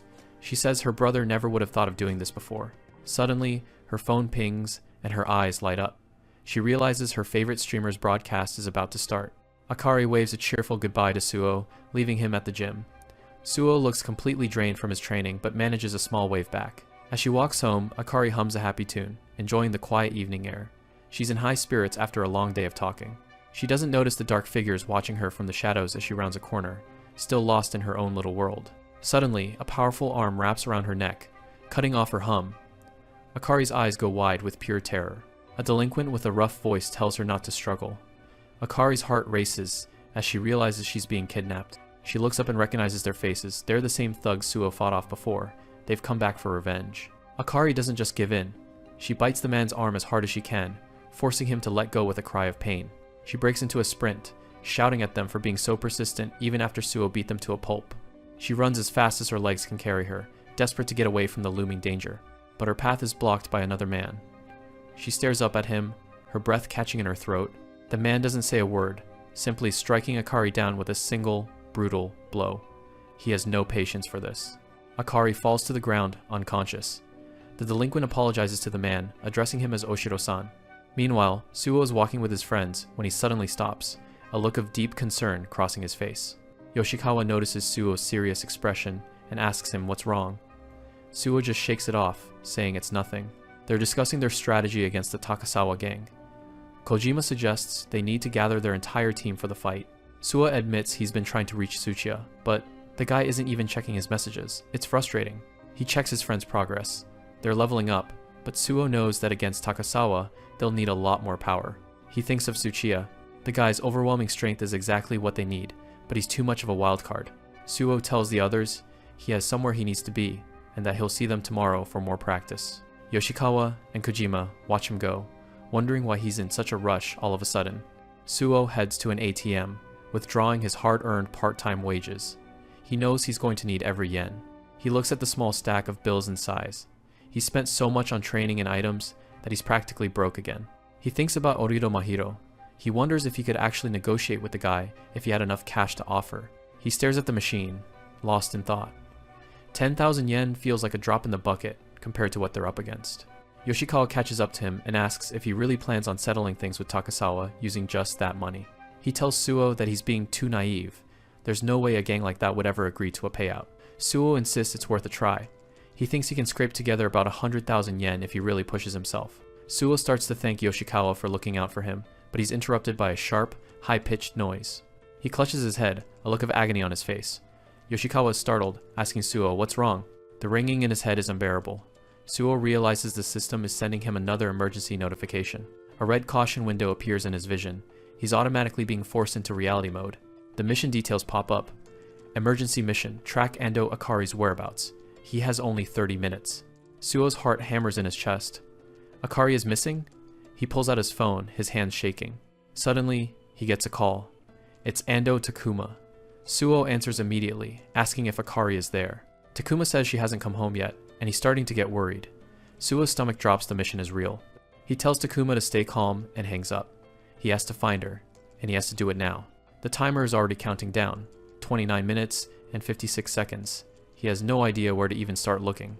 Suddenly, a glowing blue quest arrow appears on the ground at his feet. The system is giving him a navigation guide. He follows the arrow with his eyes, seeing it point toward a dark building in the distance. He doesn't hesitate. In a dimly lit warehouse, Akari lies bound and unconscious on the floor, surrounded by thugs. A woman with short pink hair looks down at her with a malicious grin. She knows they're safe from prying eyes here.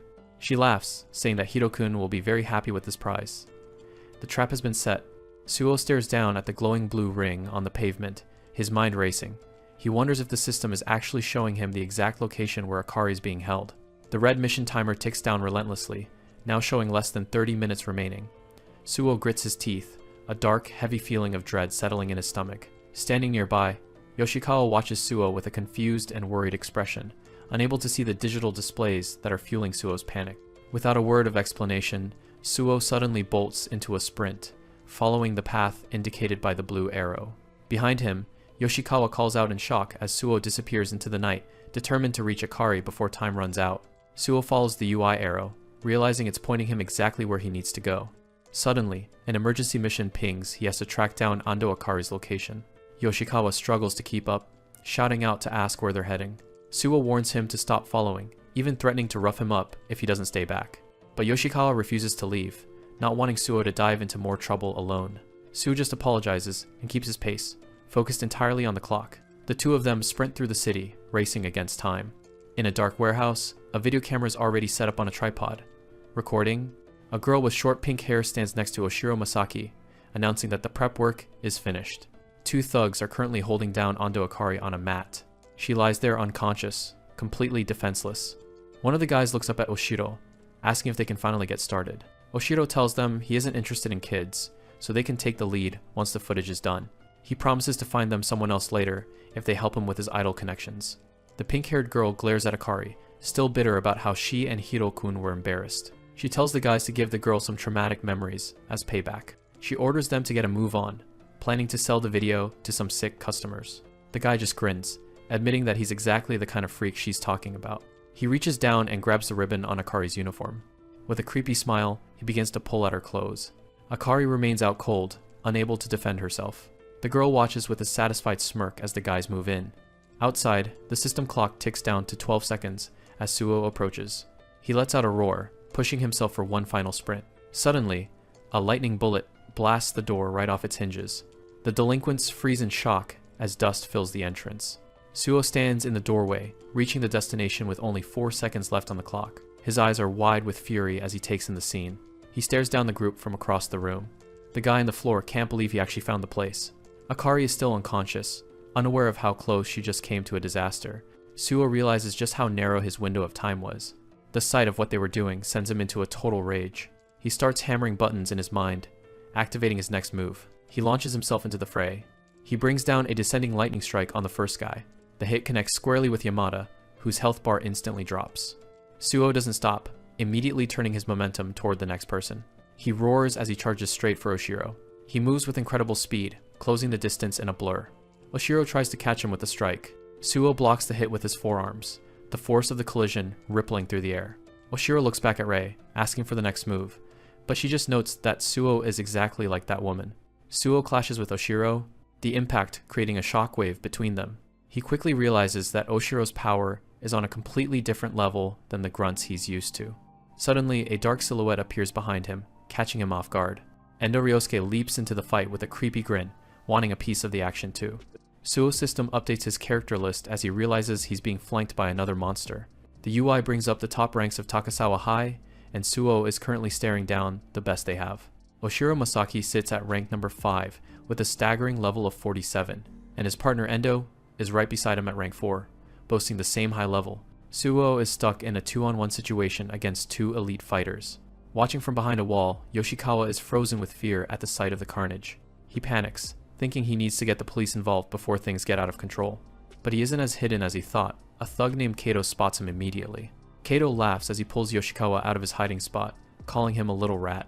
Kato prepares to beat him senseless as Yoshikawa trembles. Suo shouts his friend's name as Kato launches into a sprint. Kato lands a heavy kick, knocking Yoshikawa to the ground. Suo tries to intervene, but he's distracted just long enough for the others to close in. Oshiro and Endo taunt him, telling him to keep his eyes on the real threats. Yoshikawa hits the pavement, gasping for air as Kato looms over him. He begs them to stop, crying out that he's not a fighter and doesn't want to do this. Suo screams at him to fight back, refusing to let his friend give up. He tells him it's going to be okay and that he has what it takes to win. The system confirms it. Yoshikawa is level 20, while Kato is only 19. Yoshikawa looks at the digital readout in total confusion. Kato swings again, aiming a punch right at his face. But Kato's expression turns to shock when the blow doesn't land. Yoshikawa actually manages to block the strike with his own arms. Infuriated, Kato tells him to stop resisting and starts throwing a flurry of punches. Yoshikawa's health and guard bars flash in the air as he takes the hits. Suo continues to encourage him, telling him he can do this. Yoshikawa is still terrified, barely managing to hold his guard against the onslaught. Kato pulls back for one final, desperate punch to end it. Suo's voice rings out, telling his friend to believe in his own strength. Yoshikawa looks over at Akari, knowing he's the only one who can protect her right now. His fear turns into determination as he finally prepares to strike back. Kato yells at him to die and lunges forward. Suddenly, Yoshikawa unleashes a barrage of lightning-fast punches. Kato is completely overwhelmed by the sudden bursts of power. A massive hit connects right with Kato's face. Kato is sent flying as the KO message fills the screen. Yoshikawa stands there in shock, staring at his hands as he levels up on the spot. Suo snaps Yoshikawa out of his shock, shouting for him to grab Akari and get her to safety. Yoshikawa doesn't waste a second, rushing over to where the unconscious girl is lying. He carefully picks up Akari, his hands still shaking, but his resolve stronger than ever. Rei watches from the sidelines with a cold, annoyed expression, clearly unhappy that her prize is being taken. Yoshikawa holds Akari tight, warning the thugs not to move an inch. Suo tells his friend to keep going and get out of the warehouse while he stays behind to finish this. Suo drops his bag to the floor, settling into a fighting stance, as Oshiro mocks his confidence. He equips a set of simple bandages, feeling his power surge as he tells them they've crossed the line. With a look of pure fury, Suo declares that he will never forgive them for what they did to Akari. The stage is set for a brutal 2-on-1 showdown, the level 26 gamer versus the elites of Takasawa. Endo Ryosuke laughs, lunging forward for another strike. He mocks Suo, telling him not to get cocky just because he managed to beat Kanemaru. Suo keeps his guard up, reminding himself that he's handled being outnumbered plenty of times before. He tries to stay calm, searching for a pattern in their movements while the pressure mounts. 2 attackers close in, and Suo watches carefully for the moment one of them drops their guard. He tells himself to just keep watching, waiting for the perfect opening. But the teamwork is too much. One of the thugs lands a heavy punch right on Suo's jaw. His health bar takes a major hit.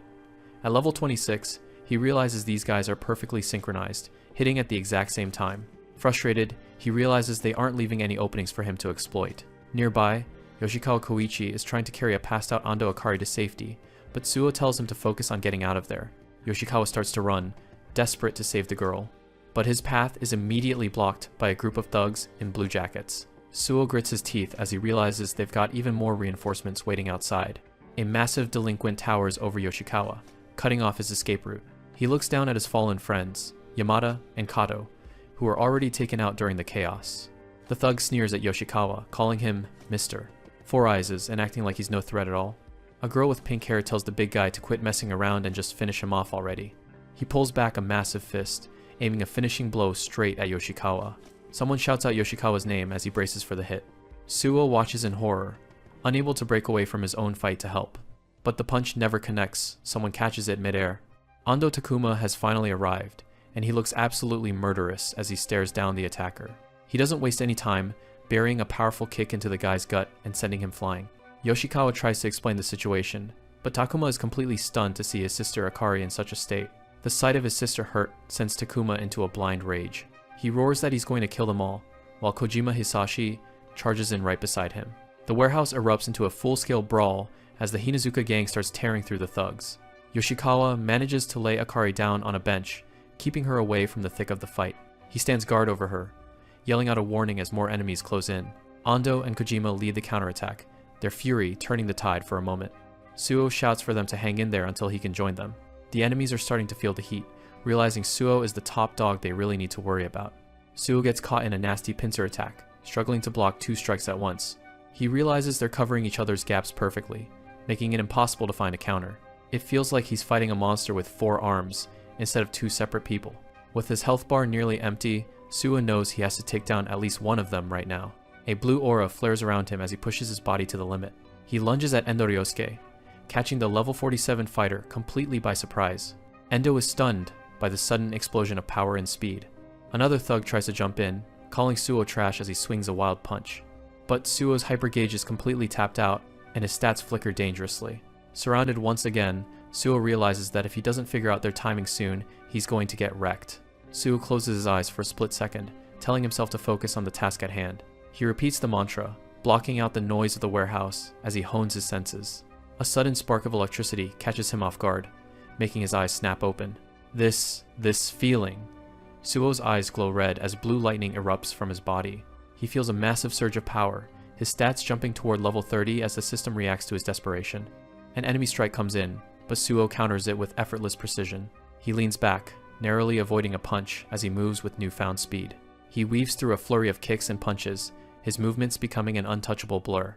The attackers are caught completely off guard, unable to land a single hit on him. Even the seasoned fighters are stunned by Suo's sudden transformation. Suo dodges a double attack by a hair's breadth, realizing that a single block would have left him out cold. He realizes his body is moving on its own, instinctively reacting to every threat. A screen flashes in front of him. Hidden challenge. Watch your opponent closely. It's clear. Immediately after, a notification confirms that he's unlocked focus mode. Suo is stunned by the sudden turn of events, especially when he notices his enemies have started to glow.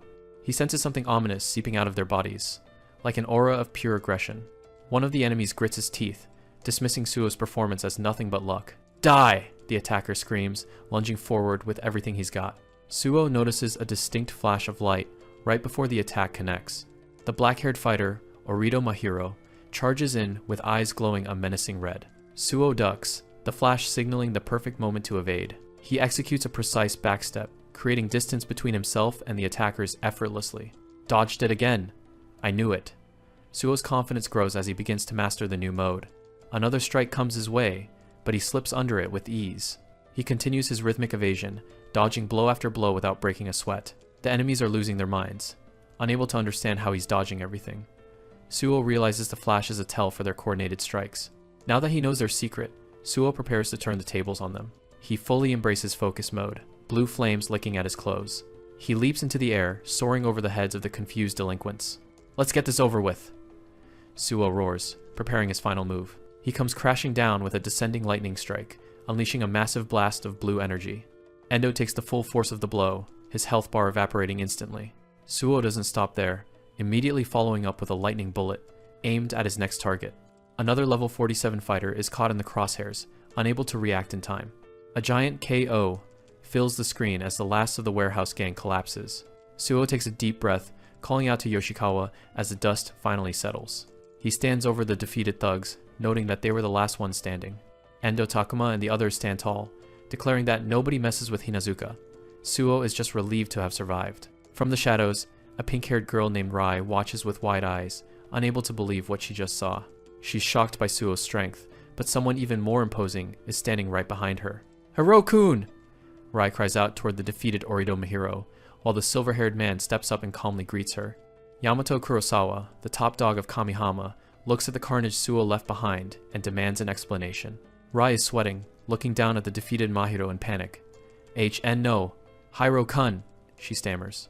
She quickly tries to make an excuse to Yamato, claiming they were only at the warehouse to settle some payments for him.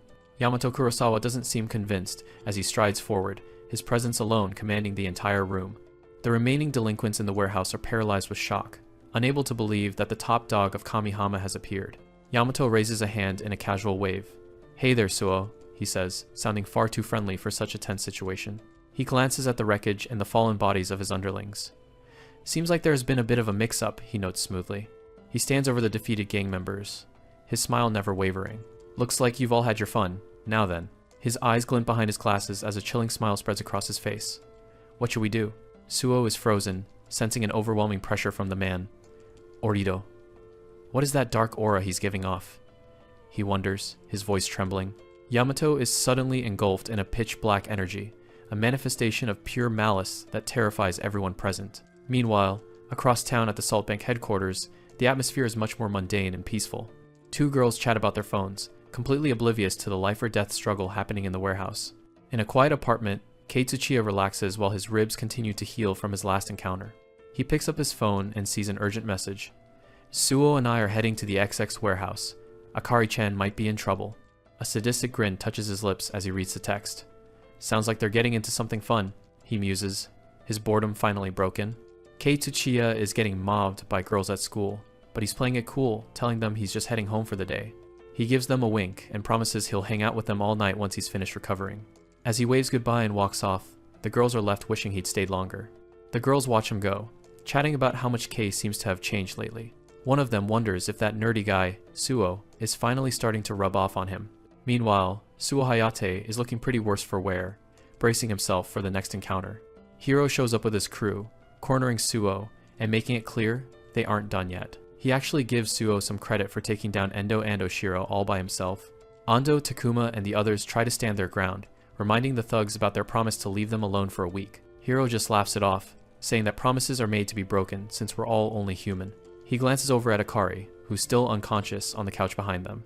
Takuma is about to snap, but Suo holds him back, knowing they're completely outnumbered. Suo pulls out his wallet and offers 100,000 yen, saying it's all the cash he could scrape together. Shin just scoffs at the amount, asking if Suo has any idea how much money he's actually cost them. Hiro acts all disappointed, like he really expected Suo to be more reasonable than this. Suo is desperate at this point, begging them to just take the money and walk away. Surprisingly, Hiro says he can see the sincerity in Suo's eyes and seems to accept it. But he's not letting them off that easy, he still wants the rest of the payment. He points at the unconscious girl and coldly suggests that she can be the one to collect the debt. Suo is stunned as Hiro explains that they might as well put her to some good use. He looks down at Akari, rambling about how having a role to play is a wonderful thing, no matter what it is. Then, Hiro takes things way too far and spits right in her direction. The spit lands right on her face, as Hiro calls her nothing more than a piece of trash. That's the breaking point for Takuma, who charges in with a furious scream. Takuma swings a massive punch, while Suo also jumps in to back him up. Suo is absolutely livid, unable to believe someone could treat another person like garbage. Hiro doesn't even flinch, effortlessly dodging the punch with a smug grin on his face. Before Suo can connect, a hand suddenly catches his fist and stops him dead in his tracks. Hiro announces that negotiations are officially over, and the talk is finished. Shin is the one who caught Suo, and he's looking more than ready to throw down. Suo realizes that this guy must be the one who took out Taniguchi before. Hiro gives him the green light, and Shin is more than happy to take over the fight. The system kicks in as the match begins. Level 22, Hattori Shin versus level 26, Suo Hayate. Suo doesn't waste any time and goes straight for a heavy blow right out of the gate. He manages to bloody Shin's nose, but the guy just takes the hit and smiles through it. Shin counters immediately, mocking Suo as he launches into his own attack. Suo barely manages to dodge a high kick as the speed of the fight picks up. They start trading strikes in a blur, both of them looking for any kind of opening. Shin admits that Suo is surprisingly tough, and Hiro seems content to just watch from the sidelines. Suo is starting to feel the pressure, wondering how Shin could be so much stronger than the guys he fought before. A heavy strike from Shin connects, sending Suo staggering backward. Suo realizes that if this guy is only the number 2 of the group, he's in serious trouble. Shin is suddenly surrounded by a strange purple aura, and Suo can't understand why his attacks aren't landing with any weight. Hiro watches from the side, looking completely unbothered as Shin prepares to get serious. Hiro calls out to Shin, telling him it's time to listen up and handle business properly. A quick flashback shows a younger Hiro telling a scared Shin to stay hidden and out of sight. Back then, Hiro was the one taking charge, promising Shin they were going to find a way out of their situation. A bloodstained knife on the ground hints at the dark past that both of them were trying to leave behind. Returning to the present, Shin is standing tall, clutching a piece of rebar, while someone lies beaten on the floor. Shin starts laughing like a maniac, egging Suo on and telling him to keep the hits coming. Suo is starting to doubt himself, wondering if just swinging wildly is actually going to do anything at all. He watches in shock as the situation begins to spiral, completely out of his control. Suddenly, Ando Takuma jumps back into the fight, landing a heavy punch right on Shin's jaw. Kojima Hisashi joins in too, shouting that this is a real fight and they don't need to play by the rules. Both of them start wailing on Shin together, hoping that their combined strength will be enough to take him down. Suo can only watch from the sidelines, confused by how Shin is just taking all the punishment. Even though he's being pummeled, Shin's HP bar hasn't moved a single inch, which makes no sense at all. Shin just smiles through the beating, that purple aura flaring up around him even brighter than before. Suo realizes that if they don't stop him now, things are going to get very ugly very fast. He taps into his gamer instincts, imagining the arcade controls as he prepares to unleash a major combo. Suo calls out his move, the descending lightning strike, and launches himself into the air. He connects with a powerful kick right to Shin's head, pouring everything he has into the strike. For a split second, Suo thinks he might have actually done some damage. But then, in the blink of an eye, Shin literally vanishes from right in front of him. Before Suo can even react, Shin reappears behind him and delivers a brutal counterpunch. Suo barely manages to block the hit, but the sheer force behind it is unlike anything he's ever felt. Shin's eyes start glowing red as he turns his attention toward the other two guys. With terrifying speed, he slams a fist into Kojima, sending him reeling. Then he turns on Takuma, landing another heavy blow that draws blood instantly. Both of Suo's allies are left crumpled on the ground, completely unable to keep up with Shin's new speed. Suo is trembling as he watches Shin power up, the pressure in the air becoming almost unbearable. He realizes that the guy standing in front of him is a completely different beast than the one he was just fighting. The system interface starts glitching out, the level 22 display spinning wildly as it recalculates. The numbers blur together as the true nature of Shin's power finally reveals itself. Shin stands there in the center of a massive explosion of energy, looking like a true final boss. He's grinning ear to ear, clearly enjoying the look of pure terror on everyone's faces.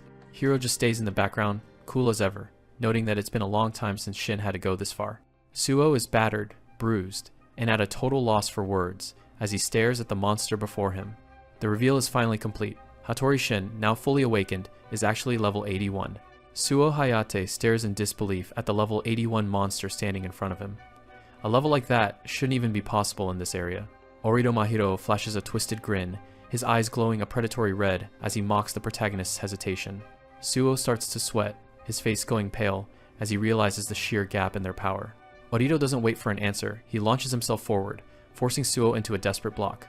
A flurry of strikes rains down, each hit heavier than the last as Suo struggles to keep his guard up. Suo's HP bar is flashing in the danger zone, one more clean hit and it's game over. Orito is barely breaking a sweat, laughing while he pressures Suo with overwhelming speed. Suo is pinned, his focus mode barely keeping him alive in this lopsided fight. A massive kick sends the gamer crashing to the floor, leaving him gasping for air. Just as Orito moves in for the kill, someone shouts Suo's name from the sidelines. Koshikawa charges in with a desperate scream, hoping to catch the high-level monster off guard. He throws himself into the fray, determined to prove he can protect his friend too. But it's not even a contest. Orito lands a single brutal punch that sends Koshikawa's glasses flying. Koshikawa is sent spiraling across the room, knocked out instantly by the sheer force of the strike. Orito turns his attention back to Suo, looking bored with the interruption. Fueled by desperation, Suo lunges forward and actually manages to land a punch on his opponent's chin. Orito just wipes the blood from his lip, his smile never fading as his health bar barely moves. But that hit was all Suo needed to fill his hypergauge, and a blue aura suddenly erupts around him. Orito's expression changes as he senses the shift in energy, his own red aura flaring up in response. He decides it's time to end this in one shot and lunges back into the fight. The two exchange a blinding series of blows, Suo using every ounce of his new power to keep up. Even with his gauge maxed out, Suo takes a heavy blow to the cheek that nearly rattles his brain. He's using focus mode to its limit, but Orito's raw stats are just too high to overcome. Orito stands tall, wreathed in a terrifying red flame that makes him look like a literal demon. The boss lets out a manic laugh, reveling in the fact that the gamer is finally giving him a challenge. Suo's heart pounds in his chest as the reality of his situation sinks in. He's outclassed in every way. Orito raises his arm for a finishing blow, the air around them vibrating with killing intent. Suo collapses back onto the pavement, his body finally giving out under the pressure. Shin walks over, casually checking on the situation now that things have settled. He adjusts his glasses, mentioning that Suo was supposed to be their golden goose for gathering cash. Since he failed his part, Shin suggests they pay a visit to Wakana Hiragi instead. Suo lies motionless on the ground, his face buried in the dirt as he listens to them plan their next move. Orito turns his back on the defeated protagonist, leaving the cleanup to his subordinates as he walks away. Shin follows behind, giving a casual wave to the group as they head out for their real mission. The other delinquents watch them go, feeling a twisted sense of pity for the punks they just crushed. Suo's eyes flicker as he hears Wakana's name mentioned, his hand twitching on the ground. His internal UI flashes a warning he's at 1 HP, but his mind is screaming at him to get back up. He tries to force his limbs to move, but they feel like lead, pinned down by exhaustion and fear. Orido looks back one last time, wondering which of the fallen bodies he should humiliate next. Suo looks up at the monster, his vision blurring as his gamer instincts war with his primal terror. His fist clenches against the concrete, the shame of being too scared to move burning hotter than his injuries. Orido brings his foot down on a groaning body nearby, starting his final round of cleanup with a smirk. Orido is relentlessly beating down on his target, mocking them for even trying to fight back. He wants to make sure every punch counts. Taniguchi Tatsuya takes the brunt of the assault, coughing up blood as he's pinned helplessly to the ground. The monster just laughs at the pain he's causing, telling his victim not to break too easily because he's just getting started. He stands over the broken body, his cold eyes shifting to his next target. If someone dies here, it's just part of the game to him. The red glow in Orido's eyes intensifies as he focuses on Suo Hayate, who can only watch in absolute terror. He mocks Suo's resilience, surprised that the boy is still even conscious enough to tremble after seeing what happened to his friend. Suo's mind is screaming at him to turn and run as fast as possible. The pressure coming off the villain is like nothing he's ever felt in a game or reality. But despite the paralyzing fear, his hands tighten into fists. He can't just let things end like this while his friends are down. He forces himself into a fighting stance, even though his legs are shaking uncontrollably from the sheer intimidation. Orido licks his lips in anticipation of a fresh kill, clearly enjoying the look of pure despair on the protagonist's face. A massive pillar of red flame erupts around him as he fully unleashes his aura, looking like a literal demon in the middle of the warehouse. Suo checks his status, and the reality is grim. He's down to a single hit point. One mistake now means a permanent game over. Orido charges forward like a meteor, and Suo closes his eyes, thinking he's finally reached the end of his journey. The world seems to slow down as the lethal strike approaches, and the sound of his own heartbeat fills his ears. Suddenly, a system window flashes. A hidden challenge for fighting with only 1 HP has been cleared, surprising the desperate gamer. Suo is stunned by the timing, wondering why a reward would pop up right when he's about to be crushed. He watches Orido's face close in, the predator's grin wider than ever as he anticipates the final blow. But before the punch connects, a sudden blur of motion intercepts the attack, catching Orido's fist with zero effort. It's Kei Tsuchiya, standing tall between Suo and certain death. He looks back at his friend with a casual, almost bored expression. He's even holding a beaten lackey by the head, acting like stopping a boss-level monster was just a minor inconvenience on his way to the arcade. Suo can barely believe his eyes, stuttering out Tsuchiya's name in shock as the newcomer explains he got a message to check on him. Tsuchiya looks down at the mess on the floor, noting that things have gotten pretty ugly while he was away doing his own thing. He turns his attention to Orido, who seems annoyed by the intrusion, but recognizes that a real threat has entered the arena. Orido claims his previous victim was a bigger threat, but Tsuchiya doesn't look even remotely impressed by the posturing. Tsuchiya casually brushes aside another delinquent who gets too close, telling him to back off and stay out of his business. Suo explains that these guys are the heavy hitters from Takasawa High, trying to warn Tsuchiya of the danger they pose. Tsuchiya just shrugs it off, telling Suo to stop worrying about Orido and go take care of the more important mission he has. He steps up to face the long-haired freak, making it clear that he's taking over the fight and won't be backing down. Suo tries to protest, terrified that Tsuchiya doesn't realize how strong the level 81 enemy really is compared to them. Tsuchiya just laughs, telling Suo that it's perfectly normal to want to test yourself against someone strong, no matter the odds. He reminds Suo of the guy who actually beat him in their own duel, pushing him to find that inner strength again when it matters most. Tsuchiya shouts at him to wake up, calling him the number 1 of Hinazuka and demanding he act like it for once. With a serious look, he tells Suo to leave immediately before he runs out of time to save Hiragi-san from whatever's coming next. Before Suo can leave, Tsuchiya tosses something small his way, telling him he's going to need it for the road ahead. It's a special item, a burger Tsuchiya was saving for them to share later, but Suo needs the HP boost right now. Suo gives a heartfelt thanks and takes off running, leaving the 2 heavyweights to settle their score in the warehouse. The air crackles as the official match UI appears, the level 81 boss versus Tsuchiya Kei, who's holding steady at level 75. Tsuchiya treats the high-level threat as nothing more than a warm-up, while his opponent accepts the challenge with a savage roar. Elsewhere, the silver-haired Shin watches from a balcony, satisfied that everything is going exactly as he planned for his group. He smirks to himself, recalling a promise made by another school that set all this chaos into motion across the sector. A memory of a mysterious recruiter surfaces, offering the group a place where they would never have to run from their enemies again. Shin's eyes sharpen as he looks toward the future, the true scope of his ambitious plan still hidden behind his glasses. Su Hayate launches himself into the air, determined to break through the final obstacle standing between him and his goal. With a fierce cry, he unleashes his descending lightning strike, channeling all his desperation into a single electrified kick. The blow connects with a thunderous impact, blue light illuminating the warehouse as Suo attempts to shatter Shin's calm defense. However, Shin stands his ground without breaking a sweat, looking down at the struggling boy with deep disappointment. He had expected more from the number one of Hinazuka than a wordless, animalistic struggle. Shin's eyes turn cold as he calls out Suo's full name, declaring that if the boy chooses to act like a beast, he will be treated like one. Terror grips Suo as he faces the strategist's true killing intent. At the same time, Shin senses something going wrong with the other fight and screams for Orido. A status window confirms the dire situation.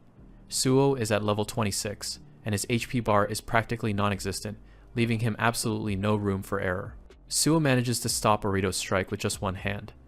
Even he's surprised at his own strength, realizing the guy he's facing is definitely not a normal brawler. Orido glares at him, his mind clearly somewhere else. He demands to know what Suo's group did to his partner Shin. Suo's caught off guard by the sudden question. He barely has time to react before the tension in the air shifts again. Amidst the chaos, Suo pulls out a burger. It's a Tsuchiya's burger, and apparently, you really can't fight on an empty stomach. He starts devouring it right then and there. After 2 back-to-back fights, he's absolutely starving. The system kicks in as the burger heals him up. It's exactly the boost he needed to keep going. Orido is fuming. He can't believe Suo has the audacity to start eating in the middle of their life or death struggle. Orido's aura turns a deep, menacing red. He's done trying to talk sense into someone he considers nothing more than a beast. The level 30 indicator flickers and distorts as Orido's true power begins to surface. The mask finally slips. Orido Mahiro is actually an awakened level 88, and the sheer pressure he's putting off is insane. Suo stares in disbelief. He's just realized he's dealing with someone on a completely different level, similar to the monster Hattori. His friends watch from the sidelines, their faces filled with worry. They know Suo is walking a thin line here. The battle screen flashes to life. Suo Hayate at level 26 versus Orido Mahiro at level 88. The odds aren't exactly in his favor. The scene cuts away to a memory of a different brawl, where heavy impacts echo through the area. A punch connects with brutal force, marking the start of a completely different scrap. Kei Tsuchiya is in the zone, dodging a high kick from a wild-looking guy with glowing red eyes. Tsuchiya retaliates with an upward strike, showing off some high-level combat moves of his own. His opponent, Hattori Shin, just laughs it off, looking completely unhinged with blood on his face. Tsuchiya stays calm, his eyes locked on the target as he prepares his next move. He grits his teeth, annoyed that his ribs which just healed are taking another beating. Tsuchiya takes a hit, but keeps his composure, refusing to let the pain slow him down. He finds his footing and prepares to launch a counterattack. The system announces a critical hit as Tsuchiya finds a clear opening. He doesn't hold back, raining down strikes on the red-eyed delinquent. His opponent is relentless though, lunging forward with a desperate attack. Shin goes for a dirty move, an eye poke, narrowly missing Tsuchiya's face. Tsuchiya catches a heavy punch to the side of the head, the force sending a shockwave through the air. He realizes Shin is coming at him with pure killing intent. It's the kind of dirty fight that Suo or Taniguchi would really struggle with. Those two prefer to fight clean, but Tsuchiya clenches his fist with a smirk. This is exactly his favorite kind of fight. He ducks under a wild swing and prepares to end it. The red-eyed fighter stumbles back, his posture broken as he tries to regain his balance. Shin charges back in with a manic grin, loving the thrill of the brawl. Tsuchiya dodges effortlessly, taunting the guy for being a tough guy while looking for the perfect moment. Shin's face is twisted in a psychotic smile, his eyes glowing brighter as he continues his assault. Tsuchiya remains unfazed, his expression cold as he analyzes every movement. He lands a solid kick to the guy's midsection, doubling him over. Tsuchiya wonders if he took that hit on purpose. He can tell Shin isn't normal. The red-eyed delinquent just smiles, blood dripping from his mouth, seemingly agreeing with Tsuchiya's assessment. Tsuchiya lands a devastating punch right to the face, the impact shaking the entire area. He stands over his fallen opponent, sarcastically apologizing, while making it clear he's on a completely different level. Later, documents are spread across the table, detailing the history of Orido Mahiro and Hattori Shin. At a meeting, officials debate what to do. Even though they're minors, their history of assault makes them more than just delinquents, they're criminals. Shin's past was built on a dark foundation. Hiro always told him that their environment was the reason they lacked pain receptors, but it was just a way to cope with their reality. They were just two kids trapped in the dark, trying to figure out how to survive. Hiro was the one who led the way, setting the rules they would live by. His advice was cold and practical. If you learn to forget the pain, you can take any kind of beating and still come out on top. It was a brutal lesson for a child. Back then, Hiro believed that words were useless against the world they lived in. The only thing that mattered was getting stronger. We just have to get stronger, he told Shin. Until then, we must survive. It was a promise that forged a bond between them. Back in the present-day fight, Tsuchiya stares at Shin, realizing the guy is reaching his limit. He can see the cracks starting to show in his defense. Tsuchiya is actually a bit disappointed. He's starting to realize that if Shin really can't feel pain, it takes some of the sport out of the fight. Shin just licks his lips, his eyes glowing with a feral red light. He wants to know how Tsuchiya's meat tastes, looking completely unhinged. He lunges forward, shouting that he'll take Tsuchiya on. He refuses to believe that someone like this could actually exist in the same world as him. Tsuchiya just watches him come, his expression dropping into something cold and predatory. He's officially done playing around. Shin is all smiles as he charges, but his speed isn't enough to keep up with the monster he's provoked. Tsuchiya lets out a chilling grin of his own. If Shin really can't feel pain, then he doesn't have to worry about holding back. A massive purple aura erupts around Tsuchiya as he powers up. He laughs like a maniac, relishing the chance to go all out. "I can wail on you all I want," he shouts. The realization that his opponent won't break easily is like a gift to someone as twisted as him. The system UI flickers, unable to even quantify Tsuchiya's awakened level. He's clearly on a whole other plane of existence. He lands a devastating punch squarely on Shin's face. The force is enough to shatter bone, but Shin just takes it and keeps smiling. Shin laughs through the blood, his face twisted into a mask of pure madness. He's found the unbreakable toy he's always wanted. Tsuchiya doesn't stop, following up with another heavy strike that sends Shin reeling back. He's enjoying this way too much. "If you won't die no matter how much I hit you," Tsuchiya says, his eyes glowing with an eerie yellow light. He slams Shin into the ground with overwhelming force. He's done holding back, and the results are absolutely brutal. Shin is still smiling, blood dripping from his mouth. He thinks Tsuchiya is being unfair by having all the fun for himself. He tries to get back up, his body trembling from the damage he shouldn't be able to feel. His willpower is keeping him moving. Tsuchiya clenches his fist, his knuckles turning white as he prepares for a final, crushing blow. He's ready to end this. Shin's eyes widen as he realizes his body won't move. The accumulated damage has finally exceeded his physical limits. Tsuchiya delivers a massive punch that seems to swallow Shin whole. He tells the long-hair creep that it's finally his turn to suffer. Shin is sent flying, his world spinning as he tries to grasp what's happening. He yells for Tsuchiya to wait, but the monster isn't listening. Everything goes dark for him. He can't understand why the lights have suddenly gone out in the middle of their fight. The darkness triggers a deep-seated memory. "I hate the dark," he thinks, as the trauma from his childhood comes rushing back to the surface. A monstrous figure from his past looms over him in his memory, a symbol of the fear he's spent his entire life trying to outrun. In reality, Shin is just a terrified child again, reaching out for a light that isn't there as he starts to fade. Tsuchiya doesn't care about his history. He lands another punch to Shin's face, the impact shaking the entire area and leaving a crater in the ground. He follows up with a series of brutal body shots, each one landing with a sickening thud as he vents his frustration. Tsuchiya looks down at the mess he's made, his expression unreadable as the adrenaline finally starts to fade. Shin is sprawled on the floor, his eyes glassy. He thinks back to Hiro's words about the environment, making them indifferent to pain. He realizes now that Hiro was right, but not in the way he thought. He really can't feel anything anymore, not even his own existence. His eyes lose their red glow as he drifts into unconsciousness, his body finally giving up after years of abuse. Tsuchiya stands over him, indifferent to the destruction he's caused. He's already bored with the fight and ready to move on. He broke after all. Tsuchiya scoffs. It's a total KO, and the fight is officially over, leaving no room for a comeback. He wonders if fighting the other guy would have been more fun. Shin was just a disappointment in the end. Back in the present, Suo's on the ground, gasping for air.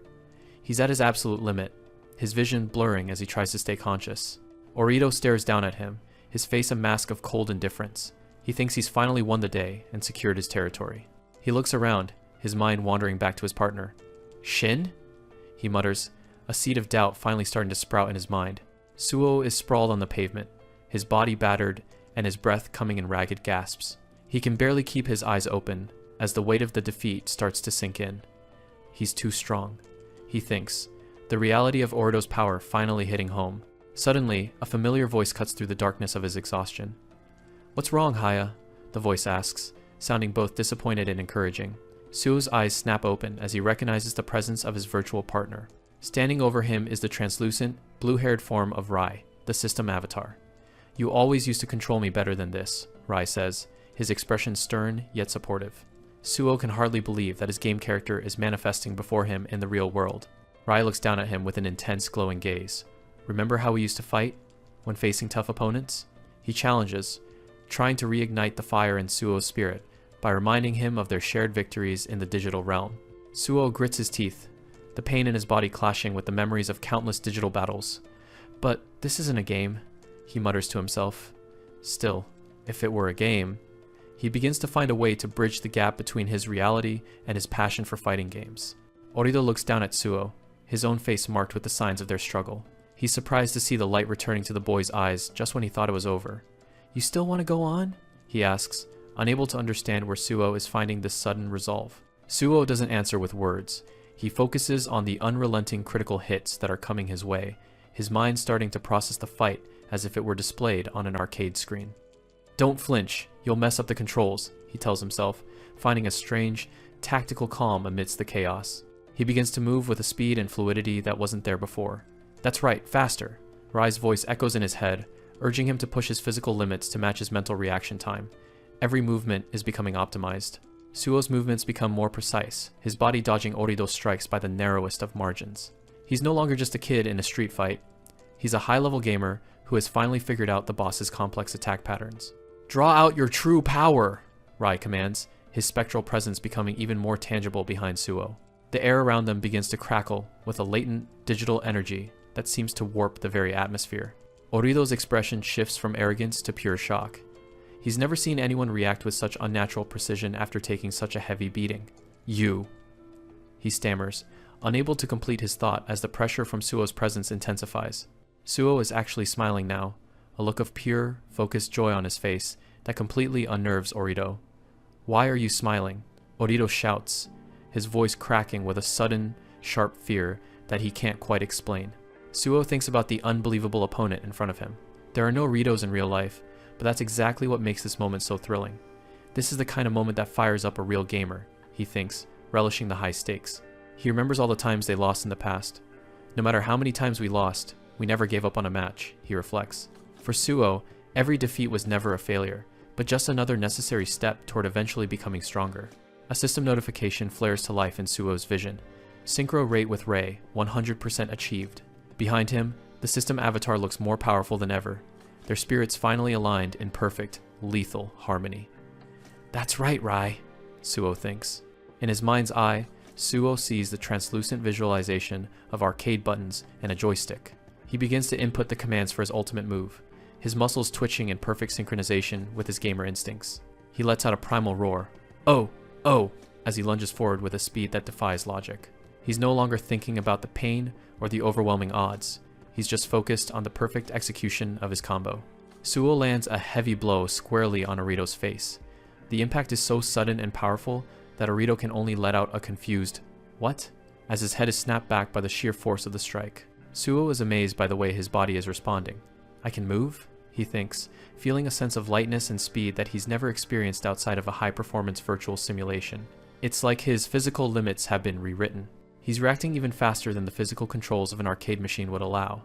The timing he always barely sensed in games is now flowing through his very veins as a tangible living instinct. It's like I've completely merged with Rai, he thinks, his movements becoming a blur of blue energy as he continues his relentless assault. He's no longer just playing a character. He times the character. Suo's hand begins to glow with a brilliant swirling blue orb of concentrated electricity.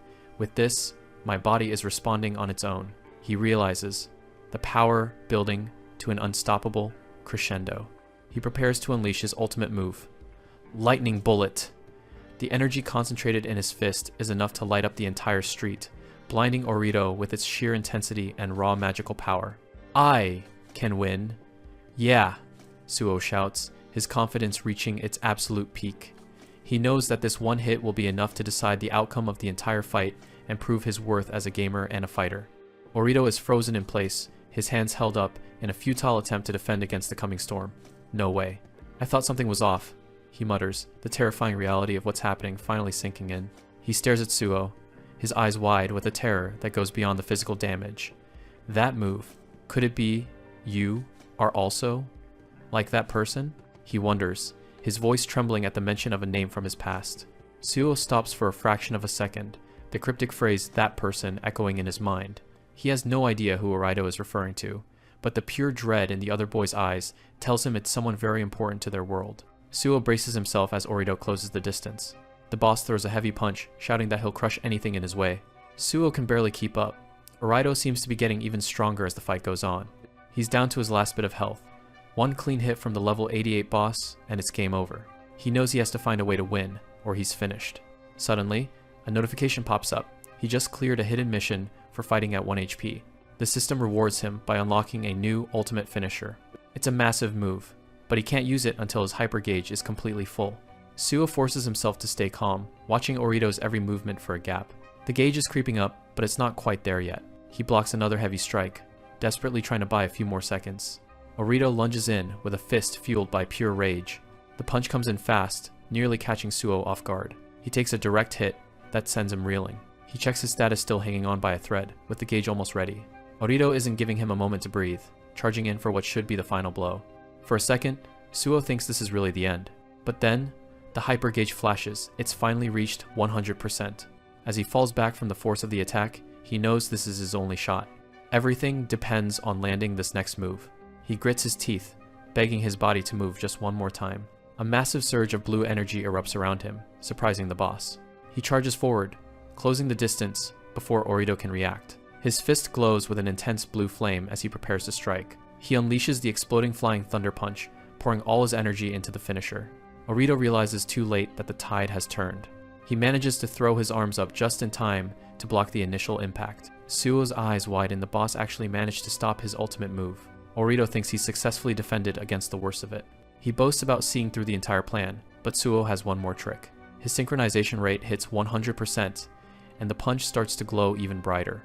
A guard break shatters the defense, leaving Orido completely exposed.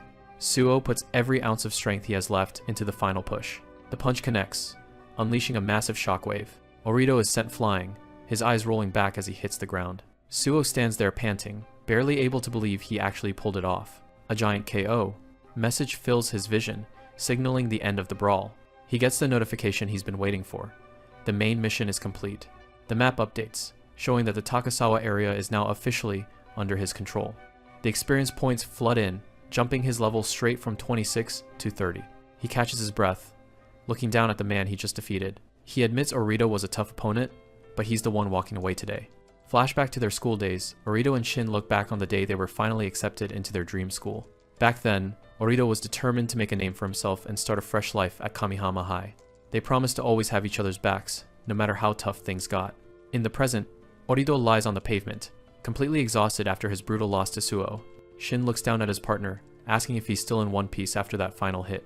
Shin admits he got taken out too, and the two sit together, coming to terms with their defeat. Orido realizes they've hit a wall, and decides to leave the rest of the city's business to Kurosawa.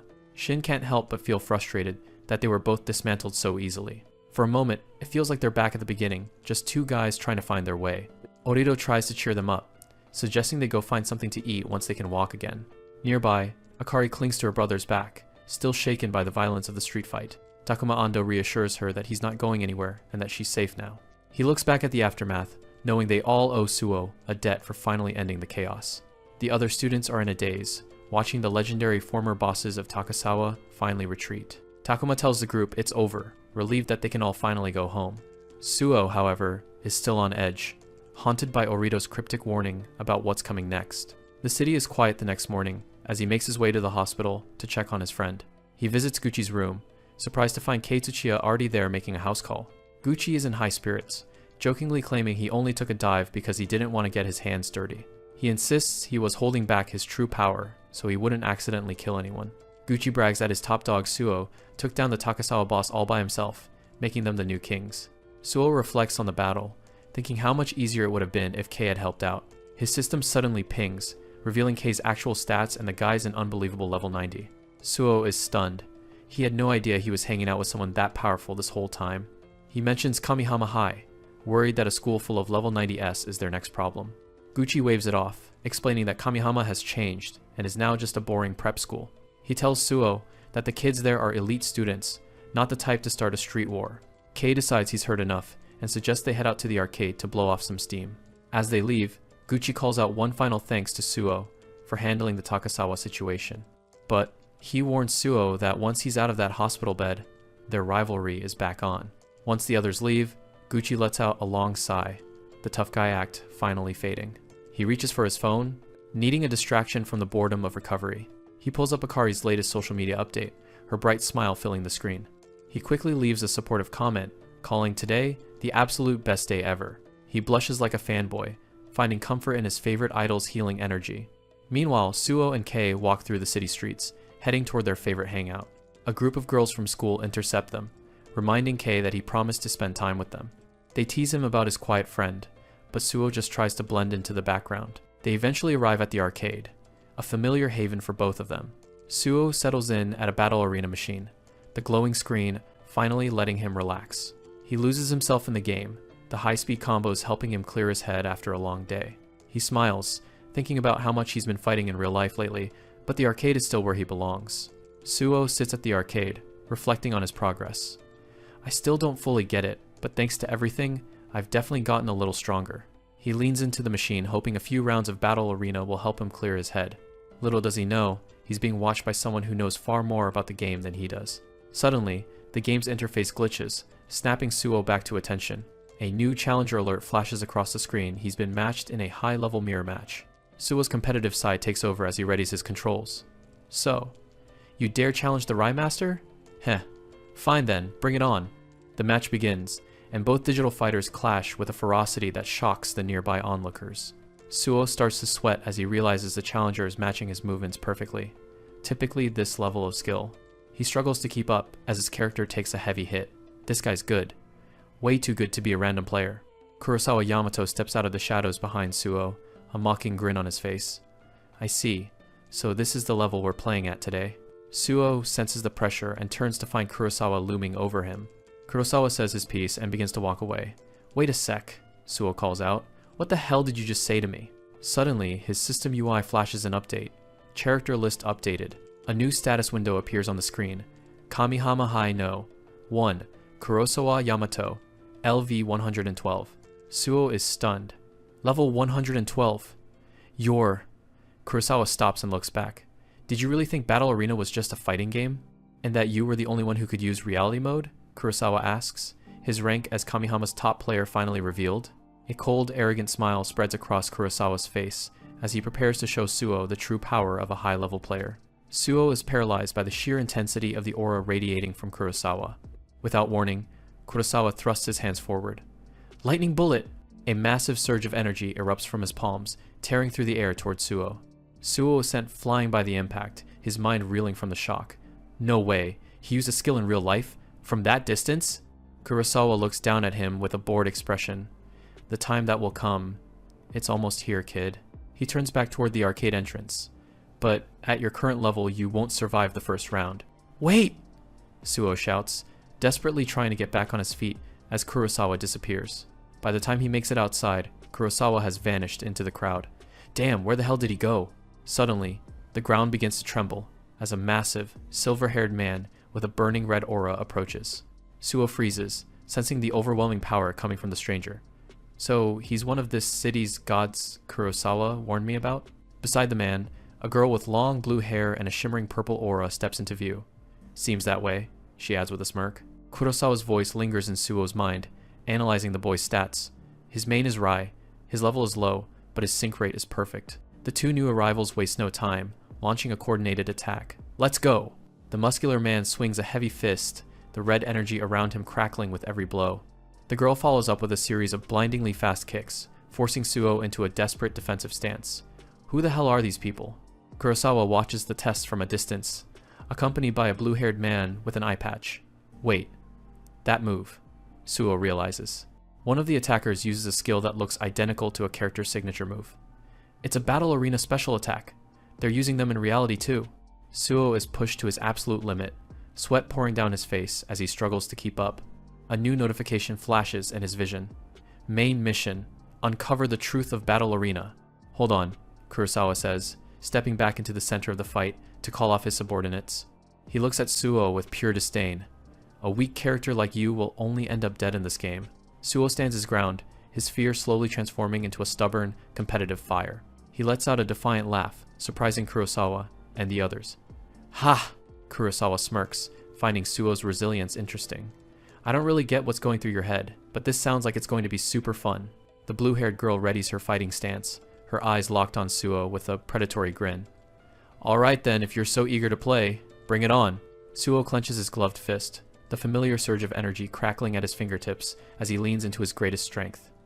When it comes to fighting games, without a moment's hesitation, he selects the option to engage, the system interface flashing bright with his confirmation. He drops into a low fighting stance, his eyes blazing with a fierce, competitive fire as he stares down his new rivals. I won't lose to anyone. Like the video and subscribe if you enjoyed. See you in the next video.